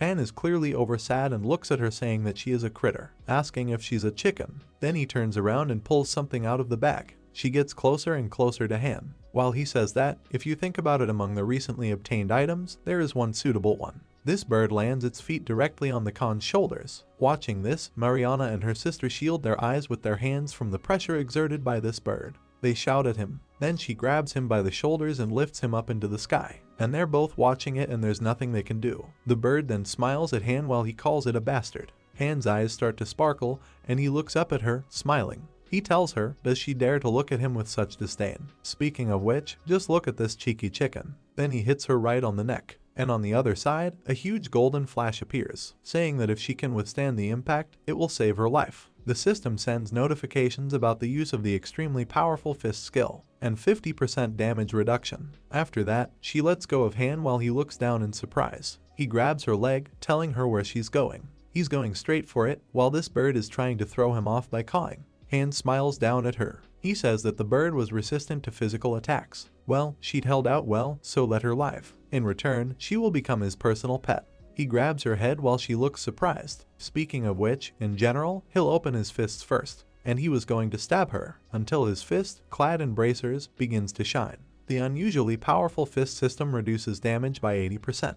He smiles, bringing his fist closer and closer. They say that now it should not be as painful as in one time. Equipment item, steel gauntlets. Attack power 10-25. They can be used by a public melee class, after which, this bird notices how Haney is carrying a blow to her head. The reduction effect is said to increase the target's pain. Then her feathers come down and she screams in pain. Mariana and her sister, who are watching this, look at it very surprisingly. They say wow, and my sister adds that even if it is a monster, such cruelty is unnecessary. And Han, sitting on that bird, while she is clearly unconscious, reads the system notification. It says that the monster's will is unable to resist, and he can use the tamer ring. After that, Han is sitting on it. He presses his fists together, thinking about the fact that the equipment received the other day when exercising the rights of the studio. He uses the tamer ring equipment item, thinking about how let's use it.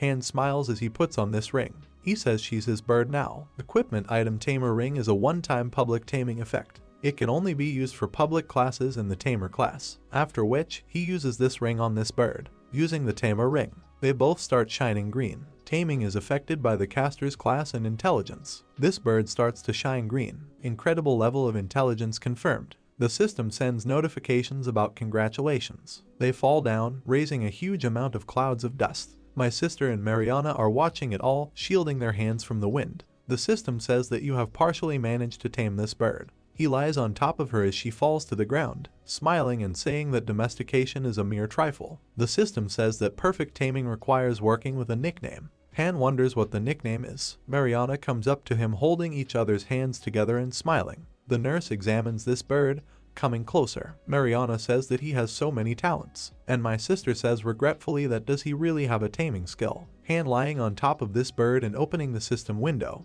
Han says that a few days ago he got the equipment to tame it and now he's trying it out. The nurse looks at Han in surprise. Speaking of which, this is what Gold Spoons use when practicing low-level taming. But she's not sure if his machinations have anything to do with domestication at all. After all, as expected, common sense is completely absent.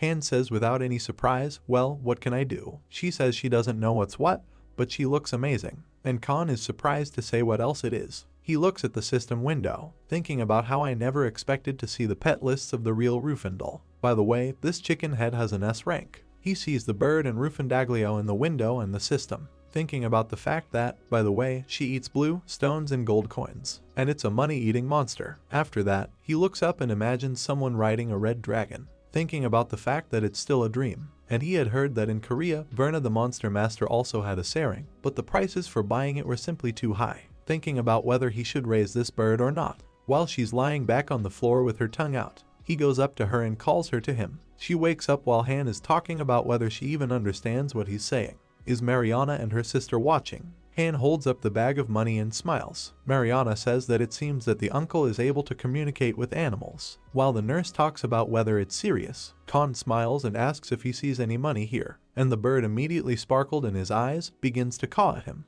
Han says that she understands everything, but pretends that she doesn't. Birdie starts to get excited, looking at this bag of money, and Han tells her that whether she likes it is true. And my friend, it's all his. Gold coins appear in the bird's eyes. Han goes on to say that if she continues to listen to him, this will all be hers and she needs to figure it out.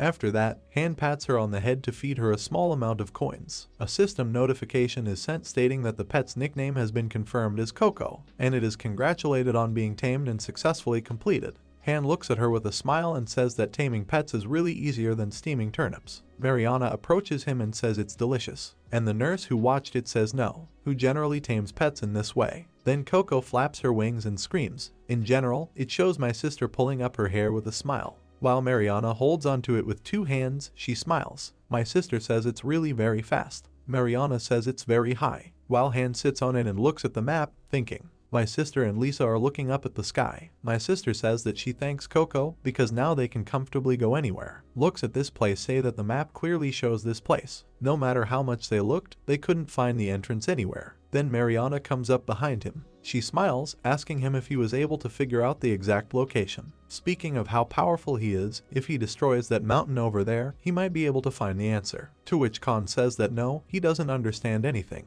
Han looks at Mariana with obvious bewilderment, turning to her. He says it looks like she really doesn't know how this game works, and even though he's strong, he doesn't have any mining skills, and the system itself does not welcome the complete destruction of the terrain. Mariana says that's what it's all about. Mariana's undead are trying to attack the rock. Speaking of which, just in case, she ordered the kids to hit the rock from below, but a message popped up saying that it doesn't meet the conditions. System, you don't meet the conditions. While the bear is trying to attack the rock in obvious disbelief, Khan talks about how this is so. After that, Han turns to Mariana and tells her to hold on tight. She looks at him in surprise and tells him why. Han goes to Coco's head and pats it, telling her to fly at full speed over the cliff, and they apologize to her, say that they will climb higher, stepping on her head. After that, Mariana and her sister open their mouths in surprise, and Han, tightly clenching his fist, uses magic that envelops his fist with a golden color. He thinks about what conditions are looking at him, saying that is this really the whole point? They begin to fly straight to the cliff, wondering if this is really the case. They sped up very fast, and Mariana and her sister held on tightly, after which they fly closer and Han attacks the rock. A golden flash comes from it, wondering if it will open like this. After that, the claim leaves a black-red creature, and the system says that a strong attack from the heaven-conquering mind technique energy contained within has been confirmed. The conditions for opening the Cliff of Ages have not yet been met. After that, Han, who is in a pose, and Mariana, along with her sister, who is standing behind him, looks forward in surprise. True, he asks what it is, and he sees system notifications saying that he needs to match the monsters inhabiting this mountain as a victim, and the time limit is 5 minutes. The system sends notifications that a strong attack of the heaven-conquering mind technique energy contained within has been confirmed. Han standing on Coco with his sister and Lisa. They cover themselves with their hands from the strong wind pressure coming from this hole, from which a dark red silhouette with white eyes looks out. System conditions indicate that the conditions for opening the cliff have not yet been met. Han, standing at the waist, looks forward in surprise, saying what it is. While they were getting close to him, my sister was with Lisa. He believes that 200 monsters inhabiting these mountains are required as a sacrifice. The time limit is 5 minutes. After that, Han and Coco fly in the other direction. He thinks to himself that if he doesn't manage to sacrifice 200 monster heads within 5 minutes, then the rock will collapse. He remembers a girl sitting on a throne of bones. She smiles as she holds up her leg, thinking about that hidden class of absolute necromancer that helps absolute evil. And then Han gets it. He looks at the huge army that Lisa has created, thinking about what to do. What if those things are good too? Then he turns to Mariana, calling out to her. He looks at her with a serious face and tells her if there are 200 monster heads at the bottom. And then my sister gets it. Mariana, looking at them, says no. It is not clear to the naked eye that there are more of them there, and there are 286 monsters at the bottom. After that, she touches with 2 fingers, clearly shy, and he says that whether it's 200 or 286, he saw the requirement. You need to sacrifice 200 monster heads, to which she says that it is impossible. Han stares at her in surprise as she closes her eyes and lowers her head. Mariana says that they are very expensive to her. Han looks at her, talking about how it's like this, thinking about what says they're expensive, really. And then Han, coming up to her, says, can she communicate with the undead, and they say they don't want to. Mariana, put it in your head, says that's not the point. She starts to pout and look away. Is my sister in shock? While Han looks at her and thinks she's sobbing. She wasn't the type to whimper over something like that. Maybe it's the influence of a hidden class. And Han tells her to think carefully. They approach that dark silhouette, and she says that she is already in the same boat with them and did not forget what your mentor told you. After that, he imagines her sitting on a throne of bones. Han stands behind her and smiles as many skeletons bow to her, speaking of raising her to a position where she is above darkness and below one. Han stretches out his hand. You say that now it is one step on this path. If they failed, then it would all be over. Mariana looks away, clearly sad. She says she understands it too,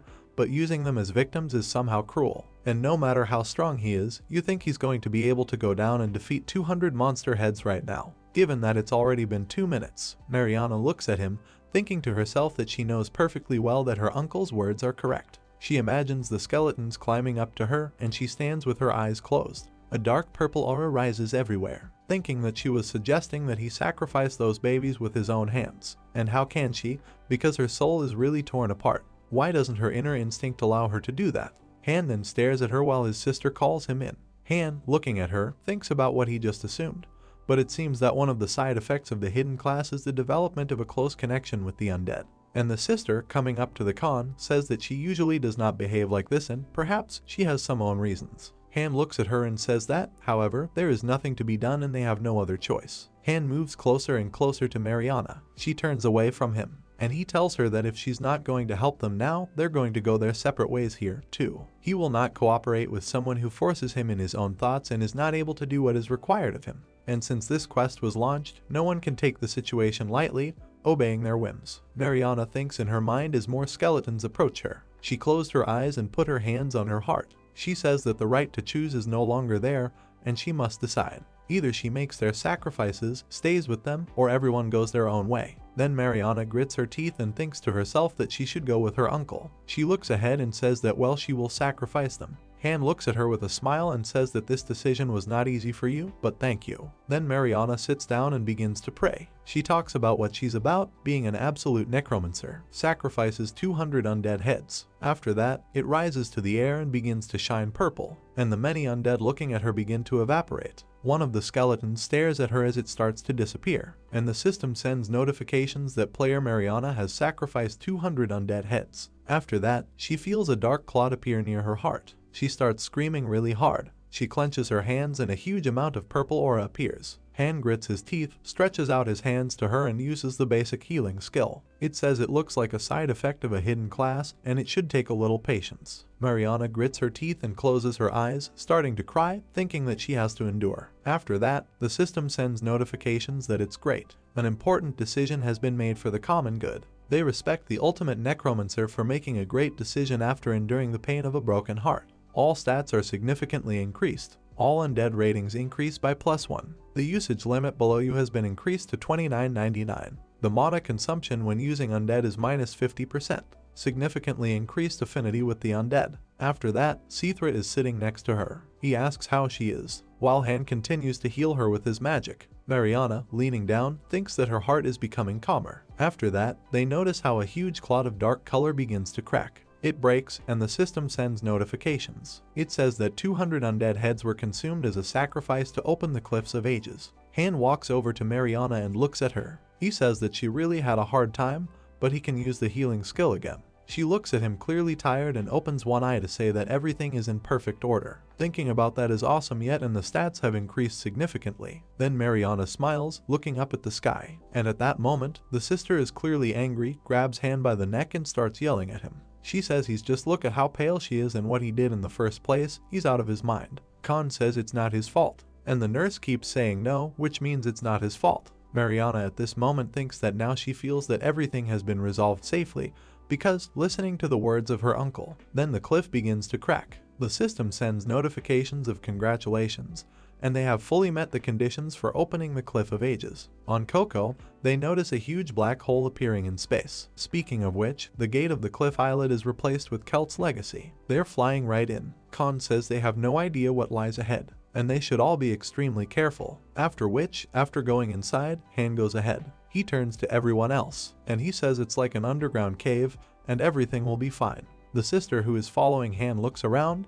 They say that this is really the exact correct location. Khan, clearly not sure, says that it was said about the Celtic heritage. Even if he tries his best to forget, he still can't. And he remembers his mentor. Speaking of which, he trained him and his name was Celt, because it's a legacy left by that nasty old geezer. Then there is a high probability that they will have to go through a living hell. After that, the system sends notifications. She says that a check is being made to see if you are eligible to receive Celtic heritage. Absolute evil must destroy the 7 holy thrones. My sister looks on in surprise, along with Lisa, saying that this is why absolute evil needs powerful helpers. Coco looks at this in surprise. The system says that 3 powerful helpers are being tested. After that, Han is clearly dissatisfied, looking at these notifications along with the others. They say that the consent of 3 assistants is required. If they can get consent, their account will be permanently deleted.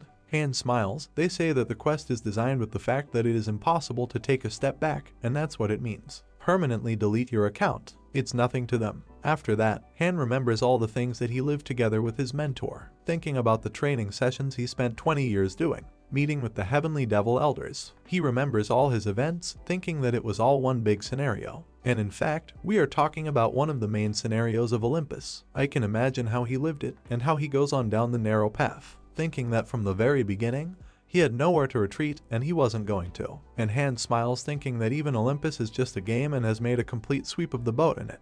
He smiles as he walks forward, saying that they don't know what might get in their way and might be in danger. He tells his sister that she has received a notification about agreeing to become an assistant. The nurse smiles, closing her eyes, and says it's time. She says that she came here completely trusting him and therefore gives her consent.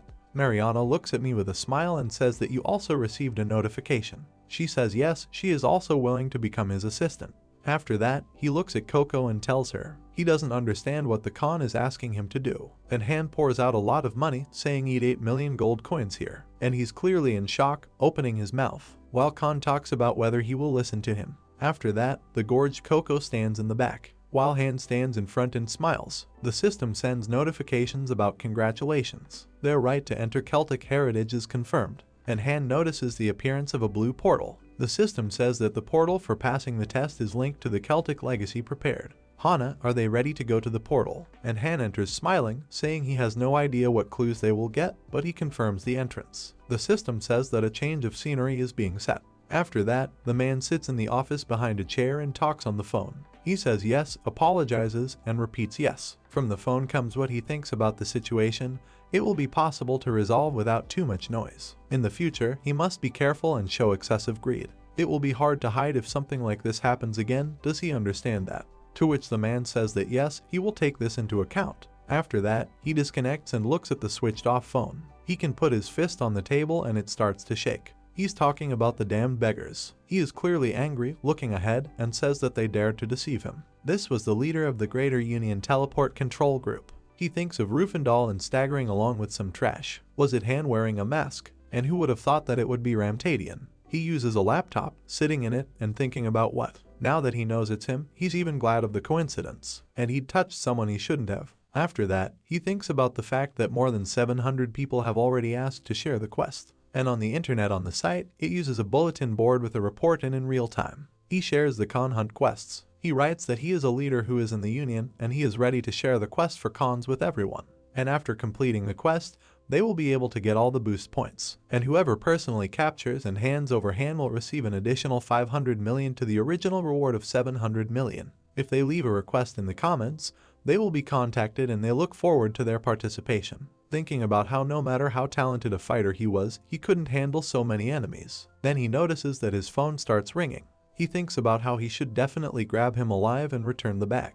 He is surprised that the phone starts ringing, thinking that someone is already trying to contact him. He picks up the phone holding it to his ear and talks about what it is. From the phone, it says that he saw that he posted a quest on Khan and decided to dial him. The director says yes. After that, on the other line, the man holds the phone. He says that, to be honest, he became the one who took the first Holy See. After that, the director is surprised. They say that how did he do it? It was the director of the Grand Union, the Divine Star, Tang Musiak. He has brown eyes and short hair. He smiles. They say that yes, fortunately, he did it and he can help to take revenge. He would catch Han and hand him over to him. Han appears in the dungeon. The system says that they have entered the Celt verification test area. Han starts looking around. He says that it turns out that from here they will get to the goal separately. After that, he looks seriously ahead and says that he hopes everything will be fine to cope with the test. And Han, walking forward, notices a huge crow. She looks at him. Han lifts his head to look at her and smiles. He says that this is a teacher's test. After that, Han strikes at this crow. He smiles and the crow starts screaming. After that, the crow falls to the ground dead. The system sends notifications that the three-legged crow hunt is successful, and he got 90,000 gold coins for it. The experience has reached its limit. Han looks at the disappearing crow and smiles, saying that it was weaker than he thought. It is he who remembers his mentor sitting and smiling on the rock, while the crow is trying to eat the young Khan. Speaking of which, it was the same crow that he had seen in the special zone before, but this meeting suddenly reminded him of the old days. Han walks forward and raises his hand to his chin. He begins to worry, remembering his mentor, smiling maliciously, thinking about the fact that being a strong disciple is the path to becoming the strongest ruler in the world. Thinking about the fact that 20 years ago, his whole being was filled with a single thought to make him his own absolute evil. However, if we are talking about such complexity, Han, looking back, begins to shine. They receive system notifications telling them to read the special conditions. No boost points are required in this zone, thinking that everyone will be able to handle the cleanup without any problems. And the system congratulates Han on reaching level 50. The sister raises her staff and begins to glow with a golden light. She screams about a lightning strike. Then she shoots lightning bolts at the bats surrounding her. The system sends notifications that the hunt for a giant bat has been successful. The hunt for the giant bat was successful. The hunt for the giant bat was successful. Level up. And the nurse looks at the notifications and smiles. It says that the skill of lightning strike has reached its limit. She is congratulated and a lightning rain is created. The ultimate lightning strike magic. And as a privilege of a pure white wizard, the level of the lightning rain skill increases by 1 step. After that, Mariana uses her summoning creatures to fight the enemy. Many soldiers are attacking each other. A huge dark cloud appears. At this point, the system sends notifications that the night hunt is successful. The night hunt is successful. The night hunt is successful. Mariana standing next to her undead. She starts clapping as she watches one of her big soldiers kill one of the enemy soldiers. Its level increases. Mariana stretches out her arms and uses magic. She says everyone go to her. Get up her dead soldiers. And many fallen soldiers are rising. They have a purple aura around them. After that, they all line up in front of Lisa. They say they bow down to serve their lady faithfully. They rejoice and bestow the glory of darkness on the lady. Anyone who stands up to Lady Parasite Crinnock of Death. The system sends notifications that the night will be reborn as a Death Knight. Then Mariana grabs her cheeks and smiles, closing her eyes. She says Death Knight sounds really cool. Currently owns more than 900 undead units. Talking about how great it was that she got here and will always listen to her uncle's words from now on. As you go along, you come across a huge worm with a giant mouth. He steps on it, breaking it. Coco tears these worms apart with his paws. The system sends notifications that the hunt for a poisonous earthworm is successful. And Coco, holding a rock in her beak, continues to attack worms. It sends notifications that the hunt for a venomous earthworm is successful, telling Coco that he ate us a blue rock. Then she starts beaming and smiling. Han's entire team appears in front of him. The system sends notifications that the Celt verification tests have been completed successfully. Han looks at them with a smile while they look at him in surprise. Khan says that not everyone has passed the test safely. Looking at it, he says it was a roof. Tolerably, it swayed by as much as 10 levels. To which Mariana says that she also went up 10 levels. And Coco croaks, too. Everyone starts looking up at the sky, looking at the system notifications that appear. It says that the main test prepared by the Celt opens. Han tells them not to relax too much. After all, the real game is still ahead. After that, Han looks ahead and says that they can be separated again as they did earlier, and they should not fail to panic. And Han is very surprised over the voice. That voice says how great it is that you were able to get here, my disciple. My head starts to panic and look around, thinking to myself that I'm going crazy. That voice, he sees the projection of his mentor in front of him. He's smiling, and he says that the fact that he is here speaks to his becoming a great absolute evil. Han, looking at him, realizes that this is his teacher, and while everyone was surprised, Han struck a pose of obvious displeasure. The projection says that this is a hologram, and he was able to reach such heights thanks to his teacher. Han says that's right. Now they see a hologram of his late teacher, and while this projection is sitting on a rock and smiling, Han grits his teeth in displeasure, looking at her along with the others. The projection indicates that it was he who saw his talent and trained him. Han says he thought they would never meet again. What was he going to tell her now? If there was a chance, he would really want to punch him. My sister says it means his teacher, the one he always talked about. And the mentor, holding his beard, smiles. He says that he has already been recognized as the oldest to some extent. And I knew I wasn't wrong about it. Han then looks at his mentor in disbelief. My sister, along with Lisa, watches their conversation with surprise. The mentor goes on to say that, because he has the ability to transfer everything necessary to the lair of the heavenly devil. Without this ability, everyone in the village would have long since starved to death. The mentor, sitting on a rock, smiling, says that he should lead them to the light. If he succeeds, the Sky Devil Space Warp will gain life again, and he has no doubt that one day he will overcome everything and conquer the continent. After that, system notifications are sent about the main quest Absolute Evil. It has been updated. Han, clearly displeased, looked at his mentor and thought about it.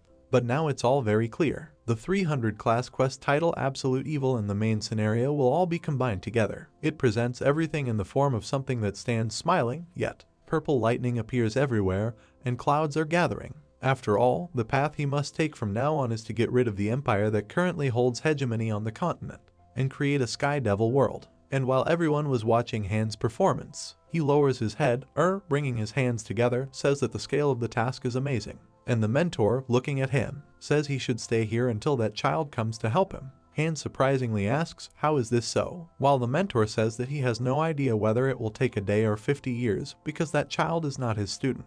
Han shouts at him, what is he talking about? and the mentor says that only a child with a pure innocent soul can receive such an ability, a powerful talent that can handle all corpses. Han pondered and began to realize something, thinking about the fact that you are standing. And the mentor says that if that child meets him, then he has a great contribution to the conquest of the world. Then he says that he wishes him good luck in waiting, and laughing starts to disappear. After that, the system sends notifications telling him to wait for the arrival of a special class of absolute necromancer. Conditions are checked. Then the Khan is called, telling him to listen. They ask if they need to stay and wait. And Khan is clearly dissatisfied, says that no, not really, because if we are talking about absolute neck can't. Han then turns to Mariana. He says it's her, right? And she rubs the back of her head, says that it's serious while smiling. And Han says that if there is anyone else besides her. After that, they all notice the notifications. It says that the presence of an absolute necromancer is confirmed. Conditions for passing Celtic heritage are met. My sister shows me the class with a smile and says it's great that we didn't all go together. Mariana smiles, clasping her hands together and saying that they did it quickly. And Han is clearly thinking something, raising his hand to his chin.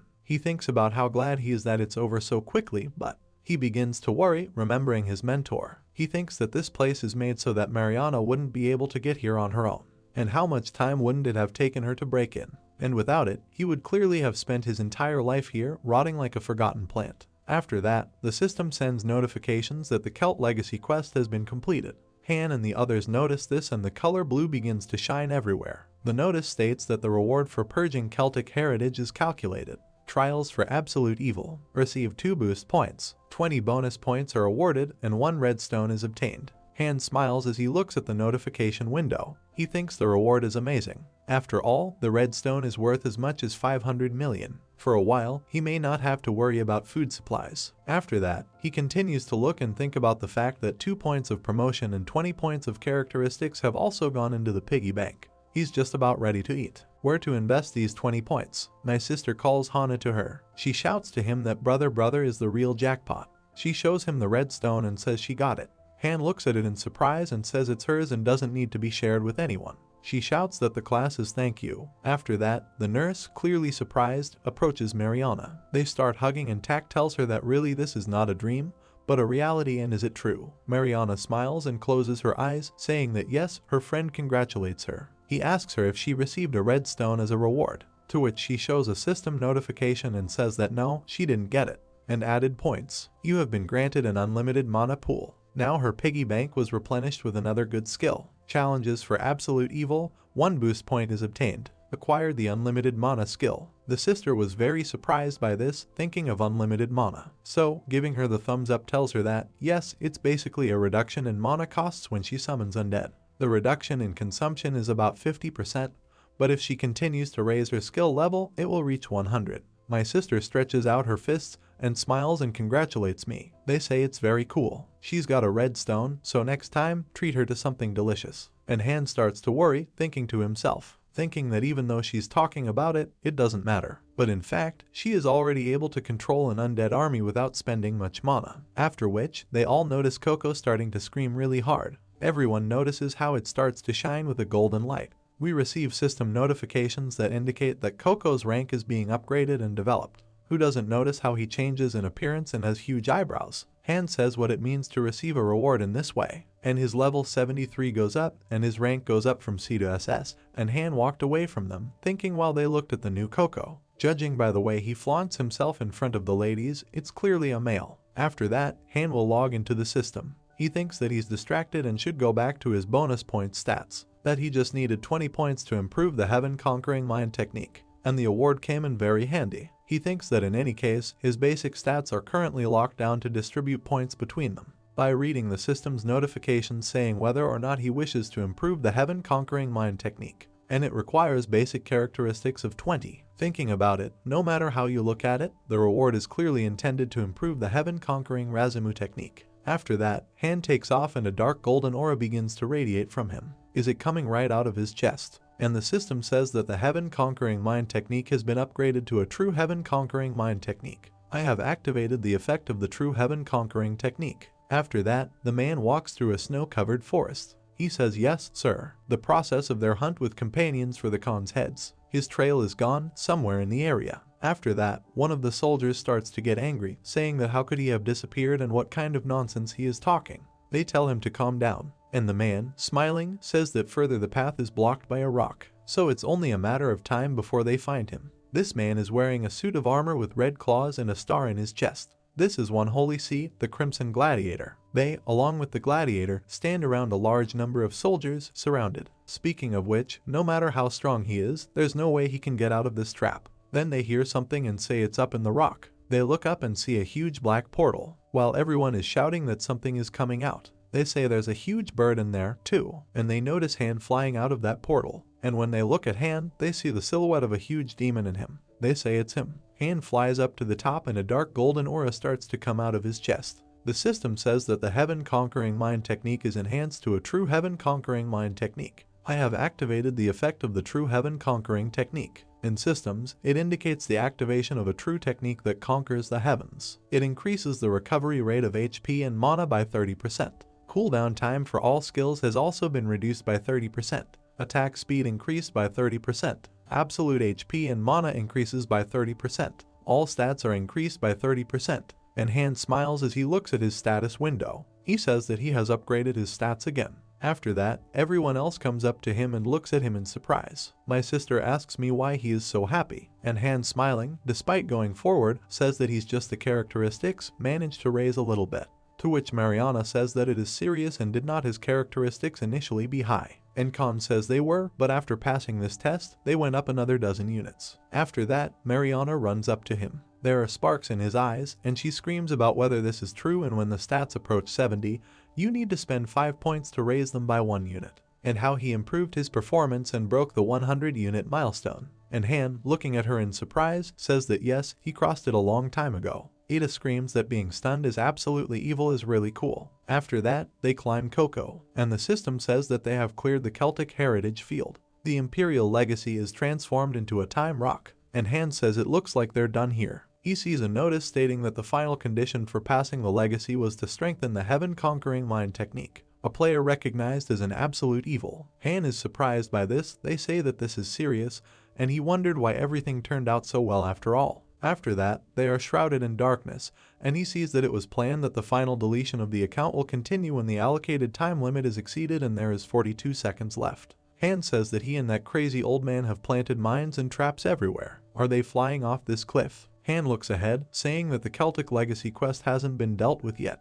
Can they stop by the headquarters for a little while? And the nurse tells him to look down, and Han, looking down, says, "What is it?" He notices a huge number of people. Speaking of bounty hunters and what they're all crowding around for, he notices them all looking at him and pointing. Speaking of which, the quest for it is currently in full swing, and it looks like they're still counting on him, and they've come here for him. The Gladiator then stands up and jumps towards them. It leaves a huge trail of fire behind it, and a lot of people say that it's cool to watch. The nurse approaches Han and awkwardly asks him what they should do and whether it would be better to run away. Han turns around and says in surprise that it might be the right thing to do. An old man sees a gladiator fly up to them. He says that he is happy to meet you, flying in the sky, and Han says that they should both put on their robes and not move. And the gladiator, looking at him, says that so far he has managed to run away from the law quite well. Today will be the date of his death. After that, the system says that the broadcast has started, and everyone looks at it with surprise. They say that it soars in the sky. This is a special privilege of the one who sits on the throne of light. The con is definitely finished now. Everyone says what a great gladiator, and the gladiator, looking down, thinks to himself that all the cameras are perfectly focused on him. He thinks that if he quickly separates from Han right now, he will make a lasting impression on the public, and then he will have both the favor of the players and the NPS in his pocket. After that, he takes his weapon and flies up to Han, saying that he needs to defeat him, using an attacking flame ball. The gladiator smiles, thinking that now that the world's media is focused, all their attention is on his person. Aquarius is hiding absolute evil somewhere on the continent and will make the Divine Star the world's strongest grand alliance. After that, Coco's wings start to light up. He thinks that the elimination of Khan is an event that will be the starting point on this path. Coco starts screaming in pain. He grabs the berserker. Toto says that if he has seen the news, he should know that he is the director of the Divine Star Alliance, and a crimson gladiator sitting on the first holy see. And Coco starts turning the gladiator over, as long as he keeps saying that he recommends him not to put up any useless resistance. And he begins to fall in surprise. Coco hits him right on the rock, and huge streams of wind emanate from the berserker's body. Coco used a tug with his claws. The berserker clenched his teeth and landed. Coco was clearly angry as she shouted at the berserker. A lot of people watching this were very surprised, saying what they just saw. And did he snatch it from a pet? Are there really such strong pets? After that, the berserker tries to stand up and trembles all over. He thinks about what it's all about. Does the monster have level 70? And damn it, I was too careless. However, this is not a level that he can handle. After that, Han is standing on Coco's head. They ask the Gladiator if he is still alive, and he's clearly angry looking at them. And while the Gladiator is angry, gritting his teeth, Han smiles, saying that he will say one sentence. If he doesn't hit it first, he won't touch it. Thinking that in any case, everything turned out this way, he will try to wave his fists. Igor Sir says he's a bastard. After that, he sends a message to the soldier standing below. He says that if he pisses him off, he'll just kill him.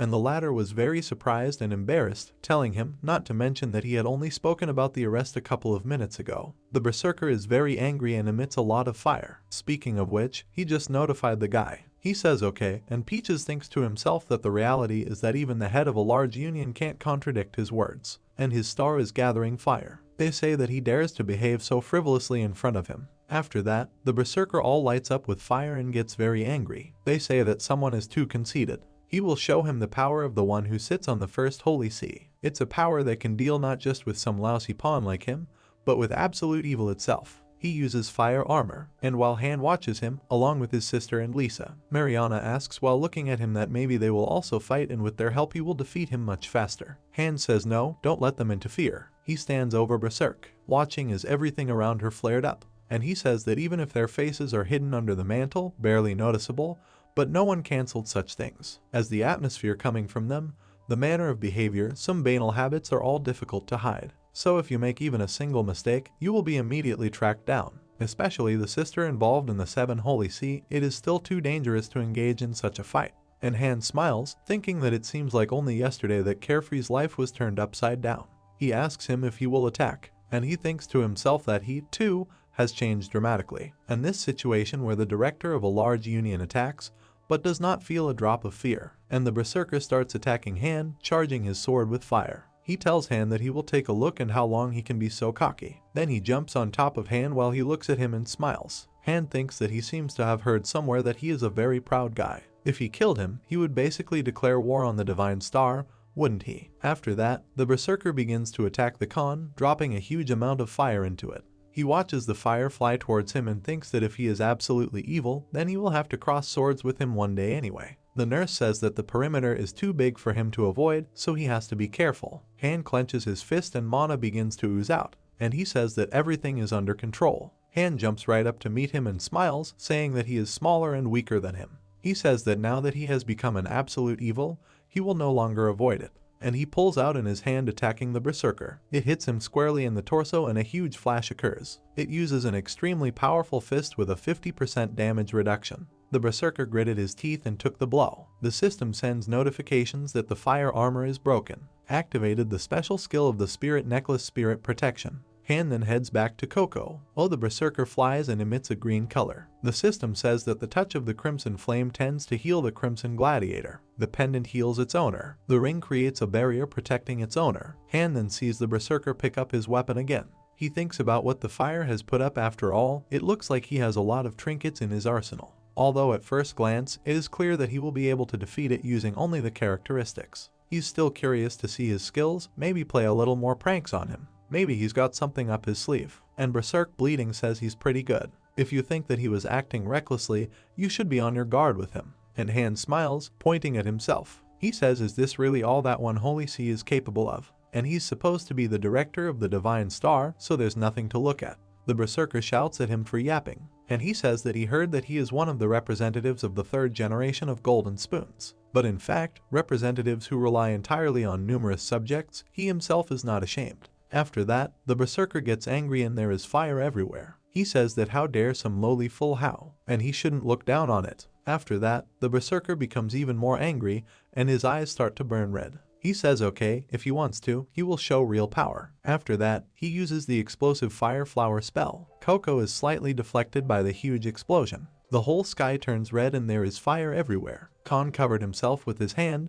They say that the fever reaches all the way here. Then the berserker gets even angrier and starts screaming. Han smiles and thinks about what feels like HP. gradually decreases. Apparently, it attacks at the limit of its capabilities. It looks like it's some kind of berserk mode skill. Han calls Coco over. He tells him to protect the others well. Then he jumps right into the middle of it. Many players watching this are shouting about what's going on. They cover themselves with their hands and talk about what this skill is and how it is even possible. And Han flies straight towards the berserker with his hand outstretched. He smiles, thinking, let's just check it out again. What is the endurance of one holy sea? Why would he rush straight into Berserk's presence? A huge explosion occurs. A man enters the office, saying that the director is Chan, is the one telling him to come in. He's turned to the wall and is looking at him from behind. He listens, saying that he was called on what issue, and while the agent looks on in surprise, the agent tells him that he should immediately take control of the media, and we must not allow the world community to find out about the day that happened. Then he bows and says that it will be done.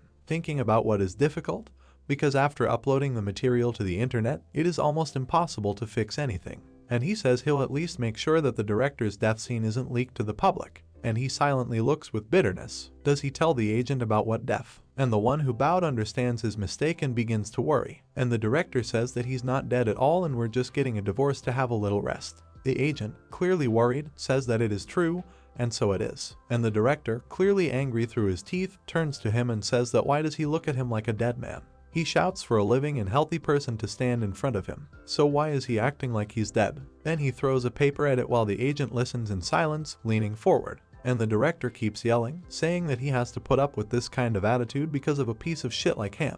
And how dare he talk such nonsense? How dare he tell him something like that? Then the director turns away. The agent looks at his back. And the director says that order to check the order in the office. And the agent says alright, now he will arrange everything. The director looks out of the window and says that while society is in a huge delusion, self-serving interests, and too many incompetent units are overlooked. The agent is surprised at listening while the director speaks. Everyone began to slowly forget that the world works precisely because of top users like them. And in a few decades, this world will be reorganized, so that there will never again be someone who can rise without waiting, as happened today. She says that the era of caring strongly for the weak will end in his generations. Han then flies at Coco while lying on his back. He sits down next to him and says with a smile that they'll be there in no time. And it was good to have him. The man looks at him and croaks. Han brings his face closer to Coco's. He says that this is what he watches. He is in a great mood that they are flying just the two of them. That's because it's easier to carry one person on your back than three. And he croaks, looking at the cons. He closes his eyes at this point, too. The fire singed his wings, and the man released a flame that was very strong.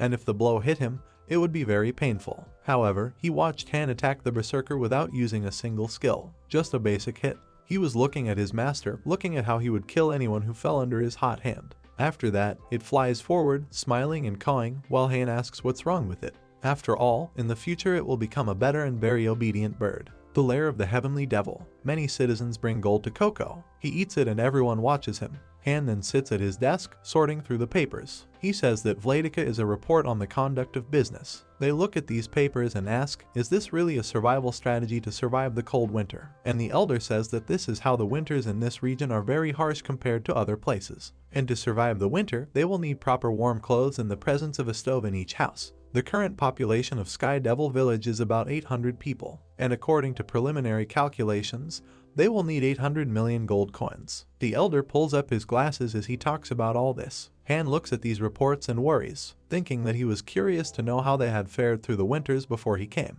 And anyway, it's just a game, and they're NPS. And the elder says that in the near future he is going to prepare a plan for the arrangement of the dwelling. She thinks to herself that it's 800 million, and this is not by chance some random dog name. Han smiles, thinking that okay, the sum of money that only one Sarmac and his organization dedicated to him is 4 billion. So investing 800 million isn't so problematic. He says he won't be stingy, after which he says it's a great plan. Han smiles, but in his heart, he's crying. He says it's a business report written in the name of the heavenly devil's well-being and rebirth, and he should not worry about the amount of money and use it as needed. Then the fourth elder smiles, talking about the Lord. He says that then, can they still buy more expensive quality items? Han agrees, to which the fourth elder says that in this case, the total amount will be 1,400,000,000 gold coins. Then the fourth elder waves to Vladica. He smiles and leaves, speaking of what is true, and he will tell everyone about the great soul of our ruler. Han smiles after him and says okay, so be it. The elder shouts for glory, and he sees the system's messages. It says the loyalty of the Sky Devil villagers is increasing. Your dominance on Sky Devil Village increases even more. Han sits with a smile, blood coming out of his mouth. He thinks that everything is fine and that he has finally reached level 50. And now that the restrictions on the hunting grounds that were lifted from him, there was an opportunity to earn much more. Late at night near one of the towers, a masked man stands on the balcony and watches. Another man approaches him, throwing up his hands, and they say that he once asked them to meet and how unexpected it is. He looks at him and tells him that he has finally arrived. And the guy in the mask is looking at the man with two captains. He has long hair and a white cape. He says that as the other one said at normal times, there's no way he would have asked him to meet first. But now the situation is somewhat different, and the man, coming forward, says that there is no argument and he came to talk about the absolute. While the masked man leaned against the wall, and the guy with two balls came closer to the balcony and grabbed Piril. The masked man says that he felt the energy of his mind technique conquering the heavens, and doesn't he meet the minimum requirements to become our absolute ruler? Turns to him, they say that it is possible, so he goes down and says that he knows he is not going to serve a winner who is weaker than him. And the masked man looks at him wonderfully, they say he is. He steps closer, looking at his back, while the man with two captains is talking, that he had worked so hard to create Sarmac. I have already gone through a thorny path, creating black flowers. He turns around, they say that if the true lord that the House of Black Flowers wishes for is weaker than him. He gets angry and says it never happens. This is the head of the Black Flower Assassin Group 3 Elder, and 2 the Elder looks at him. He says can he really beat him? And he is now bound by several prohibitions and also knows about it. And the 3rd Elder says that the head of the House of Black Flowers can't help but be aware of such things. He smiles and says that he is still in standby mode, but gradually his patience is running out. He leans back, looking at the 2nd Elder, and he says that other elders who haven't joined them yet feel the same way, and they can't just wait forever. And 2 the Elder says that his thoughts carried a score different from his. And while the 2nd Elder was passing near the village, he watched Han walk and wave to everyone as the villagers cheered. He says he seems to be aware of the fact that their waters are Casco Van Bands, thinking about how it looks like he's back from an expedition. After which, the 2nd Elder looks at Han in surprise. Does he think about what this energy is? He watches as Han is followed by the silhouette of a devil. I am surrounded by a golden aura. Speaking of which, did he know that he was even stronger this time? And the 2nd Elder, putting his hands together, says that now he can quite fight with the elders face to face without any equipment. After all, he is no longer weak. And the 3rd Elder is clearly tired and looks and says that right now, he is the only person who can bring things from the outside world here. That this argument is also recognized by him. 2 the Elder comes closer and says that the Lord said that this time he will provide the residents with winter clothing and tools. To which the 3 Elders are clearly dissatisfied, says that no matter how you look at it, wasn't all this done with the money of the Sarmac organization. And 2 the Elder says that he voluntarily handed over the funds of Sarmac to the Lord. We've never wasted any money. All of Vladika's expenses and business are related only to the Heavenly Devil, and he is also glad that he was able to contribute to its limitless potential. 2 the Elder looks up at the sky and says that so wait just a little longer, and their lord has a definite plan for obtaining additional military funds, and he will definitely go to that place. After that, the sister says that Suma Soichi is calm. They watch as a lot of scientists in white robes with a star on their back. They stand near a huge green dome with a creature inside. Han says it looks like they can now create monsters to suit any taste and color, and when it is commercialized, there will be no need for dungeons or hunting grounds. And my sister looks at the monitors in surprise, says that it looks like they really have a lot of money. Isn't that totally crazy, that so many red and black stones were used for such a study? To which Han smiles and says does she really think so? Han turns to his sister as she looks at him and speaks about the fact that he has some kind of rotten reaction, and he smashed the first throne to smithereens, but no one remembers about it anymore. He doesn't think there's anything wrong with it. Doesn't that sound like a red herring? Khan talks about how this is so. He grabs his sister's head and starts stroking her, while she closed her eyes and was clearly displeased. Han says sis think carefully, won't that blockhead be happy that absolute evil will become too famous? Besides, the bastards he's going to have to deal with are all like that in the future. In addition, now you will have to confront those who make monsters themselves. He doesn't even know whether it's better to be happy about such news or sad about it. Han releases his hand from her head. She is surprised by this. Han smiles and says that she would stop being too cocky and hide her identity well. If she can get in touch with the other holy thrones, that will also be a very good thing. No matter what, you've already taken up 7 holy see. The nurse asks about what kind of connection to establish, and Han smiles, telling her that if she keeps walking with him, it's going to get harder and harder to hide every time. And he also thinks that it would also help her to develop her own abilities. To which my sister says that she doesn't want to because his buff is the best, and she will follow him with her tail. Then the nurse leaves, touching her head. Han leaned back in his chair, thinking. He thinks that if you think about it, the monster generator has a profit of like 30%. And the items drop out according to the standard. If Sky Devil had something like this, then this village would be able to revive the ecosystem while remaining self-sufficient. He turns to his sister as she clasps her hands, and it says that one way or another, what is its next goal? Han says the next target is a river flowing through the sky. She asks him, oh, is he joking? And they consider the news saying that the acquisition of the exclusive hunting rights of the Alliance in the Divine Star River flowing sky, in order to ensure the uninterrupted supply of red stones to individual players who have failed to join the Alliance, passage is allowed. Speaking of which, it's really all open work with red stones. That's why the Divine Star monopolizes those areas for research purposes and keeps a firm grip on them. And she also knows that there are even level 70 users there. Han is leaning on his arm and smiling as his sister looks at him with obvious displeasure. He says he knows, and that's why he's going to go there. After that, it connects to Olympus, exclusive high-level hunting grounds on the continent with Cynthia River flowing through the sky. There are big elephants, a gun, a squirt gun, and hippos, two-headed crocodiles, and the silhouette of Director Berserk runs it all. Because of these monsters, many members of the Alliance are sent here to ensure a smooth supply of red stones. And he tells me that he decided to bring along the 6th Elder, who specializes in extensive magic, remembering how he sent a huge magic demon forward to attack the enemies. After all, he made a firm decision when he awakened the true heaven-conquering mind technique. He is not going to show off, which is absolutely evil. I'm behind the demon's wall, being on a cliff and hanging your flag. So far, many elders had gathered around him, along with 2 of his closest associates from Lisa and Rindel. Coco is behind them. They say that at the same time, he does not intend to hide it. Han and the Elder walk through the forest. They notice people, a river that flows through the sky in the vicinity of the teleport.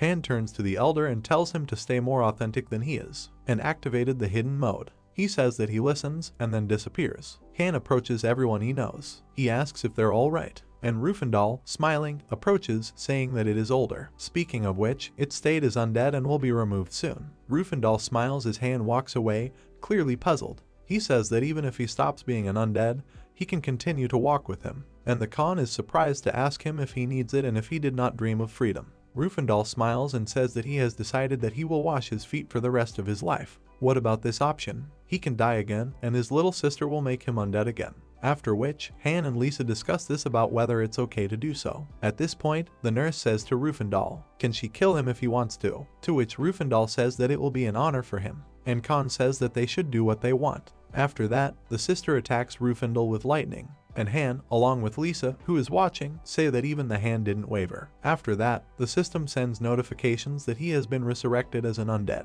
and the owner changed from Marion to Khan. Rindel smiles as he kneels down, a dark aura enveloping him. He says that Silishka feels incredibly strong. He always says that the energy is overflowing, and he is not joking. After which, it has a dark red aura, while everyone is looking at him. He says that compared to last time, he has become much stronger. The stats alone have already increased by more than 20 units, and he loves them to be awesome. And while Rindel rejoices with Lisa, Han thinks about how his ultimate necromancer abilities have evolved to the next level, thanks to the Celtic Heritage Award. This applies not only to monsters, but also to players. After that, the Khan presents everything on the map as they move across. Speaking of which, let's move around in groups of 2 people. Sister and as a saint should be separately, carefully, and once she and Rindel had reached their destination via the next portal, Mariana would go. When Mariana arrived safely at the right place, he would send whispers. Then she, too, will be able to move on. After that, a lot of soldiers gathered around the portal. The man is told that this time there was a director and what kind of encouragement are the red stones. He thinks about what it's all about.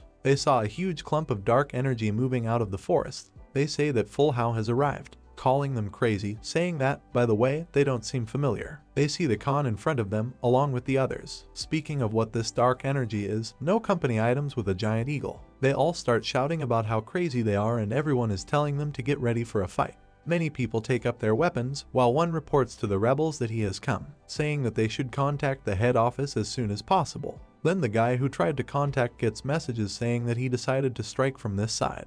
The latter is surprised that the latter also says that he says just let him in. while the soldiers are gathered in a pile and talking about how to keep a distance and let them use the portal. Speaking of which, let him approach the portal, and Han walking forward with Rufendal and the eagle. Rufendal smiles and looks at the cons, saying that they seem to have realized his power. Khan says why are they acting like this, after which, he thinks it's either because of that video where he beat the shit out of the director with one punch. Han goes ahead with a clearly displeased face, saying that at this rate, his sister and Lisa will reach their destination without any problems. Rufendal smiles and looks at everyone around him. Their soldiers say they think he's absolutely right, and Han thinks that since he is the director of the Great Divine Star Alliance, it means that the members of the Alliance should be aware of what has happened. Han looks around and thinks about how much he remembers. At first, all players could use the portal without any restrictions, but at some point, the big union said they were taking control of them. And is it right that they operate portals that have existed naturally since the advent of Olympus? They approach the portal, entering it, and many soldiers discuss among themselves about it. What other orders have been received from the management? And he is surprised to say that. We need to continue working as if nothing has happened, and they will deal with the problem themselves. Han and Rufendal came to a river flowing through the sky. They look around, and Han says that there is no one there. Rufendal scratches his head and says yes, it's quiet all around. Han says that then there's no point in going too far and you can just wait for the others here. To which Rufendal says that he really thinks so. Then one of the soldiers looks behind Khan. They say he doesn't seem to have noticed them yet. Is he telling everyone to get ready? Han then notices a huge fireball flying straight at them. They are surprised by this. Rufendal begins to panic and Han returns to her. Khan, in turn, smiles. They say that everything is fine and he has a protective spell in his arsenal. First, he must block the attack, he will provide him with a buff. And Han smiles, thinking that even though he was expecting something like this, does he stand up straight, thinking that it was all too obvious. Magicians, stretching their arms forward, used an incredibly strong spell. Fire flew in different directions. Someone shouted, "The first formation, mistakes are unacceptable, strengthen the attack with combined skills and add stun." Rufendal stretched out his arms and placed a barrier in front of him that protected both him and Han and the Griffon at the same time. Rufendal held the barrier with a frown. Han asked what he could stand. Rufendal replied that it was fine, but the range of the blow was too wide for him to block everything alone.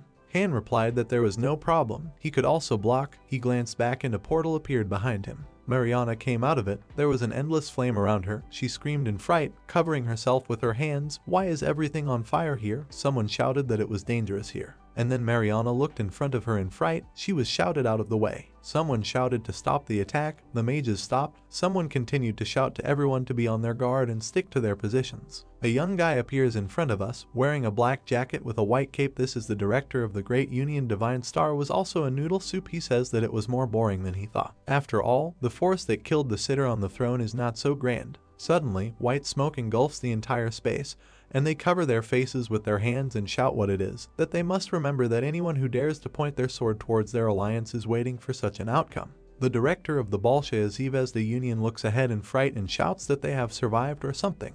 Han, standing on the griffin, flies forward. The sister uses a whisper to ask what is happening there, and still cannot appear. Han replies that she should stay where she is now.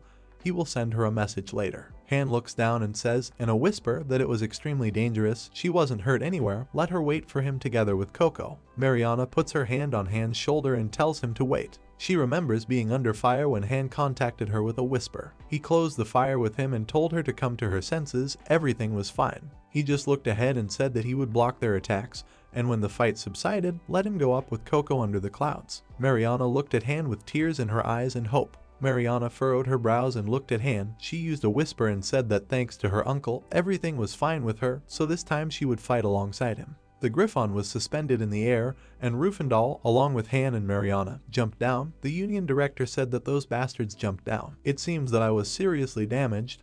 They need to prepare for the second attack. We need everyone to take their positions. The director, looking ahead, said that another enemy was added. There is no data about him. He thought that they are firmly on their feet after such a blow, if we are talking about such powerful defensive skills. A knight with a shield approached the director and said that the enemy's defense was beyond praise. The director replied that it was him. The knight came forward. Looking at the landing opponents, he said that it seems that they can only show off their defensive abilities.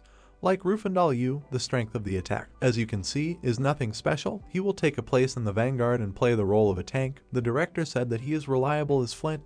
It counts on it. Han smiled and looked at Rufendal, who is holding a purple sphere in her hand. He asked that he was ready to record what was happening. Rindel said yes. Han continued to say that there are almost 70 people there and everyone has a high level, so let him collect all the dropped items. The knight with the shield came forward. He said that he thought Han was a great martial artist, but he couldn't beat them. Han frowned and told Rindel to start filming the battle from now on. A big man with a shield appears in front of us. This is the director of the Great Union Divine Star Woodcutter.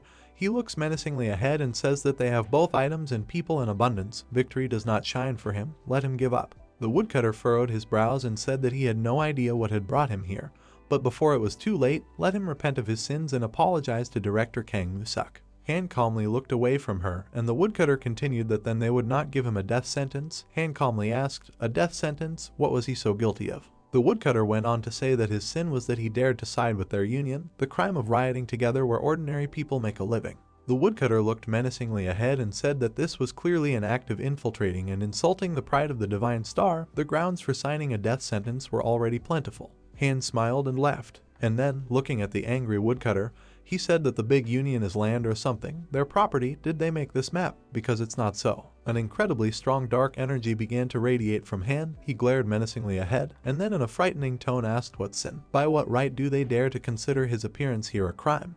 But who are they to manage a teleport and hunting grounds and receive money from players for their research? The headmaster standing in front of everyone looked ahead in fright and wondered what kind of energy was coming from that bastard. Han went on to say that he killed Kang Musuk because he was the first to attack him. But looks like he's not at all ashamed of what happened. But really, what's the point of leading discussions with people like them are just a bunch of thick-headed cretins. Mariana frowned and held out her hands and shouted for them to get up, her dead soldiers. Han calmly looked ahead. Soldiers appeared around him, around which there was a dark energy. He told the woodcutter to tell the head of the union to come here, because he is now ripping off all their heads. Han smiled and furrowed his brows, then said that monopolizing the teleport and hunting grounds, he would destroy such a world. Let the blockheads attack. The woodcutter shouted menacingly for everyone to prepare for an attack. He thought that no matter how strong Han was, he almost didn't have any items, although he was using defensive magic or something. But he could easily resist his tricks by using potions and healing spells. But at the same time, Han was at the woodcutter's side, and he swung with all his strength, his fist shining with a yellow light. The woodcutter, frowning and clenching his teeth, held out his axe in front of him. He said that he was now. The woodcutter thought that when he managed to find himself here. Han waved his fist with a smile and said that he thought everything was safe. They would rely on healing spell potions after all. Han used a basic punch and swung his fist at the woodcutter, causing an incredibly strong flash. The woodcutter's soul stared fearfully in front of him, and Han said that as he saw it, he was very weak, having died from a single basic strike from someone who didn't have a weapon with him. The Khan looked ahead, and the knights Mariana had summoned were walking in front of him, and the Khan said menacingly that they, his warriors, should kill the rest. The Knights of Pan, looking at the past, thought that Director Woodcutter is able to perform the role of a tank, having entered alone against a monster of the 80th level. He simply could not die from a basic hit of a Kaosit without items. The guy used a whisper and contacted the director. He said that the enemy's undead are arriving. Can they retreat? The director, looking ahead in fright, asked what kind of nonsense he was talking, was about to accept his resignation. He wondered what kind of curse is this, what kind of undead is this? Is Han in league with the newcomer, a necromancer who has recently become a hot topic of discussion in society? Han had told Mariana to take some time and kill them all. Mariana had said it would be done, and the headmaster had wondered how it was even possible to control such a large number of undead at the same time. The knights, looking at Mariana and Han, said that the enemy necromancer must have already used up all their mana reserves. This is a trick of the enemy who wants to crush them with lightning speed. The headmaster held out his hand and shouted to the knights not to be deceived, but to show them what they were capable of. Han held out his hand in front of Mariana and told her to call all the Death Knights back, and she also stood on the sidelines. Mariana replied that it was fine, let Han be careful. Han smiled. A dark aura appeared around him. He asked what was it like. He thought that he had just reached level 50. Maybe he should try using that skill in action. A system message appeared in front of him that when using the skill, the effect of the True Mind technique conquering the heavens is applied. The aura around Han grew bigger and bigger. He smiled and swung his hand and said that they really aren't as weak as they say. System messages appeared in front of him that the attack power and range increased by 30. The mana consumption and cooldown time reduced by 30%. The skill 100 lightning strikes changed to true 100 lightning strikes. Han used true 100 lightning strikes, and in just a second, he destroyed a huge number of knights. No one even had time to react. The headmaster, looking forward in fright, shouted for the tanks to attack and block Han, and the knights who pushed you forward said that they would provide protection. Han swung once, cutting through all the soldiers in front of him. The director, looking ahead, was startled to wonder what kind of power it was if he really died from a single blow. Han waved his hand with a smile. System messages appeared in front of him that a player of heroic rank was killed. Sin deepens. 5 points of absolutely evil were obtained. The points of absolutely summoning analyzed the player's body. Han, smiling, shook his hand and used a whisper said that Mariana ordered the Death Knights to start attacking again. He killed more targets than expected. Han took a puzzled look at the system messages. They said that there is a very irrational element inherent in the absolute evil devil. It can use 5 points of absolute evil to remove most of the irrational elements for a certain period of time. Han was puzzled to think that the irrational elements. Someone slammed their hands down hard on the table and shouted what a scandalous situation this was. We are taken to a meeting of the directors of the Divine Star, and one of the directors shouts in fright that once again this Ramtadian is to blame. Isn't it absurd that no one can stop his destructive activities in the monopolized hunting grounds? He continues to shout that moreover, a video was leaked to the network, the reputation of the Divine Star was damaged. The director in glasses frowned and replied that they would settle the issue with the society as soon as possible. The scene from the river flowing through the sky location will be removed soon. Some time ago they were joined by the heads of the small union. As the director lay on the ground in fright, a dark aura appeared around him, and Mariana shouted for her dead soldiers to stand up. The headmaster got up and thought in fright what was going on. They were trying to make him undead after death, and his body began to recover. Mariana threatened to order him to kill his comrades at once, and the director naturally shouted in his teeth what nonsense she was talking about. In the same second, they all felt unbearable pain and convulsed. The headmaster shouted what the hell was going on. Mariana looked at them and smiled. An army of undead soldiers was behind her. She laughed at the torment and said that if they stopped fighting, they would feel much better. Han hit one of the soldiers' stomachs at high speed. He bent down to the bag that was lying on the ground and said that now items drop out even if he grabs the target. A system message appeared in front of him that he received a set of red stones, the owner of Flaming Noodle Soup. Han opened the system messages window and thought that he had used absolute evil points because it was said to remove non-rational elements. And here's the catch. A system window appeared in front of him that the process of normalized characteristics of luck was running. He thought that he could not have thought that in the end, his luck would be spared from the negative value, albeit taking into account the time limit. Rindel happily ran around and collected items. Han smiled and stretched out his hand and thought that this is a real jackpot. I wonder if it is possible to invest these points in other characteristics. A blue portal appeared behind them. Rindel shouted in a frightened whisper that he thought Han should look there. These are famous parties. Han started to turn around in a puzzled way and asked what it was. 3 warriors came out of the portal. Rindel, looking at them, said that there was a trio of the main alliance, subordinate to the Divine Star. The 3-handed sword of the deity, the knight walking in front, said that the Khan quietly surrendered and submitted to justice. The knight was dressed in silver armor. On his chest was a crystal, on his left was a man in a long kimono with a big hat covering his face, and on the right was a beefy man in only shorts. The knight, with a smile looking ahead, said that then Han would be able to avoid the death sentence. Han frowned and looked ahead, puzzled, and asked what. Rindel stepped forward and said menacingly that it looked like the from the Divine Star were determined, and Han looked at him and asked how strong the 3 of them were. Rindel, looking at the man without a shirt, said that on the left is Kurtle, who made a name for himself as Full How. He is known as a hidden melee martial arts class. He is the leader of the little-known Union of the Divine Land 3-handed sword of the deity Kurtle. He smiled, clenched his fist, and said that Han looks frail. Rindel went on to say that the one on the right is called the Assassin, and this kid is also known as the hidden class associated with Blade, the leader of the little-known Union of Divine Stars 3-handed sword of the deity Assassin. The Assassin told Kurtle not to let his guard down. Rindel, looking at all 3 of them, went on to say that the last one was that guy named Lupin who specialized in defense. Han frowned ahead, wondering if Rindel also used defensive magic all the time. Maybe that guy was his role model, and Lupin shouted for Ramtadian to listen carefully. Lupin smiled and went on to say that if the Khan quietly surrendered and submitted to justice, then he could avoid the death sentence, or else he wanted something else. Han sighed and said what he wanted. He didn't need anything from them. He wondered what if they were determined. Kurtle stepped forward, his tattoos glowing, and Lupin continued to say that they would give them time to think, but they also couldn't stand idly by, so they would start attacking. Han reflected that neither priests nor healers had come with them. For them, negotiations were a demonstration of their own strength. Kurtle rushed forward at high speed with an incredibly strong energy coming from him.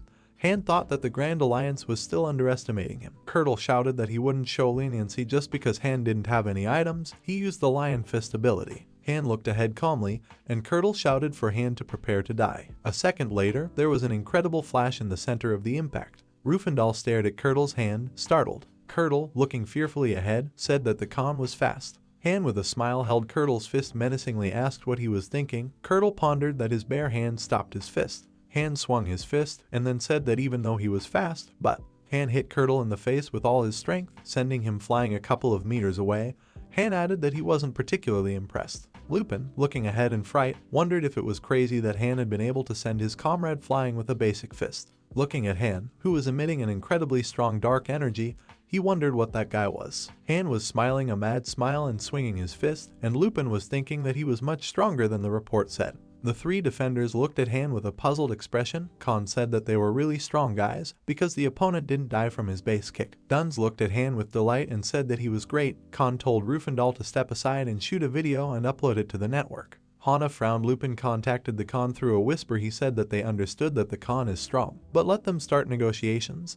The Khan asked that he said that he would not do this, it would not harm him in any way. Lupin threw up his arms and said that if he agreed to die at their hands, they would give him the right to hunt in the area. He would not be sentenced to death for life either, and in general they intended to recruit him into their ranks according to such conditions. Han closed his eyes and sighed, and Lupin replied that if he is considered a member of the Divine Star, you can freely use all the hunting grounds and warp portals belonging to the Alliance. He promises that he will have an annual salary of 100 million won if he signs an official contract.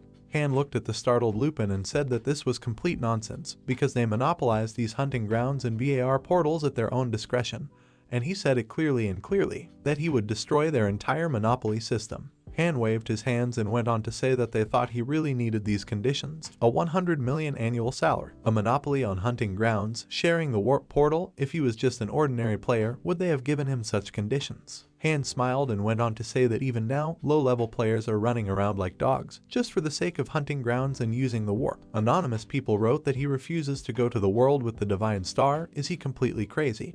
But he clearly does not like the monopolization of everything by alliances. Curdle and his companions looked menacingly in Han's direction, and Han went on to say that even in the midst of the negotiations, sending him whispers asking him to let them kill themselves, the assassin drew his sword from its scabbard and said that the negotiations were interrupted. They all rushed forward, shouting for him to die, an incredibly strong dark energy coming from Han. His fists were covered with a black aura, and he looked at them with a smile and said that they would not act as shabby and low as they did. Han used 200 lightning strikes, and Curdle was cut in half in just a second. His body started to disappear. The killer was watching. He thought that he couldn't believe it. He didn't expect Curdle to lose. The assassin continued to watch them and thought that in such a situation, there was only one answer: you need to attack not Khan, but others. The assassin glanced at Mariana and wondered what kind of undead necromancer this was. With this level of ability, he should be an important strategic partner for Han. The assassin rushed towards Mariana at high speed. He thought that since we are talking about a necromancer, his combat power must be extremely weak. Now is the best time before everyone loses sight of him. The assassin looked in front of him with a puzzled expression, wondering what if he managed to take the necromancers hostage. The assassin's body was covered in a dark aura, and he wondered what it was, a creature that even he couldn't detect. Johan appeared behind the assassin and whispered threateningly in his ear that it was a very good try. Johan used the savage sword of destruction, and in just a second, the assassin's body was cut into 4 pieces. Lupin looked ahead in fright. One of the soldiers said, "What should they do now?" Lupin thought that he could not believe his eyes. The murderer was killed in the twinkling of an eye. What organization did Sarmac Black Flowers belong to? What did a murderer of this level forget here? Johan, frowning, said in a frightening voice that the little kids are rowdy. Sarmac will bury your sins. Lupin, looking fearfully ahead, wondered if it was Sarmac's head. He watched Johan cut down his knights one by one, and then wondered why the head of Sarmac was here. One of the knights had been killed from behind, and Lupin reflected that the head of Sarmac had never shown himself until today. He watched Johan destroy his soldiers one by one, and wondered if he understood anything about his relationship with the Khan. Lupin looked up in alarm, for he heard a terrible laugh. The 6th elder suddenly appeared. He held out his sword and summoned a giant demon, shouting that anyone who blocked the path of you Lord would be killed. He looked ahead with a mad smile and shouted for them to rest in peace. The huge demon swung its arm, and there was an incredible surge of purple energy. Han looked at them with a puzzled expression. He said that he didn't even give them any orders, and Johan came up to him. He closed his eyes, apologized for intervening without getting permission, and Han smiled and said it was all right, and as a result, he managed to capture the killer. Suddenly, Lupin used a whisper and said that he would take turns to make a mistake about the Khan, let him give another chance for negotiations. Lupin threw up his hands in fright and shouted that his eyes were obscured by darkness.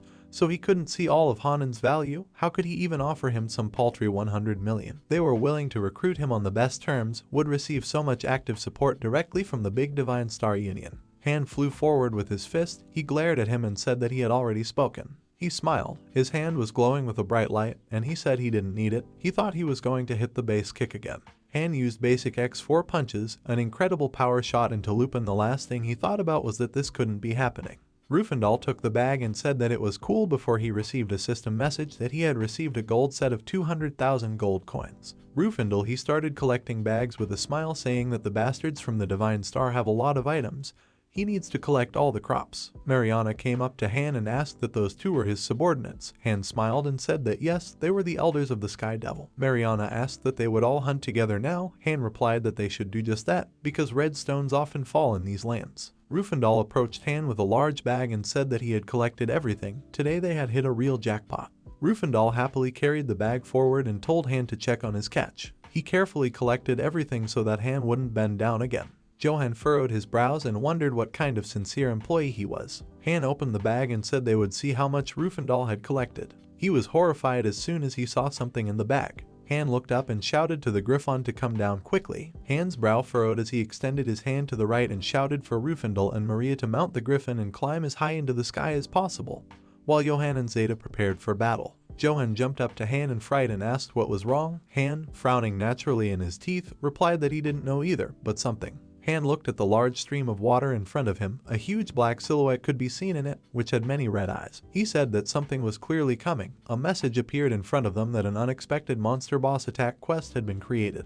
Han stood without moving. System messages appeared in front of him, confirming that absolute evil has descended on this land. The energy of absolute evil and the energy of the monster field meet the conditions. The monsters started to come out of the water. Han said they were here. A long trunk system message has appeared. A boss monster big-eared chimera has been created. A huge jaw-dropping system message appeared that a water cannon chimera monster boss had been created. Two more jaws with big sharp teeth appeared. System message that a two-headed chimera monster boss has been created. Han didn't move as huge monsters emerged from the fountain. Han smiled as he looked at them and said that the size was impressive, and a system message appeared in front of him that an unexpected monster boss attack quest had been created. A huge chimera began to come out of the waterfall.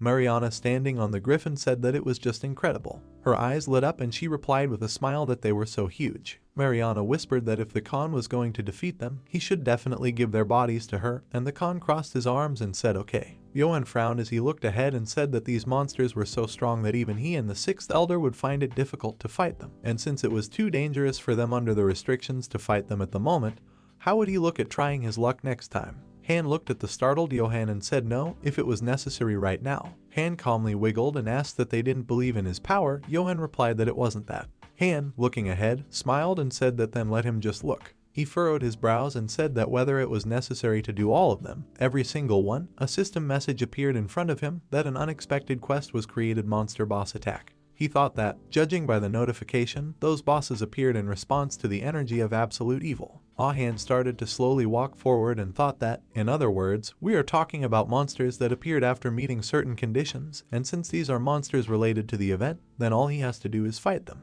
Incredible tremors went through the water. Nea energy came from Han before him. There were reports that there is a powerful surge of true mind energy conquering the heavens. The energy of absolute evil has a synergistic effect. Han smiled as he looked at the monsters that weren't attacking. He thought that as expected, if they were ordinary bosses, they would have attacked long ago, but they couldn't do anything because they were completely paralyzed by the energy of absolute evil. The monsters roared, and an incredibly strong dark energy appeared around Han, and Han wondered, looking at them, what kind of creatures he would be able to defeat. Johan and the sixth elder looked ahead in fright. Han told them to look carefully. His fist started to burn yellow, and Han smiled, gritting his teeth. He swung his hand with great speed in front of him using true 100 lightning strikes. A huge dark wave surged forward. A system message appeared in front of him that true 100 lightning strikes were directed towards the chimeras. The wave moved incredibly fast. A system message appears in front of him that the strike is created on the basis of true mind energy, conquering the heavens. A synergistic effect has appeared. Special conditions for victory have been met.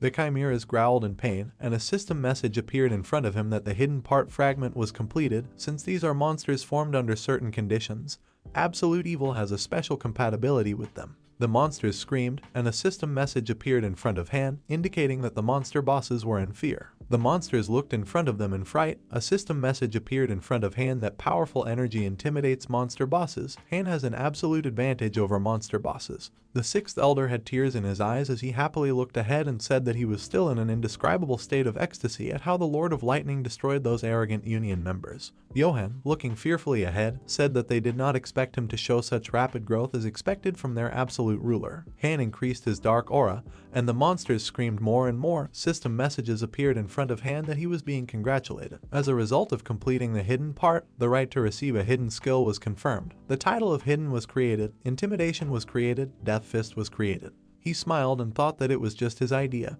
He asked if everyone had seen it. That's why he was called their absolute ruler. Han wondered if this event wasn't perfect for Absolute Evil's debut. We are being transferred to the headquarters of the Divine Star Alliance. The directors are discussing something and looking at the screens where Han is. Someone says that at the time, the skills demonstrated. The director of the Great Union Divine Star appears in front of us. He looks to the side with a puzzled expression and says that this is the end of today's report about the player Full How invading the river flowing through the sky. One of the directors asks what is the result of the level check. The young director replies in frustration that the 50th level has been confirmed. The director thinks about it and says that the 50th. Looking at the screen that shows Han, he continues to say that the reputation of their union has fallen below the baseboard because they all know this very well. The headmasters looked away in fright, and he continued to say that besides, the head of the small union had also been defeated. They weren't even able to put up a decent fight against him. The heads of the small union got up from their seats and shouted in frustration that they were apologizing and I was making excuses. The headmaster with the white hair said that no,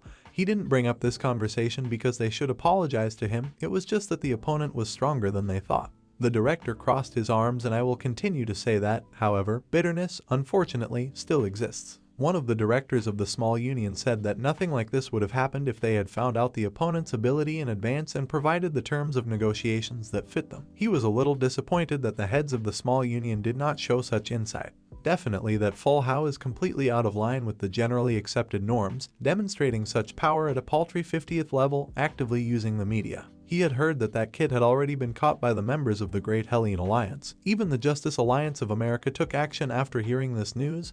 They must have enough strategic value to use him. A man in a white suit appears in front of us, his brows furrowed, and he is the president of the Great Divine Star Union, clasping his hands and saying that their Divine Star Union has officially issued a life sentence. No matter how great his strategic value is, and how wide the negotiation space is, in the end, he is a Full How player who goes against society, and as it turned out today, there are several people who help him. The president looked at one of the directors and said that I was also looking at his past actions. The director looked at the president puzzled and thought. The president continued to say that it is impossible to exclude the possibility that he is an absolute evil. In some ways, this hypothesis looks very convincing. The president, looking at the director, thought that his beloved grandson. Brovey continued to say that if we talk about absolute jelly, then his main goal is to plunge society into chaos. Considering the situation with this position, we can say that here the player fully fits this description. The president thought that he is sure that in his generation people like them will be able to create a beautiful world. It requires no sacrifice, so it, for its part, will contribute to this future by completely getting rid of such reactionary elements. The president menacingly said that Khan will be declared an absolute evil. He will take full control of the management of public opinion. Hanana's tremendous speed sped forward, and the president continued to say that of course they couldn't secretly recruit Han into their ranks. Han pushed away from the Chimera at high speed. The president continued to say that after all, the Divine Star Union takes care of gifted people, so their doors are always open to those who are not determined by talent. Han swung his fist with all his might, and a system message appeared in front of him that a skill was activated. He struck at the Chimera's head at high speed, using a death fist. Han flew to the side, looking at her with a smile as the president continued to say that before they could make peace with him, they didn't have to corner him first. He smiled and said that at this rate he would quickly get rid of him. The president continued to say that despite all his incredible strength, he was finally alone. The president pulled himself together and looked ahead and said that they must clearly show that they will never be able to cope with the majority alone, for the sake of a world where the elite rules over ordinary people.